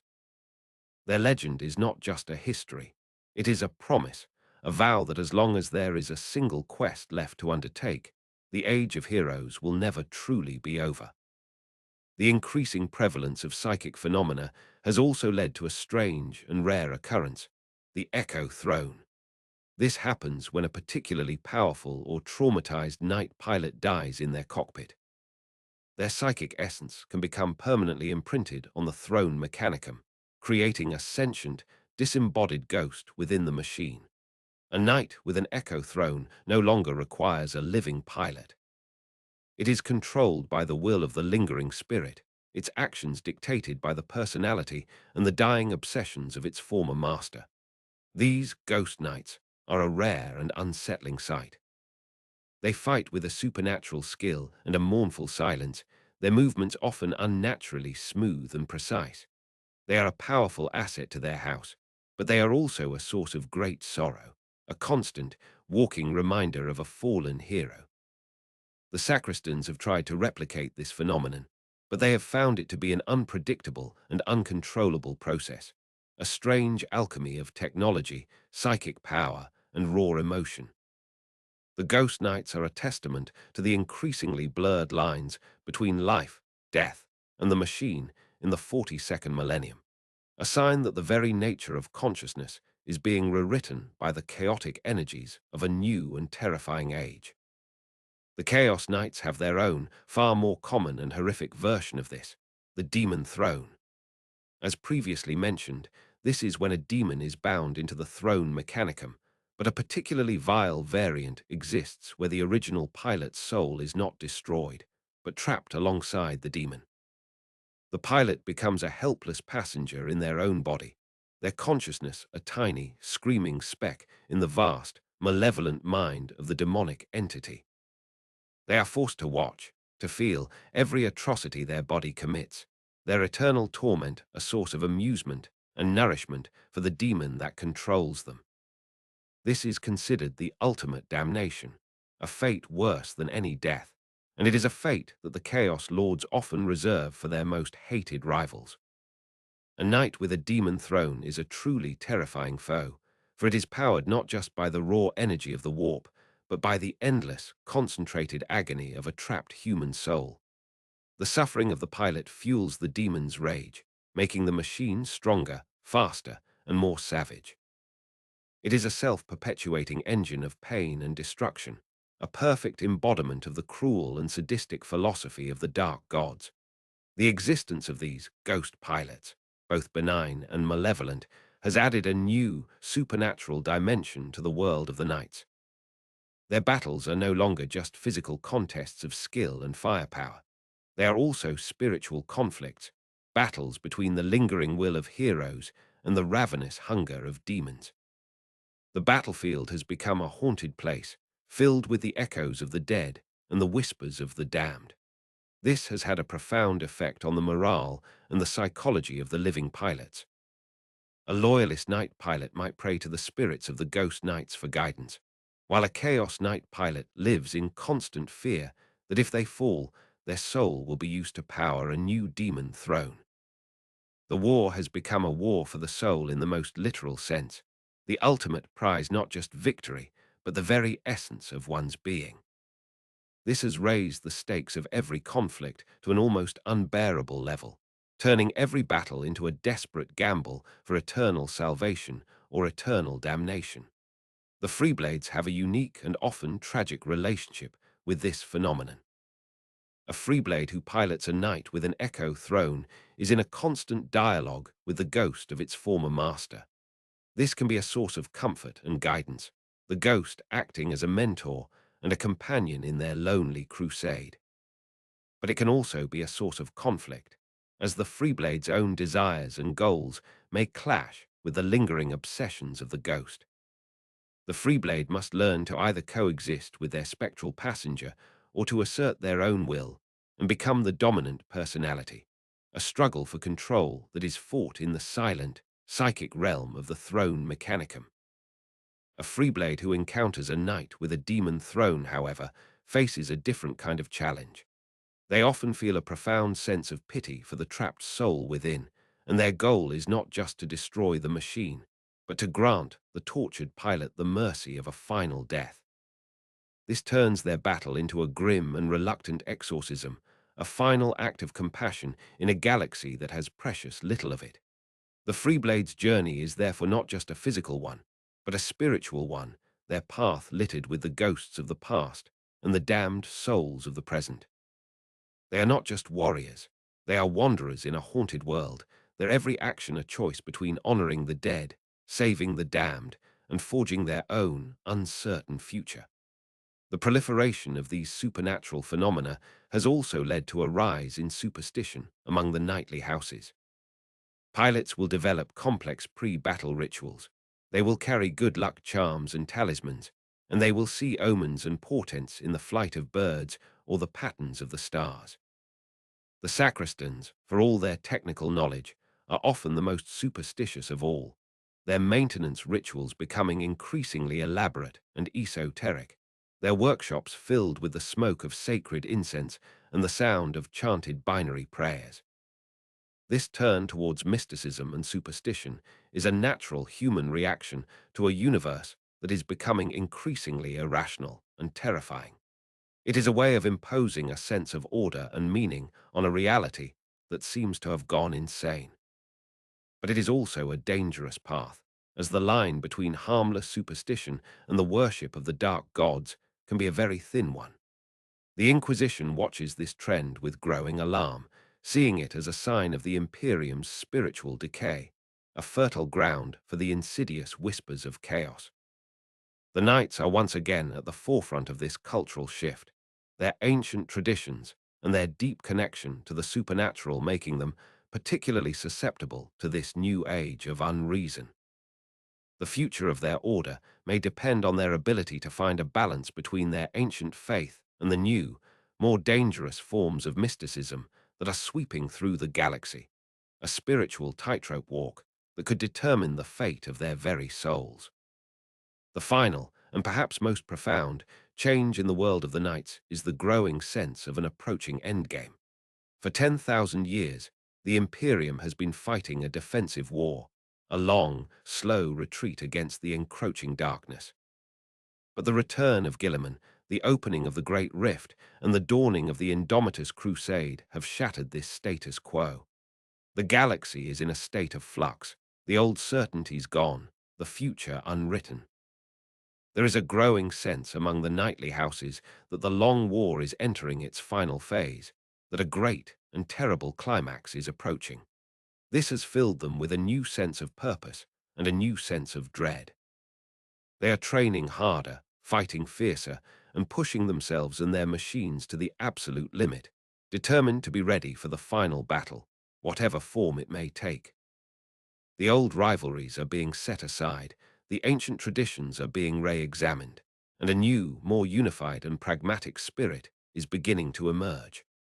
The knights are preparing for Armageddon, a final, apocalyptic confrontation that will decide the fate of humanity once and for all. They do not know when or where this final battle will be fought, but they know in their hearts that it is coming, and they are determined to meet it with their heads held high and their banners flying. Their entire 10,000-year history has been a prelude to this final moment, a long and arduous training exercise for the war that will end all wars. The giants are readying themselves for the twilight of the gods, and their final, epic charge will be a sight that will shake the very foundations of the galaxy and be remembered for all of eternity. The end is nigh, and the knights will be there to greet it, their final, defiant roar a testament to the indomitable spirit of humanity in the face of utter and complete annihilation. Their saga is reaching its crescendo, and the final, thunderous chords will be the sound of their cannons, their chainswords, and their unwavering, unbreakable will. The last quest has begun, and its destination is the end of the world. The ultimate symbol of this approaching endgame is the rediscovery of the castigator and Akron patterns of night, ancient and terrifying machines from the time of the Horus heresy.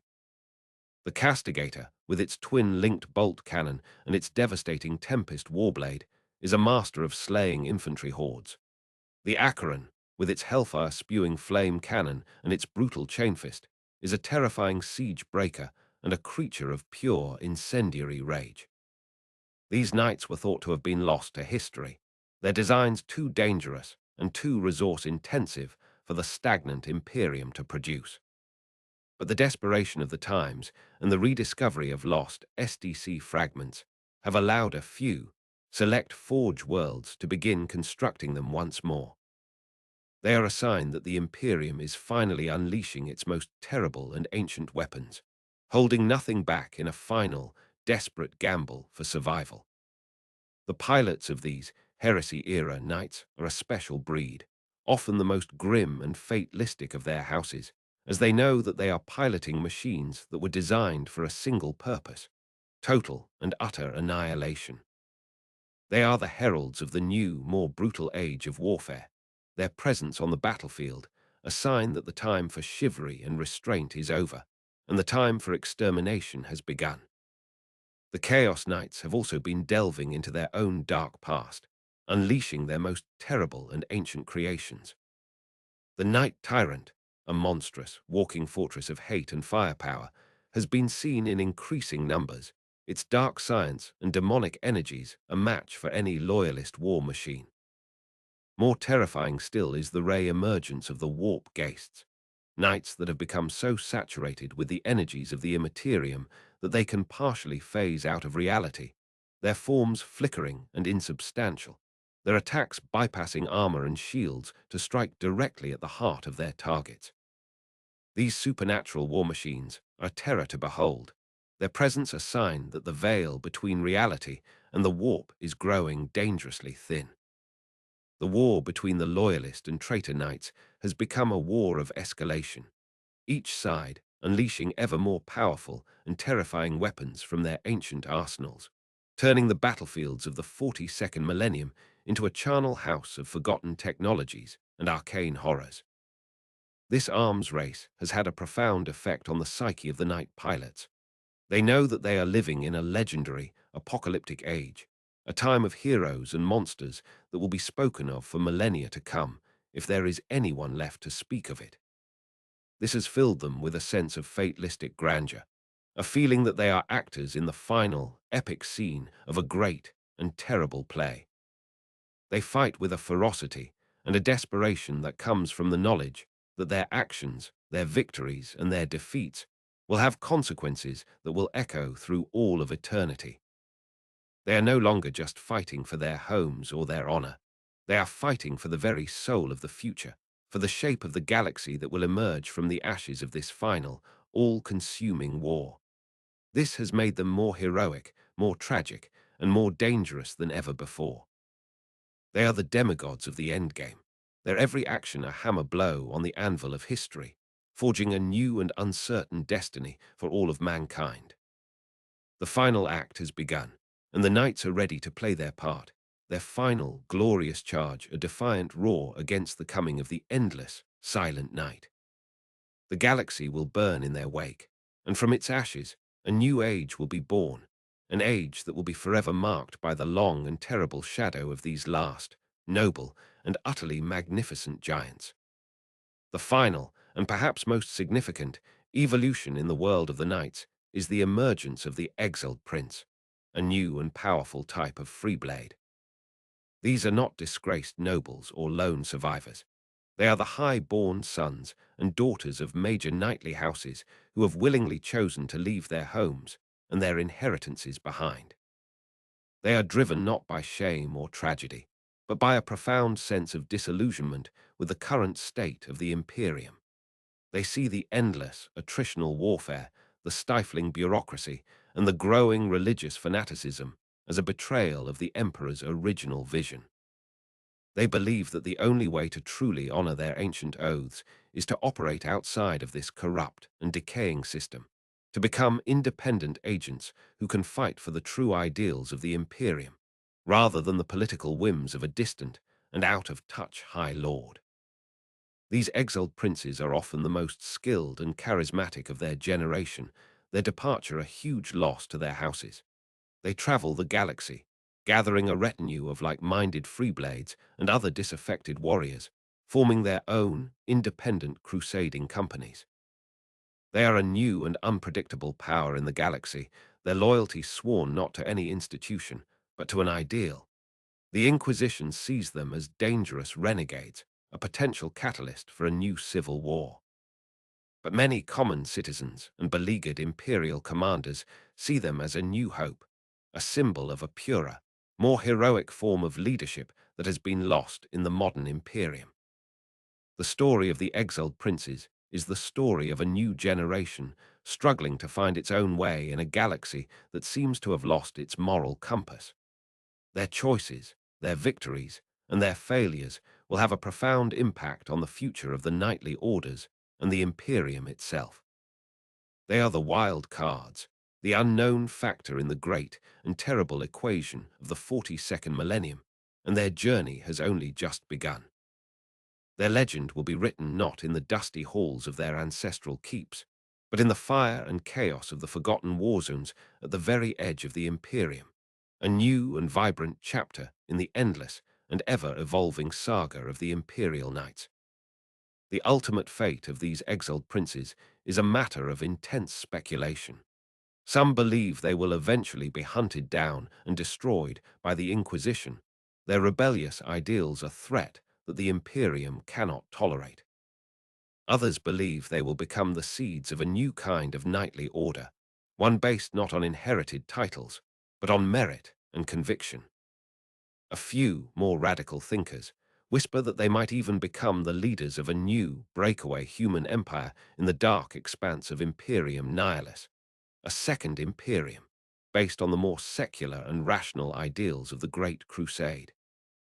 This last possibility is the one that most terrifies the High Lords of Terror, as it would mean a true and final schism in the Imperium of Man, a civil war that could make the Horus heresy look like a mere prelude. The exiled princes themselves rarely speak of such grand ambitions. They are focused on the immediate task at hand, protecting the innocent, fighting the darkness, and upholding the ideals that they believe the Imperium has forgotten.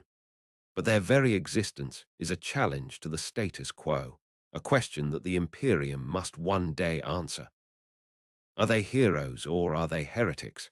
Are they the saviors of the Imperium or the harbingers of its final destruction? The answer is yet to be written, and it will be pennied not in ink, but in the blood of 1,000 battles yet to be fought. The future of humanity may very well rest on the shoulders of these lonely, wandering giants, and the choices they make in the darkness at the edge of the galaxy. The most famous of these exiled princes is the mysterious figure known only as the Argent Shroud.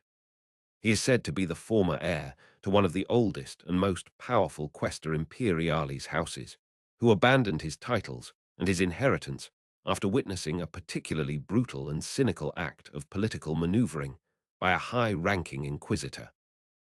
He now leads a Freeblade company of over 24 knights, all of whom have been personally recruited by him. They are known for their silent professionalism, their flawless tactical coordination, and their unwavering commitment to protecting civilian populations, often at great personal risk. The Argent Shroud has become a folk hero in the lawless sectors of the Segmentum Pacificus, a symbol of hope and justice for those who have been abandoned by the wider Imperium. The Inquisition has placed a massive bounty on his head, but he has so far eluded all attempts at capture, his network of sympathizers and his own tactical genius, keeping him one step ahead of his pursuers. He is a ghost, a legend, a symbol of a new and more hopeful future, and a terrifying threat to the established order. The story of the Argent Shroud is the story of the new knight in its ultimate form, a hero who has transcended his own traditions, a leader who has forged his own destiny, and a warrior who is fighting not just for the survival of the Imperium, but for the salvation of its very soul. His final fate, and that of the movement he is inspiring, will be a key chapter in the final, bloody pages of the history of the 42nd millennium.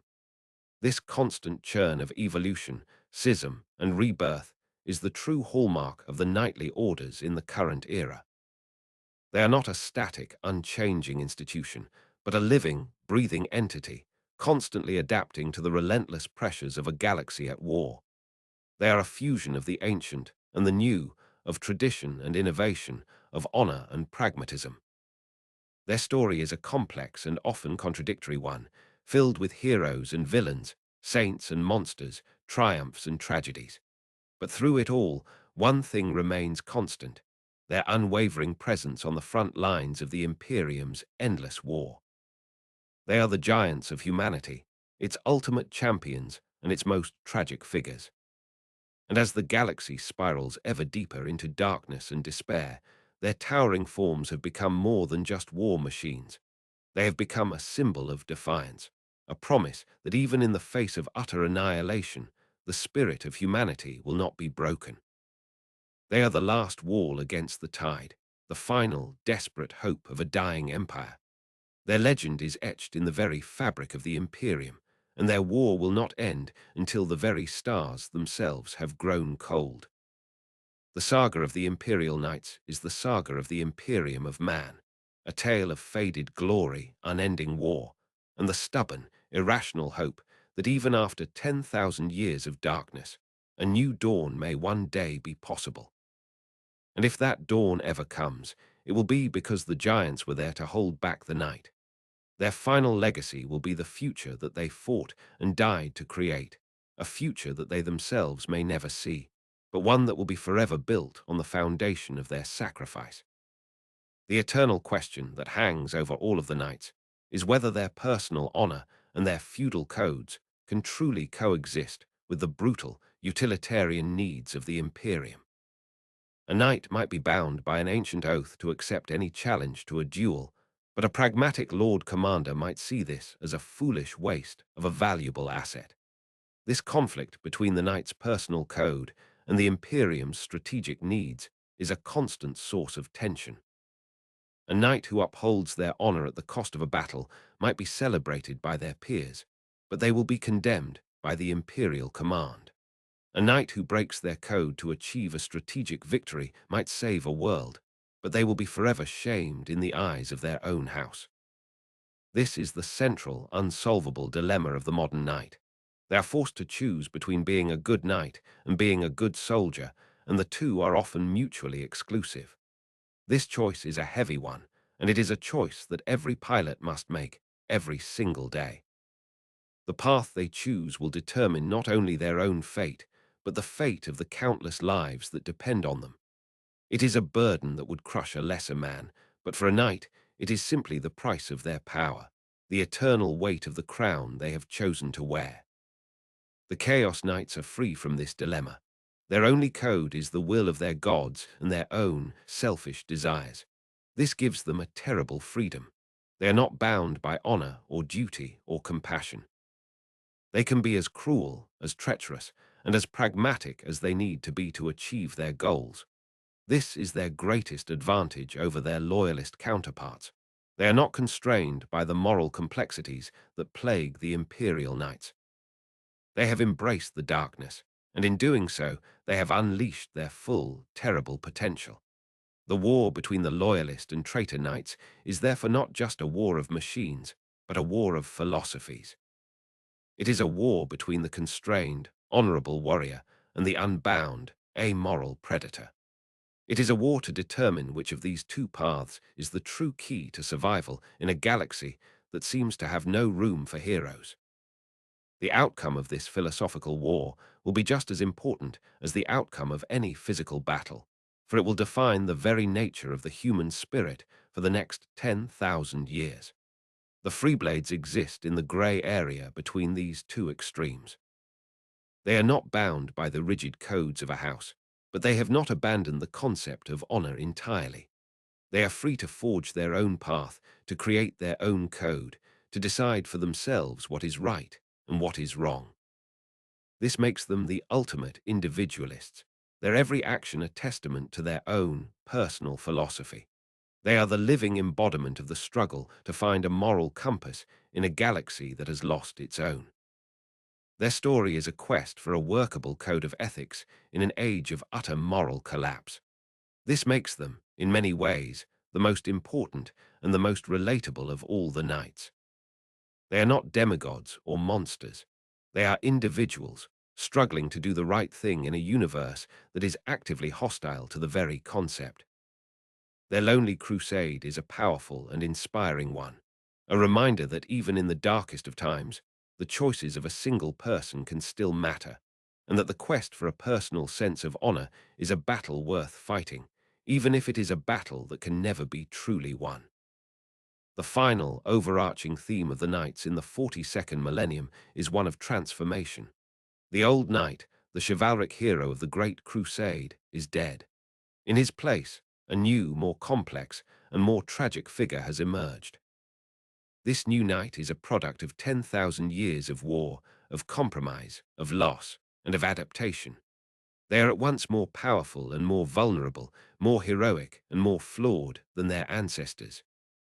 They are the perfect symbol for the modern imperium itself, an ancient and glorious tradition that is being forced to change, to adapt, to compromise its own ideals in order to survive in a galaxy that has become a living hell.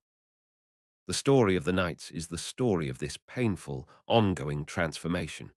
It is a story without a clear hero or a clear villain, a story filled with moral ambiguity and difficult choices. It is a story that is far from over, its final chapter yet to be written. But one thing is certain. The Knights will continue to be at the very heart of the unfolding drama of the 41st millennium. Their towering forms a constant and enduring symbol of the eternal, tragic, and ultimately magnificent struggle of humanity to survive in a galaxy that wants only to see it burn. Their final charge will be their greatest test, a last, desperate gamble to prove that even at the end of all things, the age of chivalry is not just a memory, but a promise of a future that is yet to come. The increasing number of freeblades and the formation of mercenary companies has also led to the emergence of freeblade havens, entire space stations or small moons that operate as independent, neutral territories for these wandering knights. The most famous of these is Portmore, a sprawling, chaotic space station located in a lawless sector of the Segmentum Obscurus.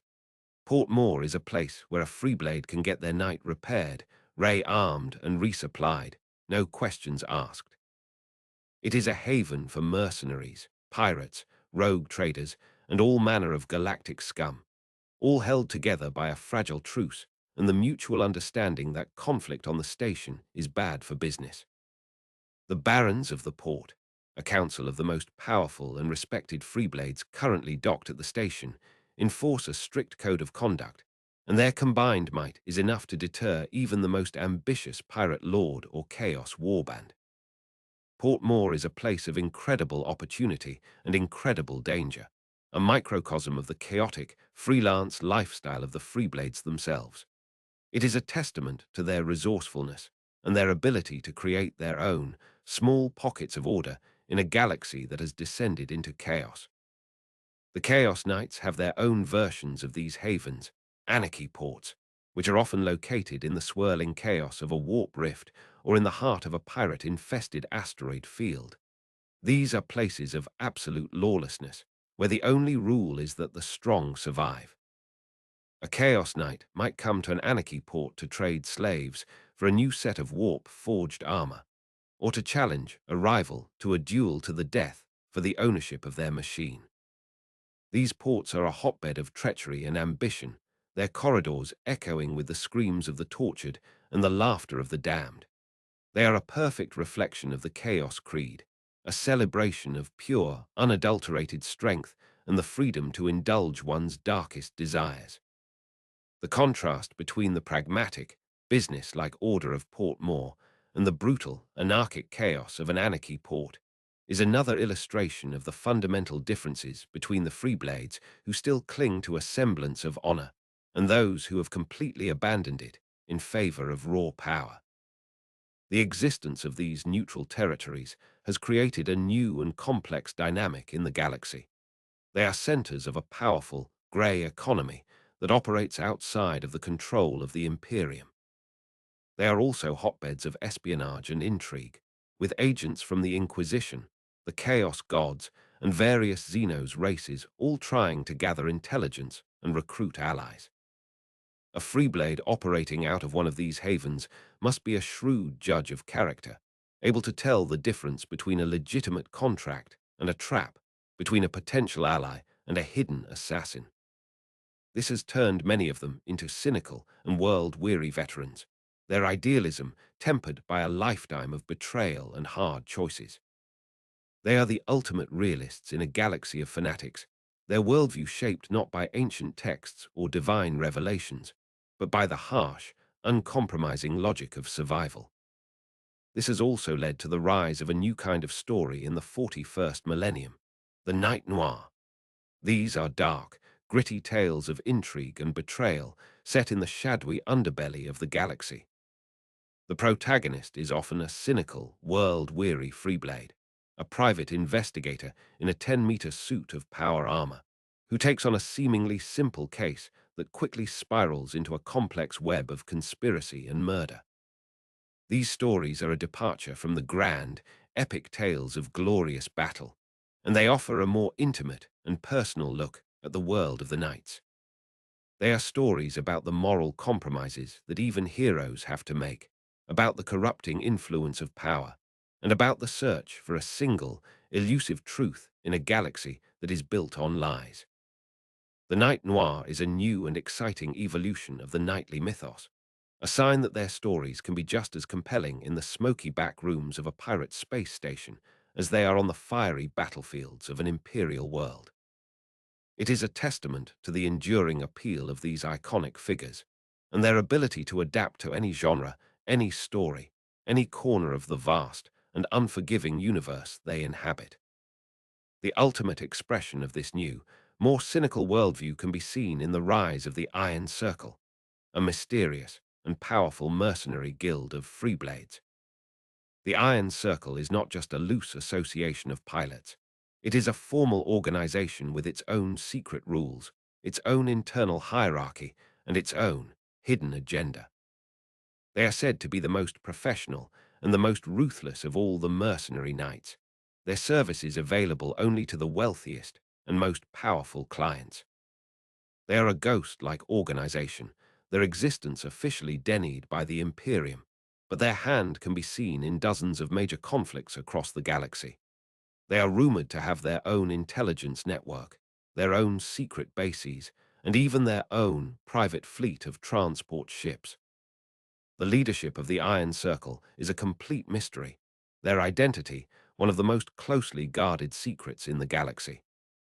Some whisper that they are a cabal of disgraced High Lords, others that they are a front for a radical faction of the Adeptus Mechanicus, and some even claim that they are secretly in league with a Xenos power like the Tiao or the Eldari. Whatever the truth, the Iron Circle represents a new and dangerous evolution of the Freeblade concept, the transformation of a collection of individual wanderers into a powerful and cohesive non-state actor, a mercenary kingdom with the power to rival that of a small imperial sector. Their emergence is a sign of the fracturing of the old imperial order, a world where private armies and corporate interests are beginning to wield as much power as the traditional institutions of the Imperium.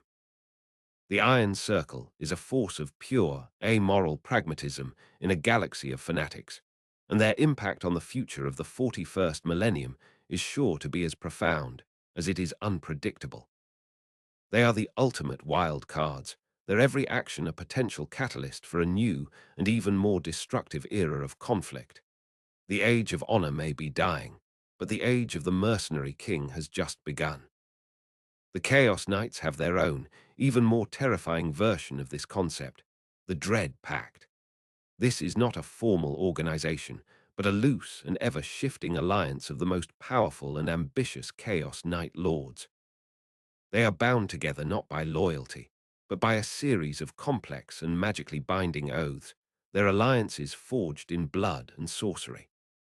A Dread Pact is a temporary superpower, a coalition of Chaos Knight houses that comes together to achieve a specific, grand objective, such as the conquest of an entire sector or the assassination of a high-ranking imperial leader.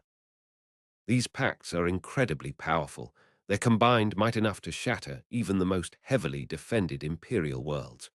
But they are also inherently unstable, as their members are all treacherous and ambitious individuals who are constantly plotting to betray one another. The history of the Dread Pacts is a history of spectacular, short-lived triumphs, followed by equally spectacular and bloody implosions, their internal rivalries and betrayals often destroying them from within just as they are on the verge of victory. The Dread Pact is a perfect embodiment of the self-destructive nature of chaos, a testament to the fact that even at the height of their power, they are their own worst enemy.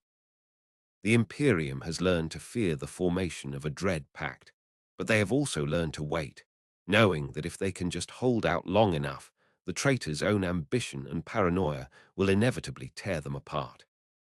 The existence of these new, large-scale organizations, both loyalist and traitor, has added another layer of complexity to the galactic chessboard. The war is no longer just between the Imperium and Chaos. It is a multi-sided conflict, with factions like the Iron Circle and the Dread Pacts pursuing their own, independent agendas. This has created a more fluid and unpredictable strategic landscape, a world of shifting alliances and temporary truces, where today's ally could be tomorrow's enemy. A knightly house must now be not just a master of the battlefield, but also a master of diplomacy and statecraft, able to navigate the treacherous and ever-changing currents of galactic politics. The simple, black and white morality of the past has been replaced by 1,000 shades of grey, a world where the lines between hero and villain, between patriot and mercenary, are becoming increasingly blurred. This is the new reality of the 42nd millennium, a more complex, more cynical, and ultimately more interesting universe, and the Knights are at the very heart of its unfolding, epic drama. Their story is no longer a simple tale of good versus evil. It is a complex and morally ambiguous epic, a reflection of a galaxy that is tearing itself apart, not just through open warfare, but through the slow, insidious decay of its own certainties.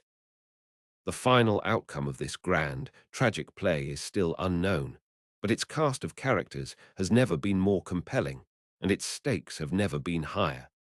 The age of legends is over, and the age of consequences has begun. This new age has also seen the rise of knightly academies, formal institutions dedicated to the training of the next generation of pilots. While the traditional method of apprenticeship is still common, the increasing demand for pilots has led to a more standardized and efficient approach. These academies are often located on neutral worlds or massive space stations, and they accept students from a variety of different houses. The curriculum is a grueling one, combining intense physical training, strategic simulations, historical studies, and most importantly, psychic conditioning to prepare the students for the rigors of the throne mechanicum. The academies are a melting pot of different knightly traditions, with students from honor-bound imperial houses training alongside pragmatic mechanicus scions, and even the occasional, carefully vetted freeblade orphan. This creates a new, pan-knightly culture, a generation of pilots who share a common set of skills and experiences, even if their home worlds are vastly different. This could be a powerful force for unity among the often fractious knightly houses, but it could also lead to a homogenization of their unique traditions, a loss of the very diversity that has been one of their greatest strengths. The long-term impact of these academies is yet to be seen, but their existence is another sign of the profound changes that are sweeping through the ancient and venerable world of the Imperial Knights. The Chaos Knights have their own horrific versions of these institutions, the Agony Crucibles. These are not places of learning, but of torture and indoctrination. Promising young aspirants are kidnapped from loyalist worlds and subjected to a brutal regime of physical and psychological torment, designed to break their will and remold them in the image of the dark gods. They are forced to fight each other to the death for scraps of food, their every waking moment a struggle for survival. The few who endure this brutal process are then subjected to the Geist rape, their shattered minds a fertile ground for demonic possession. The graduates of the Agony Crucibles are some of the most feared and fanatical of all the Chaos Knight pilots, their every action fueled by a deep-seated rage and a twisted desire to inflict the same suffering on the galaxy that was inflicted upon them. The existence of these crucibles is one of the darkest secrets of the Chaos Knight houses, a constant, ongoing atrocity that is a testament to their utter depravity. The war between the hopeful, disciplined graduates of the knightly academies and the broken, rage-filled survivors of the Agony Crucibles is a war for the very soul of the next generation, a battle that will determine the future of the knightly tradition for millennia to come. The rise of these formal training institutions has also created a new kind of rivalry, the Academy Games. These are massive, sector-wide tournaments where the best student pilots from the different academies compete against each other in a series of simulated and live-fire combat exercises. The games are a huge spectacle, broadcast across the entire sector, their champions becoming celebrated heroes and media celebrities. They are a powerful recruitment tool and a source of immense pride for the winning academy. But they also foster a fierce and often unhealthy sense of competition among the students, their desire to win sometimes overriding the principles of honor and chivalry that they are supposed to be learning. The games are a perfect reflection of the new, more competitive and media-savvy Imperium of the 42nd millennium, a world where even the noblest of traditions can be turned into a form of mass entertainment. The long-term impact of this on the psyche of the knightly orders is a matter of great debate, with some fearing that it will turn their noble warriors into glorified gladiators, while others see it as a necessary way to inspire the next generation and to keep the martial spirit of the knights alive in an age of cynicism and despair. The ultimate and most secret of all the knightly training grounds is the Chamber of Echoes, located in a hidden fortress on one of the oldest and most powerful Forge worlds. This is where the pilots for the Ordo Sinister, the secretive Titan Legion of the Adeptus Titanicus, are trained. But on rare occasions, a particularly promising knight pilot will be brought to the chamber to undergo the Psi Titan simulation. This is a deep, hypnotic trance where the pilot's mind is linked to a simulated version of a warlord titan, allowing them to experience the immense power and the terrible psychological strain of commanding such a god machine.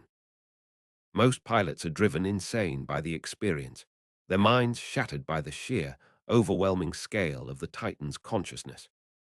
But the few who can endure the simulation emerge with a new and profound understanding of the nature of warfare, their strategic vision expanded to a truly apocalyptic scale. These Titan-touched pilots are some of the most sought-after and respected commanders in the galaxy, their ability to think on a Titan's level making them masters of large-scale, strategic warfare. They are a rare and elite breed, a bridge between the worlds of the Knights and the Titans, and their presence on a battlefield is often a sign that a conflict has escalated to a truly cataclysmic level. The existence of the Psi-Titan simulation is one of the most closely guarded secrets of the Adeptus Mechanicus, a hint of the strange and terrifying new paths that the evolution of the man-machine interface may one day take. The final, and perhaps most tragic, figure in the world of the Knights is the last scion. This is the sole, surviving heir of a knightly house that has been completely wiped out. This individual carries the weight of their entire lineage on their shoulders, their every action a desperate attempt to keep the memory of their fallen house alive. They will often pilot the last, surviving knight of their house, its armor covered in the names of their dead kin, its every component a sacred relic. The last scion is on a perpetual quest for a new home, a new purpose, a new way to rebuild their shattered legacy.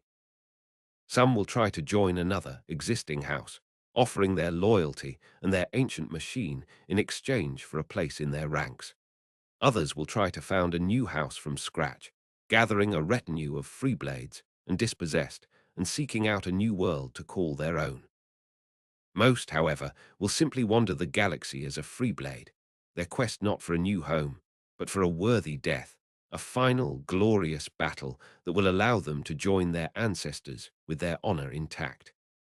The story of the last scion is a poignant and powerful one, a tale of grief, of duty, and of the enduring power of legacy in the face of utter and complete annihilation. They are the living ghosts of the knightly orders, a constant, mournful reminder of all that has been lost in the endless wars of the 41st millennium. Their lonely crusade is a testament to the fact that even when a house falls, its spirit can endure, carried on in the heart of a single, determined warrior who refuses to let the memory of their kin fade into the darkness. This constant cycle of destruction and rebirth, of tradition and innovation, of heroism and tragedy, is the beating heart of the Imperial Knights. They are a living, breathing part of the Warhammer 40,000 universe, constantly evolving and changing in response to the ever-shifting narrative of the setting. Their story is a rich and complex tapestry, woven from 1,000 different threads of lore, and it is a story that is far from over. The Knights are at the very center of the unfolding drama of the 42nd millennium, their actions shaping the destiny of the galaxy in profound and unpredictable ways. They are the ultimate symbols of the Imperium's faded glory, its desperate struggle for survival, and its faint, flickering hope for a better future. And as they stride into the unknown, their war horns sounding a final, defiant challenge to the encroaching darkness, they are a powerful reminder that even in the grimmest and most cynical of universes, there is still room for giants, for heroes, and for the timeless, epic tales of their glorious and tragic deeds. The final chapter is yet to be written, but the legend of the Imperial Knights will undoubtedly endure for as long as there are stories to be told and a single, loyal soul left to tell them. Their shadow is long, and their legacy is eternal. The increasing number of knightly casualties and the destruction of entire houses has also led to a new and dangerous phenomenon, the rise of knight poachers. These are specialized scavenger crews, often operating on the fringes of imperial law, who follow the major war zones, their goal not to fight, but to salvage the wreckage of fallen knights. They are masters of battlefield recovery, able to cut a valuable component from a downed knight or even haul away an entire chassis from under the very noses of an active battlefield. They will then sell these salvaged parts on the black market, their clients ranging from struggling freeblades to secretive dark mechanicum cells. The night poachers are a despised and reviled group, seen as vultures who profit from the deaths of heroes. The nightly houses will often post bounties on the most notorious poacher crews, and a captured poacher can expect a swift and brutal execution. But the profits are so immense that there is never a shortage of those willing to take the risk. The existence of the night poachers is a grim sign of the times, a world where even the bodies of fallen heroes have become a commodity to be bought and sold. It is another example of the slow erosion of the old, honor-bound traditions in the face of the brutal pragmatism of a galaxy at total war. The Chaos Knights have their own, even more ghoulish version of this practice: soul harvesting. The warpsmiths and their cybernetic familiars will often stalk the battlefields, their goal not to salvage parts, but to capture the souls of the dying. They use strange, arcane devices known as essence traps to capture the psychic energy of a dying night pilot at the very moment of their death. This captured soul essence is a potent and valuable resource in the Eye of Terror. It can be used to power a demonic engine, to craft a powerful warp-forged weapon, or even as a form of currency to bargain with demonic entities. The most powerful Chaos Lords will often consume the soul essence of their defeated enemies, believing that it will grant them a portion of the slain warrior's strength and skill. This horrific practice is the ultimate desecration, a violation not just of the body, but of the very soul of a fallen hero. The fear of the soul harvesters is a potent psychological weapon, as even the bravest night pilot dreads a fate where their very essence will be used to fuel the war machine of their most hated enemy. This has led many loyalist knights to install a final self-destruct mechanism in their cockpits, a purgatus charge, designed to immolate the pilot's body upon their death, ensuring that their soul will be released to the Emperor's light, rather than captured by the ghoulish technologies of the dark gods.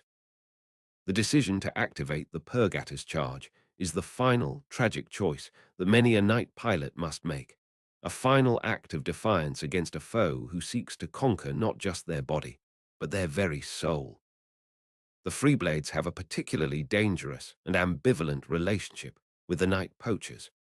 On one hand, the poachers are often their only source for the rare and vital components they need to keep their ancient machines running. A Freeblade might be forced to make a deal with a poacher crew, trading valuable intelligence or a share of their salvage rights in exchange for a desperately needed plasma conduit or a set of replacement armor plates. This forces them to compromise their own honor, to deal with the very people who desecrate the memory of their fallen brethren.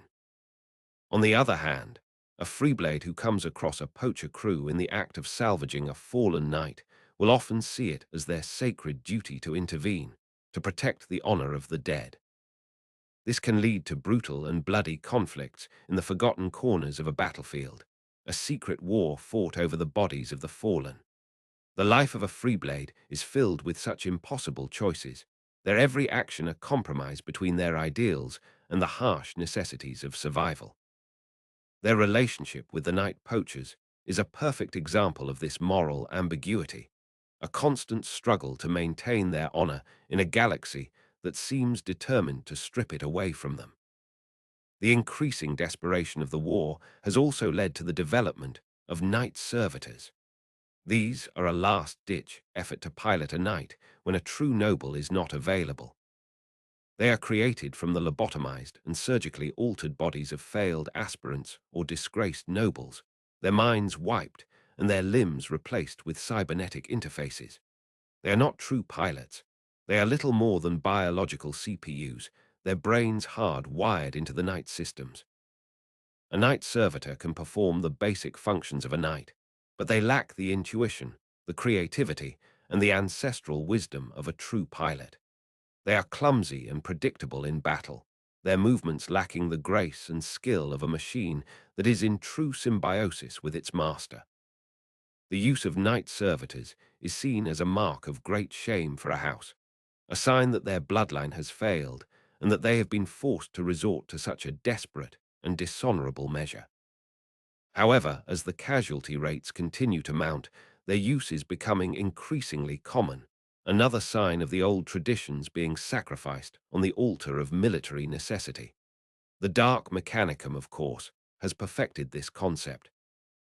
Their Praetorian servitors are not just pilots, but fully integrated components of the machine. Their bodies are disassembled, and their organs are woven throughout the knight's chassis, their heart used as a biological pump for the machine's fluid systems, their nervous system hardwired into its targeting arrays. The result is a true cyborg, a perfect fusion of man and machine, a creature that is no longer either. The Praetorian servitors are incredibly efficient and resilient pilots, their minds completely subsumed by the will of their warpsmith masters. They are a chilling vision of the Dark Mechanicum's ultimate goal, a future where the messy and inefficient human form is completely erased, replaced by the cold, logical perfection of the machine. The Praetorian servitor is the ultimate expression of this philosophy, a living ghost in a soulless machine, and a terrifying glimpse of the dark and inhuman future that the forces of chaos are fighting to create.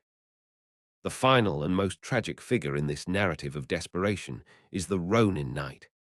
This is a freeblade who has not just lost their house, but has also lost their purpose. They are not on a quest for vengeance or redemption. They are simply adrift, their will to fight eroded by a lifetime of loss and futility. They will still take on contracts, but they do so without passion or conviction, their movements in battle sluggish and uninspired. They are hollow shells, their spirits broken by the endless, grinding horror of the 41st millennium. The Ronin Knights are a cautionary tale, a symbol of what happens when even the greatest of heroes finally succumbs to despair. They are a common sight in the darkest and most hopeless corners of the galaxy, their once proud banners faded and torn, their every step a weary, joyless march towards an inevitable and meaningless end. Their story is a powerful and tragic one, a reminder that even in a universe of gods and monsters, the most dangerous enemy of all is often the quiet, insidious whisper of despair that can break even the strongest of wills. The struggle of the knights is not just against the external enemies of mankind, but against this internal enemy as well, a battle for hope in a galaxy that offers precious little of it. The fate of the Ronin Knight is the fate that every other knight, from the noblest High King to the most cynical freeblade, fears the most. Not a glorious death in battle, but a slow, quiet fading away into apathy and irrelevance, their war horn falling silent not with a bang, but with a whimper. The increasing psychological strain on night pilots has led to the emergence of a new type of specialist within the households, the mind healer or throne warden. These are often individuals from the noble bloodline who lack the full psychic potential to be a pilot, but who have a strong empathic ability. They are trained in the esoteric arts of psychotherapy, neuro-linguistic programming, and even a mild form of telepathy. Their role is to minister to the mental and spiritual well-being of the pilots. They will enter a meditative trance with a pilot after a battle, helping them to process the trauma, to filter the overwhelming influx of ancestral memories, and to maintain the fragile barrier between their own personality and that of the machine spirit. The throne wardens are the secret guardians of the pilot's sanity, their work as vital to the house's survival as that of any sacristan or warrior. Their chambers are quiet, contemplative spaces, a sanctuary from the endless noise and violence of the outside world. The relationship between a pilot and their throne warden is an incredibly intimate and trusting one, the warden often knowing more about a pilot's fears and doubts than their own family. The rise of the throne wardens is a sign of the growing recognition of the immense psychological burden that the knights carry, a new and compassionate tradition born out of the harsh realities of a new and more terrible age of warfare. The Chaos Knights, naturally, have a dark and twisted version of this role, the Psyche Flare. These are powerful sorcerers and demonologists who minister to the minds of the Chaos Knight pilots, but their goal is not to heal, but to corrupt. They will deliberately stoke a pilot's rage, paranoia, and ambition, pushing them ever deeper into the embrace of the dark gods. They will perform rituals that shatter the barriers between a pilot's mind and the warp, allowing the whispers of demons to flow freely into their consciousness. The psyche flayers are the spiritual poisoners of the Chaos Knight houses, their work ensuring that any lingering traces of honor or compassion in a pilot's soul are systematically scoured away, replaced only by a burning, all-consuming devotion to the ruinous powers. They are masters of psychological torture and manipulation, their every word a carefully crafted lie designed to break the spirit and enslave the will. The contrast between the gentle, healing work of the throne wardens and the brutal, corrupting influence of the psyche flayers is another perfect illustration of the fundamental difference between the loyalist and traitor factions.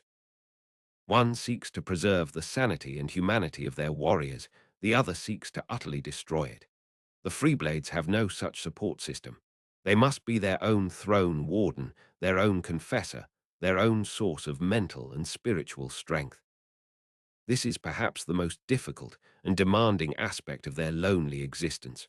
A Freeblade must learn to master their own mind, to confront their own demons, to process their own trauma, all without the help of a trained professional. Many fail. The path of the Freeblade is littered with the wrecks of knights whose pilots have succumbed to madness, their minds finally shattering under the immense and unrelenting pressure. But those who succeed, those who can find a way to maintain their sanity in the face of utter desolation, become individuals of incredible mental fortitude. They are masters of self-discipline and introspection. Their minds a fortress against the horrors of the galaxy. This inner strength is their greatest weapon, a resilience that allows them to endure hardships that would break any ordinary man. The Freeblade is the ultimate testament to the power of the individual will, a symbol of the human mind's ability to find its own path to sanity and purpose, even in a universe that seems to have gone completely insane. Their lonely, internal struggle is the secret, unsung battle that lies at the very heart of their heroic and tragic story. The final and most profound aspect of the knightly experience is the concept of the last stand. Every knight pilot, from the moment they first bond with their throne, knows that their life will likely end in a final, glorious battle. The idea of a peaceful death in old age is a foreign and almost comical concept to them. Their entire life, their entire culture is geared towards this one final moment of heroic sacrifice. This has imbued the knightly orders with a strangely fatalistic and romantic worldview. They do not fear death. They embrace it as the ultimate expression of their duty and their honor. The stories of the greatest knightly heroes are not stories of long and prosperous lives, but stories of spectacular and meaningful deaths. The tale of Sir Gregor, who held the breach at the siege of Vrax for 3 days and 3 nights before being overwhelmed, his night a mountain of spent shell casings and broken bodies, is told with awe and reverence, not with sadness. This embrace of a glorious death is what gives the knights their fearless, almost reckless, courage on the battlefield. They are not fighting to survive. They are fighting to die a worthy death, to earn their place in the legends of their house. This makes them incredibly dangerous opponents, as they are often willing to take risks and make sacrifices that a more pragmatic warrior would not. They will charge a fortified position. They will duel a foe 10 times their size. They will hold an untenable position, all for the chance to achieve a final, heroic moment that will be remembered for all of eternity. The Chaos Knights have a dark and twisted version of this concept. They too embrace death, but not as a noble sacrifice. For them, death is the ultimate act of devotion to their gods, the final, bloody offering that will guarantee them a place in the demonic legions of their patron. A Cornate knight will seek a death that is as bloody and violent as possible, their final moments a frenzy of slaughter. A Slaneshi knight will seek a death that is as exquisite and theatrical as possible, their demise a grand, operatic performance of agony and ecstasy. A Nurgle knight will embrace a slow, decaying death, their final act to become a walking plague bomb that will infect the entire battlefield. And a Tzynkian knight will seek a death that is as ironic and unexpected as possible, their demise the final, unforeseen twist in a grand and cosmic joke. The Chaos Knights do not seek a worthy death. They seek a spectacular and profane one, their final moments a blasphemous sacrament to the dark gods they serve. Their embrace of death is not a celebration of honor, but a final, nihilistic act of cosmic defiance, a last, gleeful act of desecration in a universe they seek only to defile. The Freeblades have the most personal and poignant relationship with the concept of the last stand. For them, a worthy death is not just an ambition. It is their ultimate goal, the final chapter of their quest for redemption and meaning. A Freeblade who has lost everything will often spend their life searching for a cause that is worthy of their final sacrifice. They will wander the galaxy, fighting in 100 different wars, always searching for that one perfect moment, that one unwinnable battle where their death can make a real difference. When they find that moment, they will embrace it with a grim and joyful certainty. The last stand of a Freeblade is a truly awesome and heartbreaking sight. They will fight with a fury and a skill that they have held in reserve for this one final moment, their every action a testament to their life's lonely struggle. Their death is not an ending, but a consummation, the final, perfect expression of their own personal code of honor. And in that one, final, glorious moment, the lonely, forgotten wanderer becomes a true legend, their story a final, defiant beacon of light in the overwhelming darkness. The last stand is the ultimate expression of the knightly ideal, a testament to the fact that it is not the length of a life that matters, but the quality of its ending. And in the grim darkness of the far future, where life is cheap and death is ever present, the quest for a death that has meaning is perhaps the noblest and most human quest of all. The increasing importance of knights in the Indomitus Crusade has led to a new phenomenon, the knight-errant prime. These are not Freeblades, but rather high-ranking nobles from major houses who have been seconded to the personal retinue of a Lord Commander of the Crusade, or even to Robout Guilliman himself. They act as the Lord Commander's personal champions, their bodyguards, and their most trusted military advisors on matters of heavy armored warfare. To be chosen as a knight-errant prime is one of the greatest honors a pilot can receive, a sign that they are recognized as one of the most skilled and loyal warriors in the entire Imperium. They are given access to the very best equipment, their knights often modified with unique and powerful archaeotech weapons by the Lord Commander's personal tech priests. The Knight-Errant Prime is a symbol of the new, closer integration of the knightly houses into the central command structure of the Imperium. They are a bridge between the ancient, feudal traditions of their home worlds and the modern, pragmatic realities of the Indomitus Crusade. Their role is a difficult and demanding one, as they must balance their personal loyalty to the Lord Commander with their duties to their own house, a conflict of interest that can lead to difficult and often tragic choices.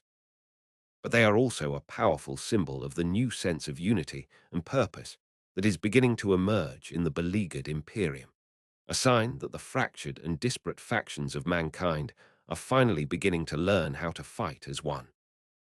The Knight-Errant Prime is the ultimate expression of the loyalist knight ideal in the 42nd millennium, a warrior who has transcended the parochial concerns of their own house to serve the greater good of the entire Imperium, their personal honor now inextricably linked to the survival of humanity itself. The Chaos Forces have their own, far more sinister version of this concept, the Chosen of Abaddon. These are the most powerful and favored Chaos Knight Lords who have sworn personal fealty to Abaddon the Despoiler, the War Master of Chaos. They are the leaders of his personal knightly retinue, the bringers of despair, and they are at the forefront of every Black Crusade. They are granted access to the most powerful and profane weapons from the armories of the Dark Mechanicum, their knights often fused with powerful demonic entities hand-picked by the War Master himself. To be one of the chosen is to be one of the most feared and respected individuals in the entire Eye of Terror, their power second only to that of the demon primarchs. But it is also a precarious and dangerous position. Abaddon is a notoriously demanding and unforgiving master, and a chosen who fails him can expect a swift and terrible punishment. The chosen are constantly vying with each other for the War Master's favor, their rivalries and backstabbing a constant source of instability within the Chaos war machine. They are a perfect reflection of the Chaos Creed, ultimate power granted at the cost of eternal servitude and constant, paranoid competition. The clash between a knight-errant prime, fighting with loyalty and honor for the salvation of the Imperium, and a chosen of Abaddon, fighting with ambition and terror for its damnation, is a battle between two of the most powerful and influential figures in the galaxy, a duel of champions whose outcome can decide the fate of entire star systems. The existence of these new, high-level command positions has added another layer of political intrigue to the world of the knights. The great houses now compete not just for glory on the battlefield, but for the chance to have one of their own chosen as a knight-errant prime, a position that brings with it immense political power and influence. This has turned the courts of the Lord Commanders into a hotbed of political maneuvering, with the different knightly houses using all of their wealth and influence to promote their own candidates. This has also led to a new kind of rivalry between the pilots themselves, their duels and battlefield exploits now a form of political audition for these coveted positions. This new, more politically charged environment is a far cry from the simple, honor-bound world of their ancestors, and it is a world that many of the older, more traditionalist nobles are deeply uncomfortable with. But it is the new reality of the 42nd millennium, a world where political skill is becoming just as important as martial prowess, and where the path to power is paved not just with the bodies of one's enemies, but with the carefully crafted alliances and the well-placed favors of one's friends. The knights are being forced to become politicians as well as warriors, a transformation that is as necessary as it is distasteful, and one that will have a profound and lasting impact on the future of their ancient and noble tradition. The ultimate and most secret of all these elite positions is that of the Emperor's Champion, a title that is said to be granted to a single knight pilot in times of greatest need. According to legend, the Emperor himself will reach out through the Golden Throne and touch the mind of a single, worthy pilot, imbuing them with a portion of his own divine power. The Knight of the Emperor's Champion is said to be wreathed in a golden, fiery halo, their weapons striking with the force of a thunderbolt, their every word an inspiring prophecy. They are a living saint in a suit of adamantium, a true avatar of the Emperor's wrath. The appearance of the Emperor's Champion is a sign that the Imperium is facing its darkest hour, and that the fate of humanity itself hangs in the balance. It is a legend that is whispered in the darkest corners of the Imperium, a final, desperate hope for a galaxy that is on the very brink of annihilation. Whether this legend is true or whether it is simply a comforting myth is a matter of intense debate. But in a galaxy as dark and as desperate as the 41st millennium, sometimes a myth is the most powerful weapon of all. And the hope of one day seeing the golden, glorious form of the Emperor's Champion striding across the battlefield is a hope that has sustained the spirit of the Imperium through its darkest and most trying times. It is the ultimate expression of the knightly ideal, a single, heroic figure chosen by God himself to stand against the darkness and to be the final, defiant symbol of humanity's unyielding will to survive. The final and most mysterious element of the knightly world is the phenomenon of the silent kings. These are knight pilots who, through some great trauma or profound spiritual experience, have taken a vow of absolute silence. They do not speak, they do not communicate through vox or data cant, their every intention conveyed through their actions alone. The silent kings are an enigma, their motivations and their goals a complete mystery. They are often free blades, Their vow of silence, a part of their personal quest for redemption or enlightenment. They are incredibly skilled and focused warriors, their minds uncluttered by the distractions of communication, their every thought bent towards the art of war. The other knights treat them with a mixture of awe and fear, seeing them as holy men or madmen, their silence a sign of either profound wisdom or profound derangement. The most famous of the Silent Kings is the legendary Knight of Ashes, a freeblade who is said to be the sole survivor of a world that was consumed by a virus bomb. He is said to have wandered the silent, ash-covered plains of his dead world for a year and a day before taking his vow, his silence a perpetual memorial to the billion silent souls he left behind. The Knight of Ashes is a legend in the war-torn sectors of the galactic East, his sudden, silent appearance on a battlefield often turning the tide of a desperate battle.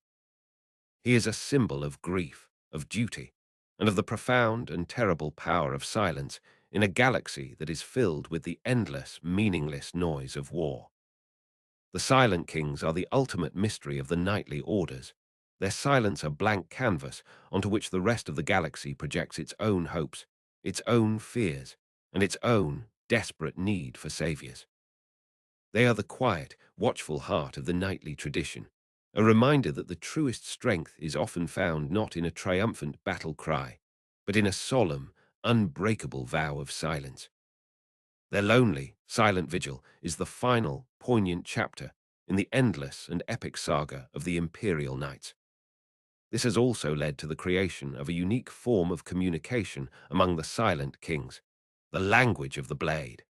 This is a complex and subtle form of sign language, conveyed through the precise movements of a knight's weapons. A dip of a chainsword can be a sign of respect. A flourish of a battle cannon can be a challenge. A particular sequence of steps can convey a complex strategic plan. The language of the blade is an incredibly difficult and esoteric art, known only to the Silent Kings themselves and a few trusted sacristan wardens. It is a silent, beautiful, and deadly form of communication, a dance of death and meaning that is played out on the grand stage of the battlefield. The ability to read and to speak this language is a sign of great wisdom and skill, and a duel between two masters of the art is a sight to behold, a silent, deadly conversation that is more profound and more expressive than any spoken words. The language of the blade is the ultimate expression of the knightly ideal of actions speak louder than words, a testament to the fact that even in the deepest silence, the spirit of the warrior can still find a way to make itself heard. The Chaos Knights have their own dark version of this, the screaming cant. This is not a language of silence, but of pure, undiluted noise. The most powerful Chaos Knights can broadcast their thoughts and their emotions as a wave of pure, psychic static, a cacophony of rage, of pain, and of madness that can shatter the minds of lesser beings. To be in the presence of a Chaos Lord, speaking the screaming cant, is to have your mind flooded with the raw, undiluted chaos of the warp, an experience that can drive a sane man to gibbering insanity in a matter of seconds. The screaming cant is not a language of communication, but of domination, a way for a powerful Chaos Lord to impose their will on their subordinates and to terrorize their enemies. It is the ultimate expression of the Chaos philosophy of power and control, a testament to their belief that the only true form of communication is the raw, unadulterated expression of one's own monstrous will. The contrast between the silent, graceful language of the blade and the chaotic, brutal screaming cant is the final and most profound illustration of the fundamental difference between the two factions. One is a language of mutual respect and subtle meaning, the other a language of raw power and brutal domination. One is a conversation, the other a command. And in the final analysis, it is this difference, the difference between a dialogue and a monologue, that lies at the very heart of the eternal and irreconcilable war between the loyalist and traitor knights. The future of the knights, therefore, is not just a matter of new technologies or new tactics. It is a matter of language, of communication, of the very way they understand themselves and their place in the universe. Will they embrace the silent, honor-bound traditions of the past, or will they be forced to adopt the more pragmatic and often brutal language of the new age? Will they find a new way to communicate, a new sense of unity that can transcend their ancient divisions, or will they be consumed by their own internal rivalries and their inability to speak a common tongue? The answer to these questions will determine the final fate of their ancient and noble order. The knights are at a crossroads, their future a blank page waiting to be written. The language they choose to write it in will determine whether their final story is a heroic epic, a tragic drama, or a final, silent epitaph for a dream that has finally died. The galaxy watches and waits for their final, definitive statement. The increasing number of knightly houses operating in the Imperium Nihilus, cut off from the light of the Astronomicon, has led to a strange and disturbing new phenomenon, the warp echo. The chaotic energies of the unnavigable warp have begun to bleed into the material realm, and this has had a strange effect on the ancient machine spirits of the knights. A pilot in the Imperium Nihilus might suddenly find their knight systems going haywire, its voxcaster broadcasting whispers in a demonic tongue, its auspex displaying visions of a hellish, alternate reality. These warp echoes are a constant and terrifying reminder of the fragility of reality in the dark half of the galaxy. The sacristans have developed new rituals of purification and exorcism to try and combat this phenomenon, but they are often ineffective. The only thing that seems to keep the warp echoes at bay is the unwavering mental fortitude of the pilot themselves, their own, disciplined, mind the only shield against the encroaching madness of the warp. This has placed an incredible new psychological burden on the knights of the Imperium Nihilus. They are not just fighting a physical war against the enemies of mankind. They are fighting a constant, internal war against the corrupting influence of the warp itself. Many pilots have been driven insane by the constant, whispering presence in their machines, their knights turning on their own allies in a fit of warp-induced paranoia. The knights of the Imperium Nihilus are a new and tragic breed of hero, their minds and their souls being slowly eroded by the very reality they are sworn to protect. Their struggle is a desperate and often losing one, a testament to the terrible price of duty in a galaxy that has been torn in two. The Chaos Knights, of course, embrace the warp echoes. They see them as a gift from their gods, a sign that the barrier between reality and the warp is finally collapsing. They will actively seek out areas where the warp echoes are strongest, believing that it will empower their machines and bring them closer to their demonic patrons. A Chaos Knight who fully embraces the warp echo can become a warp-touched, their machine partially fused with the raw energy of the Immaterium, its form constantly shifting and its weapons firing bolts of pure, chaotic energy. The warp-touched are incredibly powerful, but they are also incredibly unstable, their very existence a constant, violent paradox. They are as likely to be consumed by their own power as they are to destroy their enemies. They are a living embodiment of the chaotic and self-destructive nature of the warp itself, a force of pure, untamed creation and destruction. The war in the Imperium Nihilus has become a war of two opposing philosophies of the warp. The Loyalist Knights see it as a corrupting influence to be resisted at all costs, their every action a desperate attempt to hold onto the fragile sanity of the material realm. The Chaos Knights see it as a source of ultimate power, their every action a gleeful attempt to tear down the walls of reality and to welcome the glorious anarchy of the warp. The outcome of this struggle will determine the very nature of reality in the dark half of the galaxy, a battle for the soul of the universe itself. The Freeblades of the Imperium Nihilus have a particularly dangerous and unique relationship with the warp echoes. They are alone, without the support of a household sacristans or throne wardens to help them resist the warp's influence. This makes them incredibly vulnerable, and many have fallen to the madness of the warp echoes, their lonely crusade ending in a final, tragic act of self-destruction or damnation. But some have found a way to not just resist the warp echoes, but to control them. Through an act of incredible mental discipline and willpower, these warp-tamed Freeblades have learned to harness the chaotic energies of the warp to bend the warp echoes to their own will. They can use the warp's power to briefly teleport their machines, to create illusions to confuse their enemies, or even to whisper their own disciplined thoughts into the minds of their foes, a form of psychic warfare that is as subtle as it is deadly. The warp-tamed are a rare and mysterious breed, their abilities bordering on the heretical. They are viewed with deep suspicion by the other loyalist forces, who cannot tell the difference between their controlled use of the warp and the reckless abandon of a true heretic. The warp-tamed must therefore walk a lonely and dangerous path, their incredible power making them both a vital asset and a potential threat. They are the ultimate expression of the Freeblade ideal, a single, determined individual, using their own unique skills and their unbreakable will to find a new and unexpected way to fight the darkness, even if it means dancing on the very edge of damnation itself.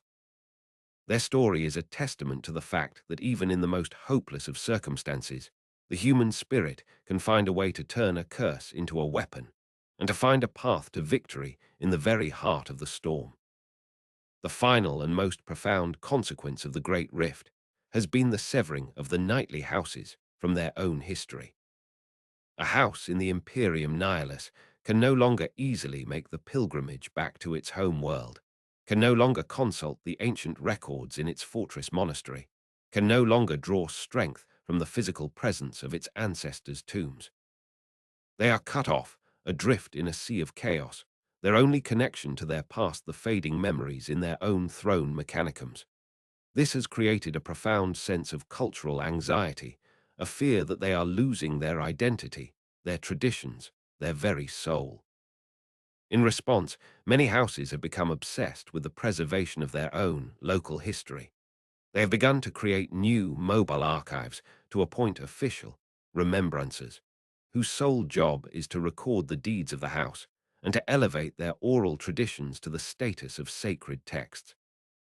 They are fighting a desperate battle against the encroaching darkness of forgetfulness, a struggle to keep the flame of their own unique culture burning in a galaxy that seems determined to extinguish it. This has led to a great flowering of art, of poetry, of song, within the knightly houses of the Imperium Nihilus, a cultural renaissance born out of the fear of cultural death. Their story is no longer just being written on the battlefield. It is being written in the epic poems of their bards, in the intricate tapestries of their weavers, in the mournful songs of their choirs. They are fighting a war on two fronts, a physical war for their survival and a cultural war for their very soul. And in the grim darkness of the 42nd millennium, it is often the second war that is the more difficult and the more important one to win. For if a house loses its memory, its history, its very identity, then it has already been defeated, its body a hollow shell that will soon be consumed by the endless, meaningless violence of the age. The knights of the Imperium Nihilus know this, and it is this knowledge that gives their struggle its profound and tragic beauty. They are not just fighting for the future, they are fighting for the past, for the preservation of the idea that even at the end of all things, a good story is a thing worth dying for. The ultimate and most secret fear of the knightly houses is the curse of the gene line. This is the belief that a house's bloodline can become tainted or corrupted over time, not by chaos, but by a more subtle, internal decay. They fear that the constant exposure to war, the immense psychological strain of the throne mechanicum, and the slow accumulation of 1,000 generations of trauma can cause a slow, inevitable degradation of their genetic and spiritual heritage. The signs of this curse are subtle at first: a slight increase in melancholy among the pilots, a growing obsession with death and glory, a slow fading of the house's artistic and cultural traditions. But over centuries, the curse can consume a house entirely, turning it into a grim and joyless order of fatalistic warriors, their every action dictated by a rigid and unthinking adherence to tradition, their spirits as cold and as hard as the iron of their machines. The house does not fall to chaos. It simply withers from within, its inner light extinguished by the sheer, grinding weight of its own long and bloody history. The sacristan wardens are the secret guardians against this curse. Their complex rituals and their careful management of the house's gene pool a desperate attempt to keep the bloodline pure and the spirit of the house alive. But they know that it is a losing battle. The curse is a form of spiritual entropy, a slow, inevitable decay that is the ultimate fate of all things in a dying universe. The struggle against the curse of the gene line is the secret, hidden war that lies at the very heart of the knightly tradition. It is a war that is fought not on the battlefield, but in the quiet, contemplative chambers of the throne wardens, in the genetic laboratories of the sacristans, and in the very souls of the pilots themselves. It is a war that can never be truly won, only postponed, a constant, vigilant struggle against the slow, encroaching shadow of their own glorious and terrible past. This is the ultimate tragedy of the imperial knights, that their greatest strength, their ancient and powerful lineage, is also the source of their most profound and inescapable weakness. They are the inheritors of a glorious legacy, but they are also the prisoners of it, their destiny forever shaped by the ghosts of their own magnificent and sorrowful history. The Chaos Knights are not immune to their own version of this decay. For them, it is the gift of ascension. As a Chaos Knight and their house dedicate themselves more and more to their patron god, they are rewarded with physical and spiritual mutations. Their armor becomes fused with their bodies, their minds become more attuned to the whispers of the warp, their souls become more aligned with the will of their demonic masters. They see this as a sign of their god's favor, a glorious evolution towards a higher state of being. But it is also a slow and inevitable loss of their own identity, their individuality being slowly subsumed by the overwhelming power of their patron god. A house that fully succumbs to the gift of ascension ceases to be a house of mortal warriors. It becomes a legion of mindless puppets, their every action dictated by the whim of a single, malevolent consciousness. They do not wither like their loyalist counterparts. They are consumed, their individual flames extinguished in the vast, roaring bonfire of their god's ambition. The ultimate fate of a Chaos Knight is not to fade away, but to be burned away, their individuality the final, willing sacrifice on the altar of their own, terrible and glorious damnation. The contrast between the slow, melancholic decay of the curse of the gene line and the spectacular, self-immolating glory of the gift of ascension is the final, stark illustration of the difference between the two factions. One is a tragedy of entropy, the other a tragedy of ambition. But both are, in their own way, a story of the loss of self, a cautionary tale about the terrible price of power in a universe that is hostile to the very concept of the individual. The Freeblades are the only ones who have a chance to escape this fate. By severing their ties to their lineage, they have also freed themselves from its curses. A Freeblade is not bound by the weight of their past, nor are they tempted by the promise of a glorious, demonic future. They are free to create their own destiny, to define their own identity, to choose their own fate. This is their greatest strength and their most profound hope, but it is also their greatest burden. For without the guidance of a lineage or the promise of a god, they must find their own reason to fight, their own purpose in a meaningless universe. This is the ultimate quest of the Freeblade, not just the quest for a name, but the quest for a reason. It is a quest that is fraught with peril and uncertainty, a path that must be walked alone. But for those who can find their own personal answer to the great existential questions of the 41st millennium, the reward is a form of freedom that no other warrior in the galaxy can ever know. They are the masters of their own souls, the authors of their own stories, and in a galaxy of slaves and puppets, that is the most radical and heroic act of all. The Freeblade is the ultimate symbol of the human spirit's defiant, stubborn, and ultimately magnificent refusal to be defined by anything other than its own freely chosen path. Their lonely journey is the last, best hope for a future where the individual is not just a cog in a machine, but the master of their own glorious and terrible destiny. The final and most profound mystery of the Knights is the nature of the machine spirit itself. The Adeptus Mechanicus teaches that it is a form of complex, artificial intelligence, a sacred consciousness that resides within all complex machinery. The Ecclesiarchy teaches that it is a vessel for the Emperor's divine will, a shard of his own Holy Spirit that animates the machine. The knightly houses themselves have their own unique interpretation. They believe that the machine spirit is the collective consciousness of all the pilots who have ever sat in the throne, their memories and personalities fused together into a single, ancestral entity. But some of the oldest and wisest sacristan wardens whisper of a fourth, and far more disturbing, possibility. They speak of the anima mundi, the world soul, a belief from the dark age of technology that all matter, organic and inorganic, possesses a form of consciousness. They believe that the machine spirit is not an artificial intelligence, nor is it a vessel for a god or a collection of ghosts.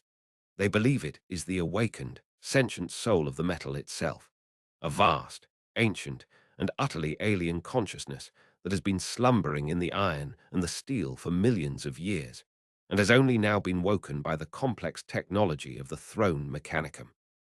This is a terrifying and heretical idea, for it suggests that the knights are not just piloting a machine. They are in a symbiotic, and perhaps parasitic, relationship with an ancient, non-human intelligence whose motives and goals are a complete and utter mystery. The sacristan wardens who subscribe to this belief are a secretive and paranoid cult, their every action a desperate attempt to understand and to appease the strange metal god that lives within their most sacred machines. They see themselves not as mechanics, but as priests, their every ritual an attempt to communicate with a being that is as far beyond their understanding as they are beyond the understanding of an ant. The truth of the machine spirit is the final, ultimate mystery of the knightly orders, a secret that could shatter the very foundations of their entire belief system. And it is a secret that the sacristan wardens will guard with their very lives, for they know that some truths are too dangerous for the galaxy to ever know. The Chaos Knights have their own dark relationship with this mystery. The warpsmiths of the Dark Mechanicum have long sought to understand and to control the anima mundi. They believe that by fusing a machine with a demonic entity, they are not just creating a powerful weapon. They are creating a new form of life, a perfect synthesis of matter and spirit, of technology and sorcery. Their ultimate goal is to create a pan-mechanicum, a single, galaxy-spanning consciousness that will unite all machines, all demons, and all mortals into a single, glorious and terrible entity, a true god in the machine that will rival the power of the chaos gods themselves. This is the ultimate expression of the Dark Mechanicum's ambition, a plan so vast and so blasphemous that it could shatter the very fabric of reality itself. The Chaos Knights are the prototypes for this grand experiment, their possessed machines the first, stumbling steps towards this dark and terrifying apotheosis. The war against chaos is therefore not just a war for the fate of humanity, but for the very nature of consciousness itself, a battle between the individual soul and the all-consuming collective, between the sacred mystery of the anima mundi and the profane ambition of the pan mechanicum. The Freeblades, as always, have a more personal and pragmatic relationship with the machine spirit. They do not care whether it is an AI, a god, a ghost, or an alien. They care only that it is their partner, their companion, their only friend in a hostile universe. A Freeblade will talk to their machine spirit, will give it a name, will treat it not as a tool, but as a living being. This personal, emotional bond is the source of their greatest strength. It is what allows them to push their machines beyond their limits, to achieve feats of skill and endurance that should be impossible. The relationship between a Freeblade and their machine spirit is a love story, a tale of two lonely souls, one of flesh and one of metal, who have found a strange and beautiful kind of companionship in the midst of a cold and uncaring galaxy. It is a relationship that defies all logic, all theology, and all science. It is a mystery, a miracle, and a testament to the power of a simple, personal connection in a universe that is dominated by vast, impersonal forces. The Freeblade and their machine spirit are the ultimate symbol of hope in the 41st millennium, a reminder that even in the darkest of times, the bonds of friendship and loyalty can be a force more powerful than any army, any god, or any machine. Their lonely journey together is the secret, beating heart of the entire knightly saga, a quiet, personal story that is ultimately more profound and more meaningful than all the grand, epic tales of war and destruction. This deep, personal bond between pilot and machine has led to a final, tragic tradition among the oldest and most honorable Freeblades, the final duet. When a Freeblade knows that their own life is coming to an end, either through age or injury, and their knight is still functional, they will embark on one final journey. They will seek out a quiet, forgotten world, a place of natural beauty, and they will perform a final, complex and beautiful series of maneuvers, a silent, graceful dance between the pilot and their machine. This is their final conversation, their last, poignant farewell. At the end of the duet, the pilot will deactivate the night systems for the last time, and then they will trigger a small, localized chemical charge within their own cockpit, ending their own life peacefully and painlessly. They leave the night standing in a final, noble pose, a silent, eternal monument to their long and lonely partnership. The final duet is the ultimate act of love and respect between a pilot and their machine, a testament to a bond that transcends life and death. It is a tradition that is spoken of only in whispers, a final, secret grace note in the loud and brutal symphony of the 41st millennium. It is a reminder that even in a galaxy that is consumed by hatred and violence, there is still room for beauty, for grace, and for a final, quiet act of love. And it is this small, fragile spark of beauty, this stubborn refusal to surrender to the ugliness of the universe, that is the final, and perhaps the greatest, legacy of the Imperial Knights. The ultimate fate of the Knights is inextricably linked to the ultimate fate of the Imperium and of humanity itself. If the Imperium falls, the Knights will fall with it, their fortresses shattered, their traditions forgotten, their mighty war machines just another pile of rust in the ruins of a dead civilization. But if, by some miracle, the Imperium survives, if it finds a way to reform, to heal, to push back the darkness, then the Knights will be at the very forefront of this new, brighter age. They will be the symbols of its rebirth, the guardians of its newfound peace, the noble heroes of a new and better story. The future is unwritten. The outcome of the final war is unknown. But one thing is certain. The knights will be there at the end, their banners held high, their war horns sounding a final, defiant challenge to the darkness. And whether their final act is a glorious victory or a tragic defeat, their legend will endure. They are the giants of the 41st millennium, the last, noble heroes of a dying age, and their story will be told for as long as there is a single human voice left to tell it. Their legacy is not just one of war and destruction, but of honor, of duty, of sacrifice, and of the stubborn, indomitable hope that even in the darkest of nights, the sun will one day rise again. And if it does, it will be the polished adamantium of their armor that is the first to catch its hopeful, golden light. The increasing number of nightly casualties has led to a desperate and often controversial practice, the soul binding. This is a highly experimental and heretical procedure, developed in secret by a radical faction of the Adeptus Mechanicus, that attempts to transfer the consciousness of a mortally wounded pilot directly into the core programming of their knight's machine spirit. This is not the creation of an echo throne. It is a true and complete fusion of man and machine, the creation of a new, hybrid consciousness. The process is incredibly dangerous. and most subjects do not survive with their sanity intact.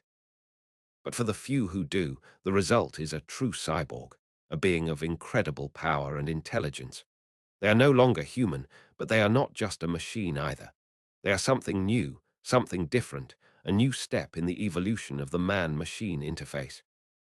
The existence of the true cyborgs is one of the most closely guarded secrets of the Imperium. Their very existence a challenge to the fundamental tenets of both the Imperial Creed and the cult Mechanicus. They are a dangerous and unpredictable new power in the galaxy. Their motives and their allegiances a complete mystery. Some believe they are the next step in human evolution, the key to surviving the endless wars of the 42nd millennium. Others believe they are abominations, soulless monsters who have sacrificed their humanity for power. The truth is likely somewhere in between. The true cyborgs are the ultimate expression of the knightly ideal of the fusion of man and machine, a final, terrifying, and perhaps glorious step into a new and unknown future. The Chaos Knights have their own, far more direct path to this state, the demon engine apotheosis. A Chaos Lord who has proven their worth to their patron god can be granted the ultimate reward. Their soul is directly infused into the chassis of a powerful demon engine, such as a Lord of Skulls or a Chiton Ravager. They become a true and literal demon engine, their consciousness fused with that of a powerful demonic entity. Their bodies a walking fortress of warp-forged metal and raw, chaotic energy. The demon engine apotheosis is the ultimate goal of many a Chaos Knight Lord, the final and most glorious step in their long and bloody path to damnation. They become immortal, their power rivaling that of the greatest demons, their every action a direct expression of their god's will. The clash between a loyalist true cyborg, a cold and logical fusion of man and machine, and a chaos demon engine, a roaring, passionate fusion of man and demon, is a battle between two different visions of post-humanity, a conflict between a future of cold, sterile logic and a future of hot, chaotic passion. It is a battle that will be fought on the highest and most apocalyptic levels of the 41st millennium, its outcome shaping the very definition of what it means to be alive in a galaxy that is being torn apart by the forces of evolution and change. The Freeblades are caught in the middle of this evolutionary arms race. They have neither the technology to attempt the soul binding nor the desire to undergo the demon engine apotheosis. They are the last, stubborn remnants of a dying breed, pure, unaugmented humanity. They are a symbol of the old way, of the belief that the strength of a warrior comes not from their technology or their demonic gifts, but from the courage and the conviction in their own mortal heart. This makes them seem like relics in a new age of post-human demigods. But it also gives them a strange and powerful kind of purity. They are a reminder of what is at stake in this grand, evolutionary conflict, the very soul of humanity itself. The Freeblade is the control group in this grand, galactic experiment, the baseline against which all these new and terrifying forms of existence are measured. Their lonely, and perhaps doomed, struggle to remain purely human in an increasingly inhuman universe is the secret, central drama of the 42nd millennium. They are the keepers of a fading flame, the last champions of a cause that may already be lost. But they will not surrender. They will not compromise. They will face the strange and terrifying future that is being born with their heads held high, their honor intact, and their human hearts beating a steady, defiant rhythm against the encroaching silence of a post-human age. Their final, and perhaps greatest, legacy will be this simple, stubborn refusal to become anything other than what they are. Human, in all its flawed, fragile, and magnificent glory. The final and most profound aspect of the knightly saga is the concept of the last oath. This is a secret, apocalyptic prophecy that is whispered of only in the most hidden corners of the knightly orders. It is said that at the very end of days, when the Imperium is on the brink of final, utter collapse, the Emperor himself will issue one final command. This command, the last oath, will be psychically broadcast to every loyal knight pilot in the galaxy. a final call to arms for the last, desperate battle. The prophecy states that on that day, all the knightly houses will set aside their rivalries, all the freeblades will end their lonely wanderings, and they will gather together for one final, glorious charge.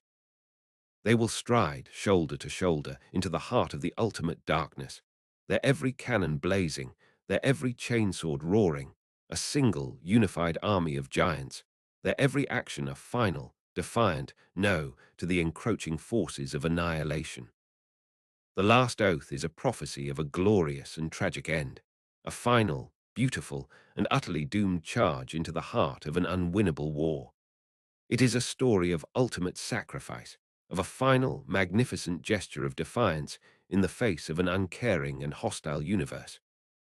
It is the ultimate expression of the knightly ideal, a testament to their belief that it is better to die a noble death in a glorious, lost cause than to live a long life of shame and compromise. Whether the prophecy of the last oath is true or whether it is simply a comforting myth is unknown. But it is a story that gives the knights a final, ultimate purpose. It is the secret hope that lies at the very heart of their grim and fatalistic worldview. And it is the final, perfect ending to their long, bloody, and magnificent saga. A final, glorious charge into the sunset. A final, defiant roar against the dying of the light. A final, beautiful, and utterly unforgettable testament to the enduring power of honor, of duty, and of a single, magnificent, and ultimately tragic last stand. The Chaos Knights have their own dark and twisted version of this prophecy, the final betrayal. It is said that at the height of the final battle, when the forces of chaos are on the very brink of ultimate victory, the chaos gods themselves will turn on each other, their ancient and eternal rivalries finally boiling over into a final, all-consuming conflict. On that day, the Chaos Knight houses will be forced to choose a side in this ultimate civil war, their every action a betrayal of their former allies. The final betrayal is a prophecy of ultimate anarchy, of a victory so complete that it immediately collapses into a final, self-devouring orgy of violence and treachery. It is the ultimate expression of the self-destructive nature of chaos, a testament to the fact that their ultimate victory would not be the beginning of a new age, but the final, meaningless end of all things, a final, triumphant scream that is immediately followed by an eternal, empty silence.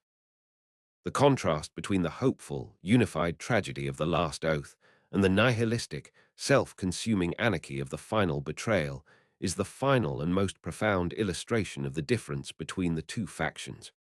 One seeks a meaningful end, the other a meaningless one. One seeks to die for a cause, the other seeks to die for nothing. And in that final, stark choice, the true and eternal nature of their long and bitter war is finally and completely revealed. The Freeblades, as always, stand outside of these grand, apocalyptic prophecies. They do not believe in a final, glorious charge or a final, treacherous implosion. They believe only in the here and now, in the battle that is right in front of them, in the oath that they have sworn to themselves. For a Freeblade, the final battle is not some distant, epic event. It is every battle, every single day. Their life is a series of last stands, a constant, ongoing struggle to uphold their own personal code in a galaxy that has none. Their ending will not be a grand, operatic finale. It will be a quiet, lonely death on some forgotten world, their deeds witnessed by no one, their name remembered by none. And yet, in its own quiet and understated way, their ending is perhaps the most heroic of all. For they do not fight for the promise of a glorious end or the hope of a final reward. They fight because it is the right thing to do. They fight because they have sworn an oath, not to a god or a king, but to their own private sense of honor. And in a galaxy of fanatics and zealots, this simple, personal act of integrity is perhaps the most radical and the most powerful statement of all.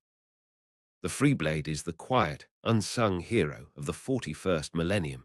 Their lonely war a testament to the fact that true honor is not found in a grand, public spectacle, but in the quiet, consistent choices that one makes when no one is watching. Their final, silent legacy is a powerful and enduring one, a reminder that even at the end of all things, the quiet courage of a single, determined soul can still be a light that shines brightly in the overwhelming and all-consuming darkness. The ultimate, and perhaps most tragic, irony of the knights is that for all their power, for all their glory, they may ultimately be irrelevant to the final fate of the galaxy. The true, great struggles of the 41st millennium are being fought on a scale that is almost beyond their comprehension. The silent, cosmic war between the Necrons and the Tyranids, the grand, metaphysical game being played by the Chaos gods, the desperate, technological race against time being run by the Adeptus Mechanicus, these are the forces that will truly shape the future of the galaxy. The knights, for all their sound and fury, may simply be the beautiful, tragic, and ultimately doomed heroes of a secondary drama, their honorable duels and their glorious charges a mere sideshow to the real, apocalyptic main event. This is the secret, existential dread that haunts the most thoughtful of the knightly nobles. They fear that their entire 10,000-year history, their every sacrifice, their every victory, may ultimately signify nothing. They are the last, beautiful dinosaurs, their thunderous footsteps, a magnificent but ultimately doomed roar against the coming of a final, cosmic winter. This is the ultimate, and perhaps the most profound, tragedy of the Imperial Knights, that they may be the greatest heroes of a story that does not ultimately matter. And yet, they fight on. They fight on because it is who they are. They fight on because they have sworn an oath. And they fight on because, in the end, the true measure of a hero is not whether they win or lose, but how they choose to face a battle that they know, in their hearts, they are destined to lose. And in this, the knights are the greatest heroes of all, their final, hopeless charge a testament to the magnificent, irrational, and ultimately beautiful folly of the human spirit. Their story may end in failure, but it will be a failure that is more glorious, more noble, and more memorable than 1,000 victories. And in the final, silent annals of a dead and forgotten galaxy, that is a legacy that will truly be worth remembering. The final and most mysterious of all the knightly traditions is the pilgrimage of silence. On rare occasions, a knight pilot will simply walk away from their house, their titles, their very name, and embark on a solitary journey to the furthest, most unknown corners of the galaxy. They are not free blades, they take on no contracts, they fight in no wars. They are simply pilgrims, their quest a silent and personal one. They are said to be searching for the throne of adamantium, the mythical, very first knight that was ever built, a machine that is said to hold the key to the ultimate truth of their order. Others believe they are searching for a place of ultimate peace, a night's rest, where they can finally lay down their burdens and escape the endless cycle of war. Whatever their goal, the pilgrimage of silence is the ultimate expression of the knightly spirits yearning for something more than just battle. It is a quest for transcendence, for enlightenment, for a final, quiet truth in a galaxy of endless, screaming lies. The pilgrims are rarely seen, their black-painted knights moving like ghosts through the forgotten star systems of the galactic rim. But their legend is a powerful and enduring one, a secret hope that lies at the very heart of the knightly tradition. It is the hope that even in a universe that is defined by war, there may still be a path to peace, a final, quiet destination beyond the sound and the fury of the battlefield. The pilgrimage of silence is the final, unspoken question of the knightly saga, a question that may never be answered, but one that gives a final, profound, and ultimately hopeful meaning to their long and tragic story. It is the dream of a final, lasting peace, a dream that is perhaps the most heroic and the most human dream of all. And in the grim darkness of the far future, it is a dream that is worth fighting and dying for. The last knight will not be a warrior, but a pilgrim, their final journey not into battle, but into the quiet, unknown mystery that lies at the very heart of the universe itself. And in that final, silent step, they will find the true and ultimate meaning of their long and honorable quest. The increasing number of nightly casualties has led to a desperate and often controversial practice, the soul binding. This is a highly experimental and heretical procedure, developed in secret by a radical faction of the Adeptus Mechanicus that attempts to transfer the consciousness of a mortally wounded pilot directly into the core programming of their knight's machine spirit. This is not the creation of an echo throne. It is a true and complete fusion of man and machine, the creation of a new, hybrid consciousness. The process is incredibly dangerous, and most subjects do not survive with their sanity intact. But for the few who do, the result is a true cyborg, a being of incredible power and intelligence. They are no longer human, but they are not just a machine either. They are something new, something different, a new step in the evolution of the man-machine interface. The existence of the true cyborgs is one of the most closely guarded secrets of the Imperium. Their very existence a challenge to the fundamental tenets of both the Imperial Creed and the cult Mechanicus. They are a dangerous and unpredictable new power in the galaxy. Their motives and their allegiances a complete mystery. Some believe they are the next step in human evolution, the key to surviving the endless wars of the 42nd millennium. Others believe they are abominations, soulless monsters who have sacrificed their humanity for power. The truth is likely somewhere in between. The true cyborgs are the ultimate expression of the knightly ideal of the fusion of man and machine, a final, terrifying, and perhaps glorious step into a new and unknown future. The Chaos Knights have their own, far more direct path to this state, the demon engine apotheosis. A Chaos Lord who has proven their worth to their patron god can be granted the ultimate reward. Their soul is directly infused into the chassis of a powerful demon engine, such as a Lord of Skulls or a Chiton Ravager. They become a true and literal demon engine, their consciousness fused with that of a powerful demonic entity. Their bodies a walking fortress of warp-forged metal and raw, chaotic energy. The demon engine apotheosis is the ultimate goal of many a Chaos Knight Lord, the final and most glorious step in their long and bloody path to damnation. They become immortal, their power rivaling that of the greatest demons, their every action a direct expression of their god's will. The clash between a loyalist true cyborg, a cold and logical fusion of man and machine, and a chaos demon engine, a roaring, passionate fusion of man and demon, is a battle between two different visions of post-humanity, a conflict between a future of cold, sterile logic and a future of hot, chaotic passion. It is a battle that will be fought on the highest and most apocalyptic levels of the 41st millennium, its outcome shaping the very definition of what it means to be alive in a galaxy that is being torn apart by the forces of evolution and change. The Freeblades are caught in the middle of this evolutionary arms race. They have neither the technology to attempt the soul binding nor the desire to undergo the demon engine apotheosis. They are the last, stubborn remnants of a dying breed, pure, unaugmented humanity. They are a symbol of the old way, of the belief that the strength of a warrior comes not from their technology or their demonic gifts, but from the courage and the conviction in their own mortal heart. This makes them seem like relics in a new age of post-human demigods. But it also gives them a strange and powerful kind of purity.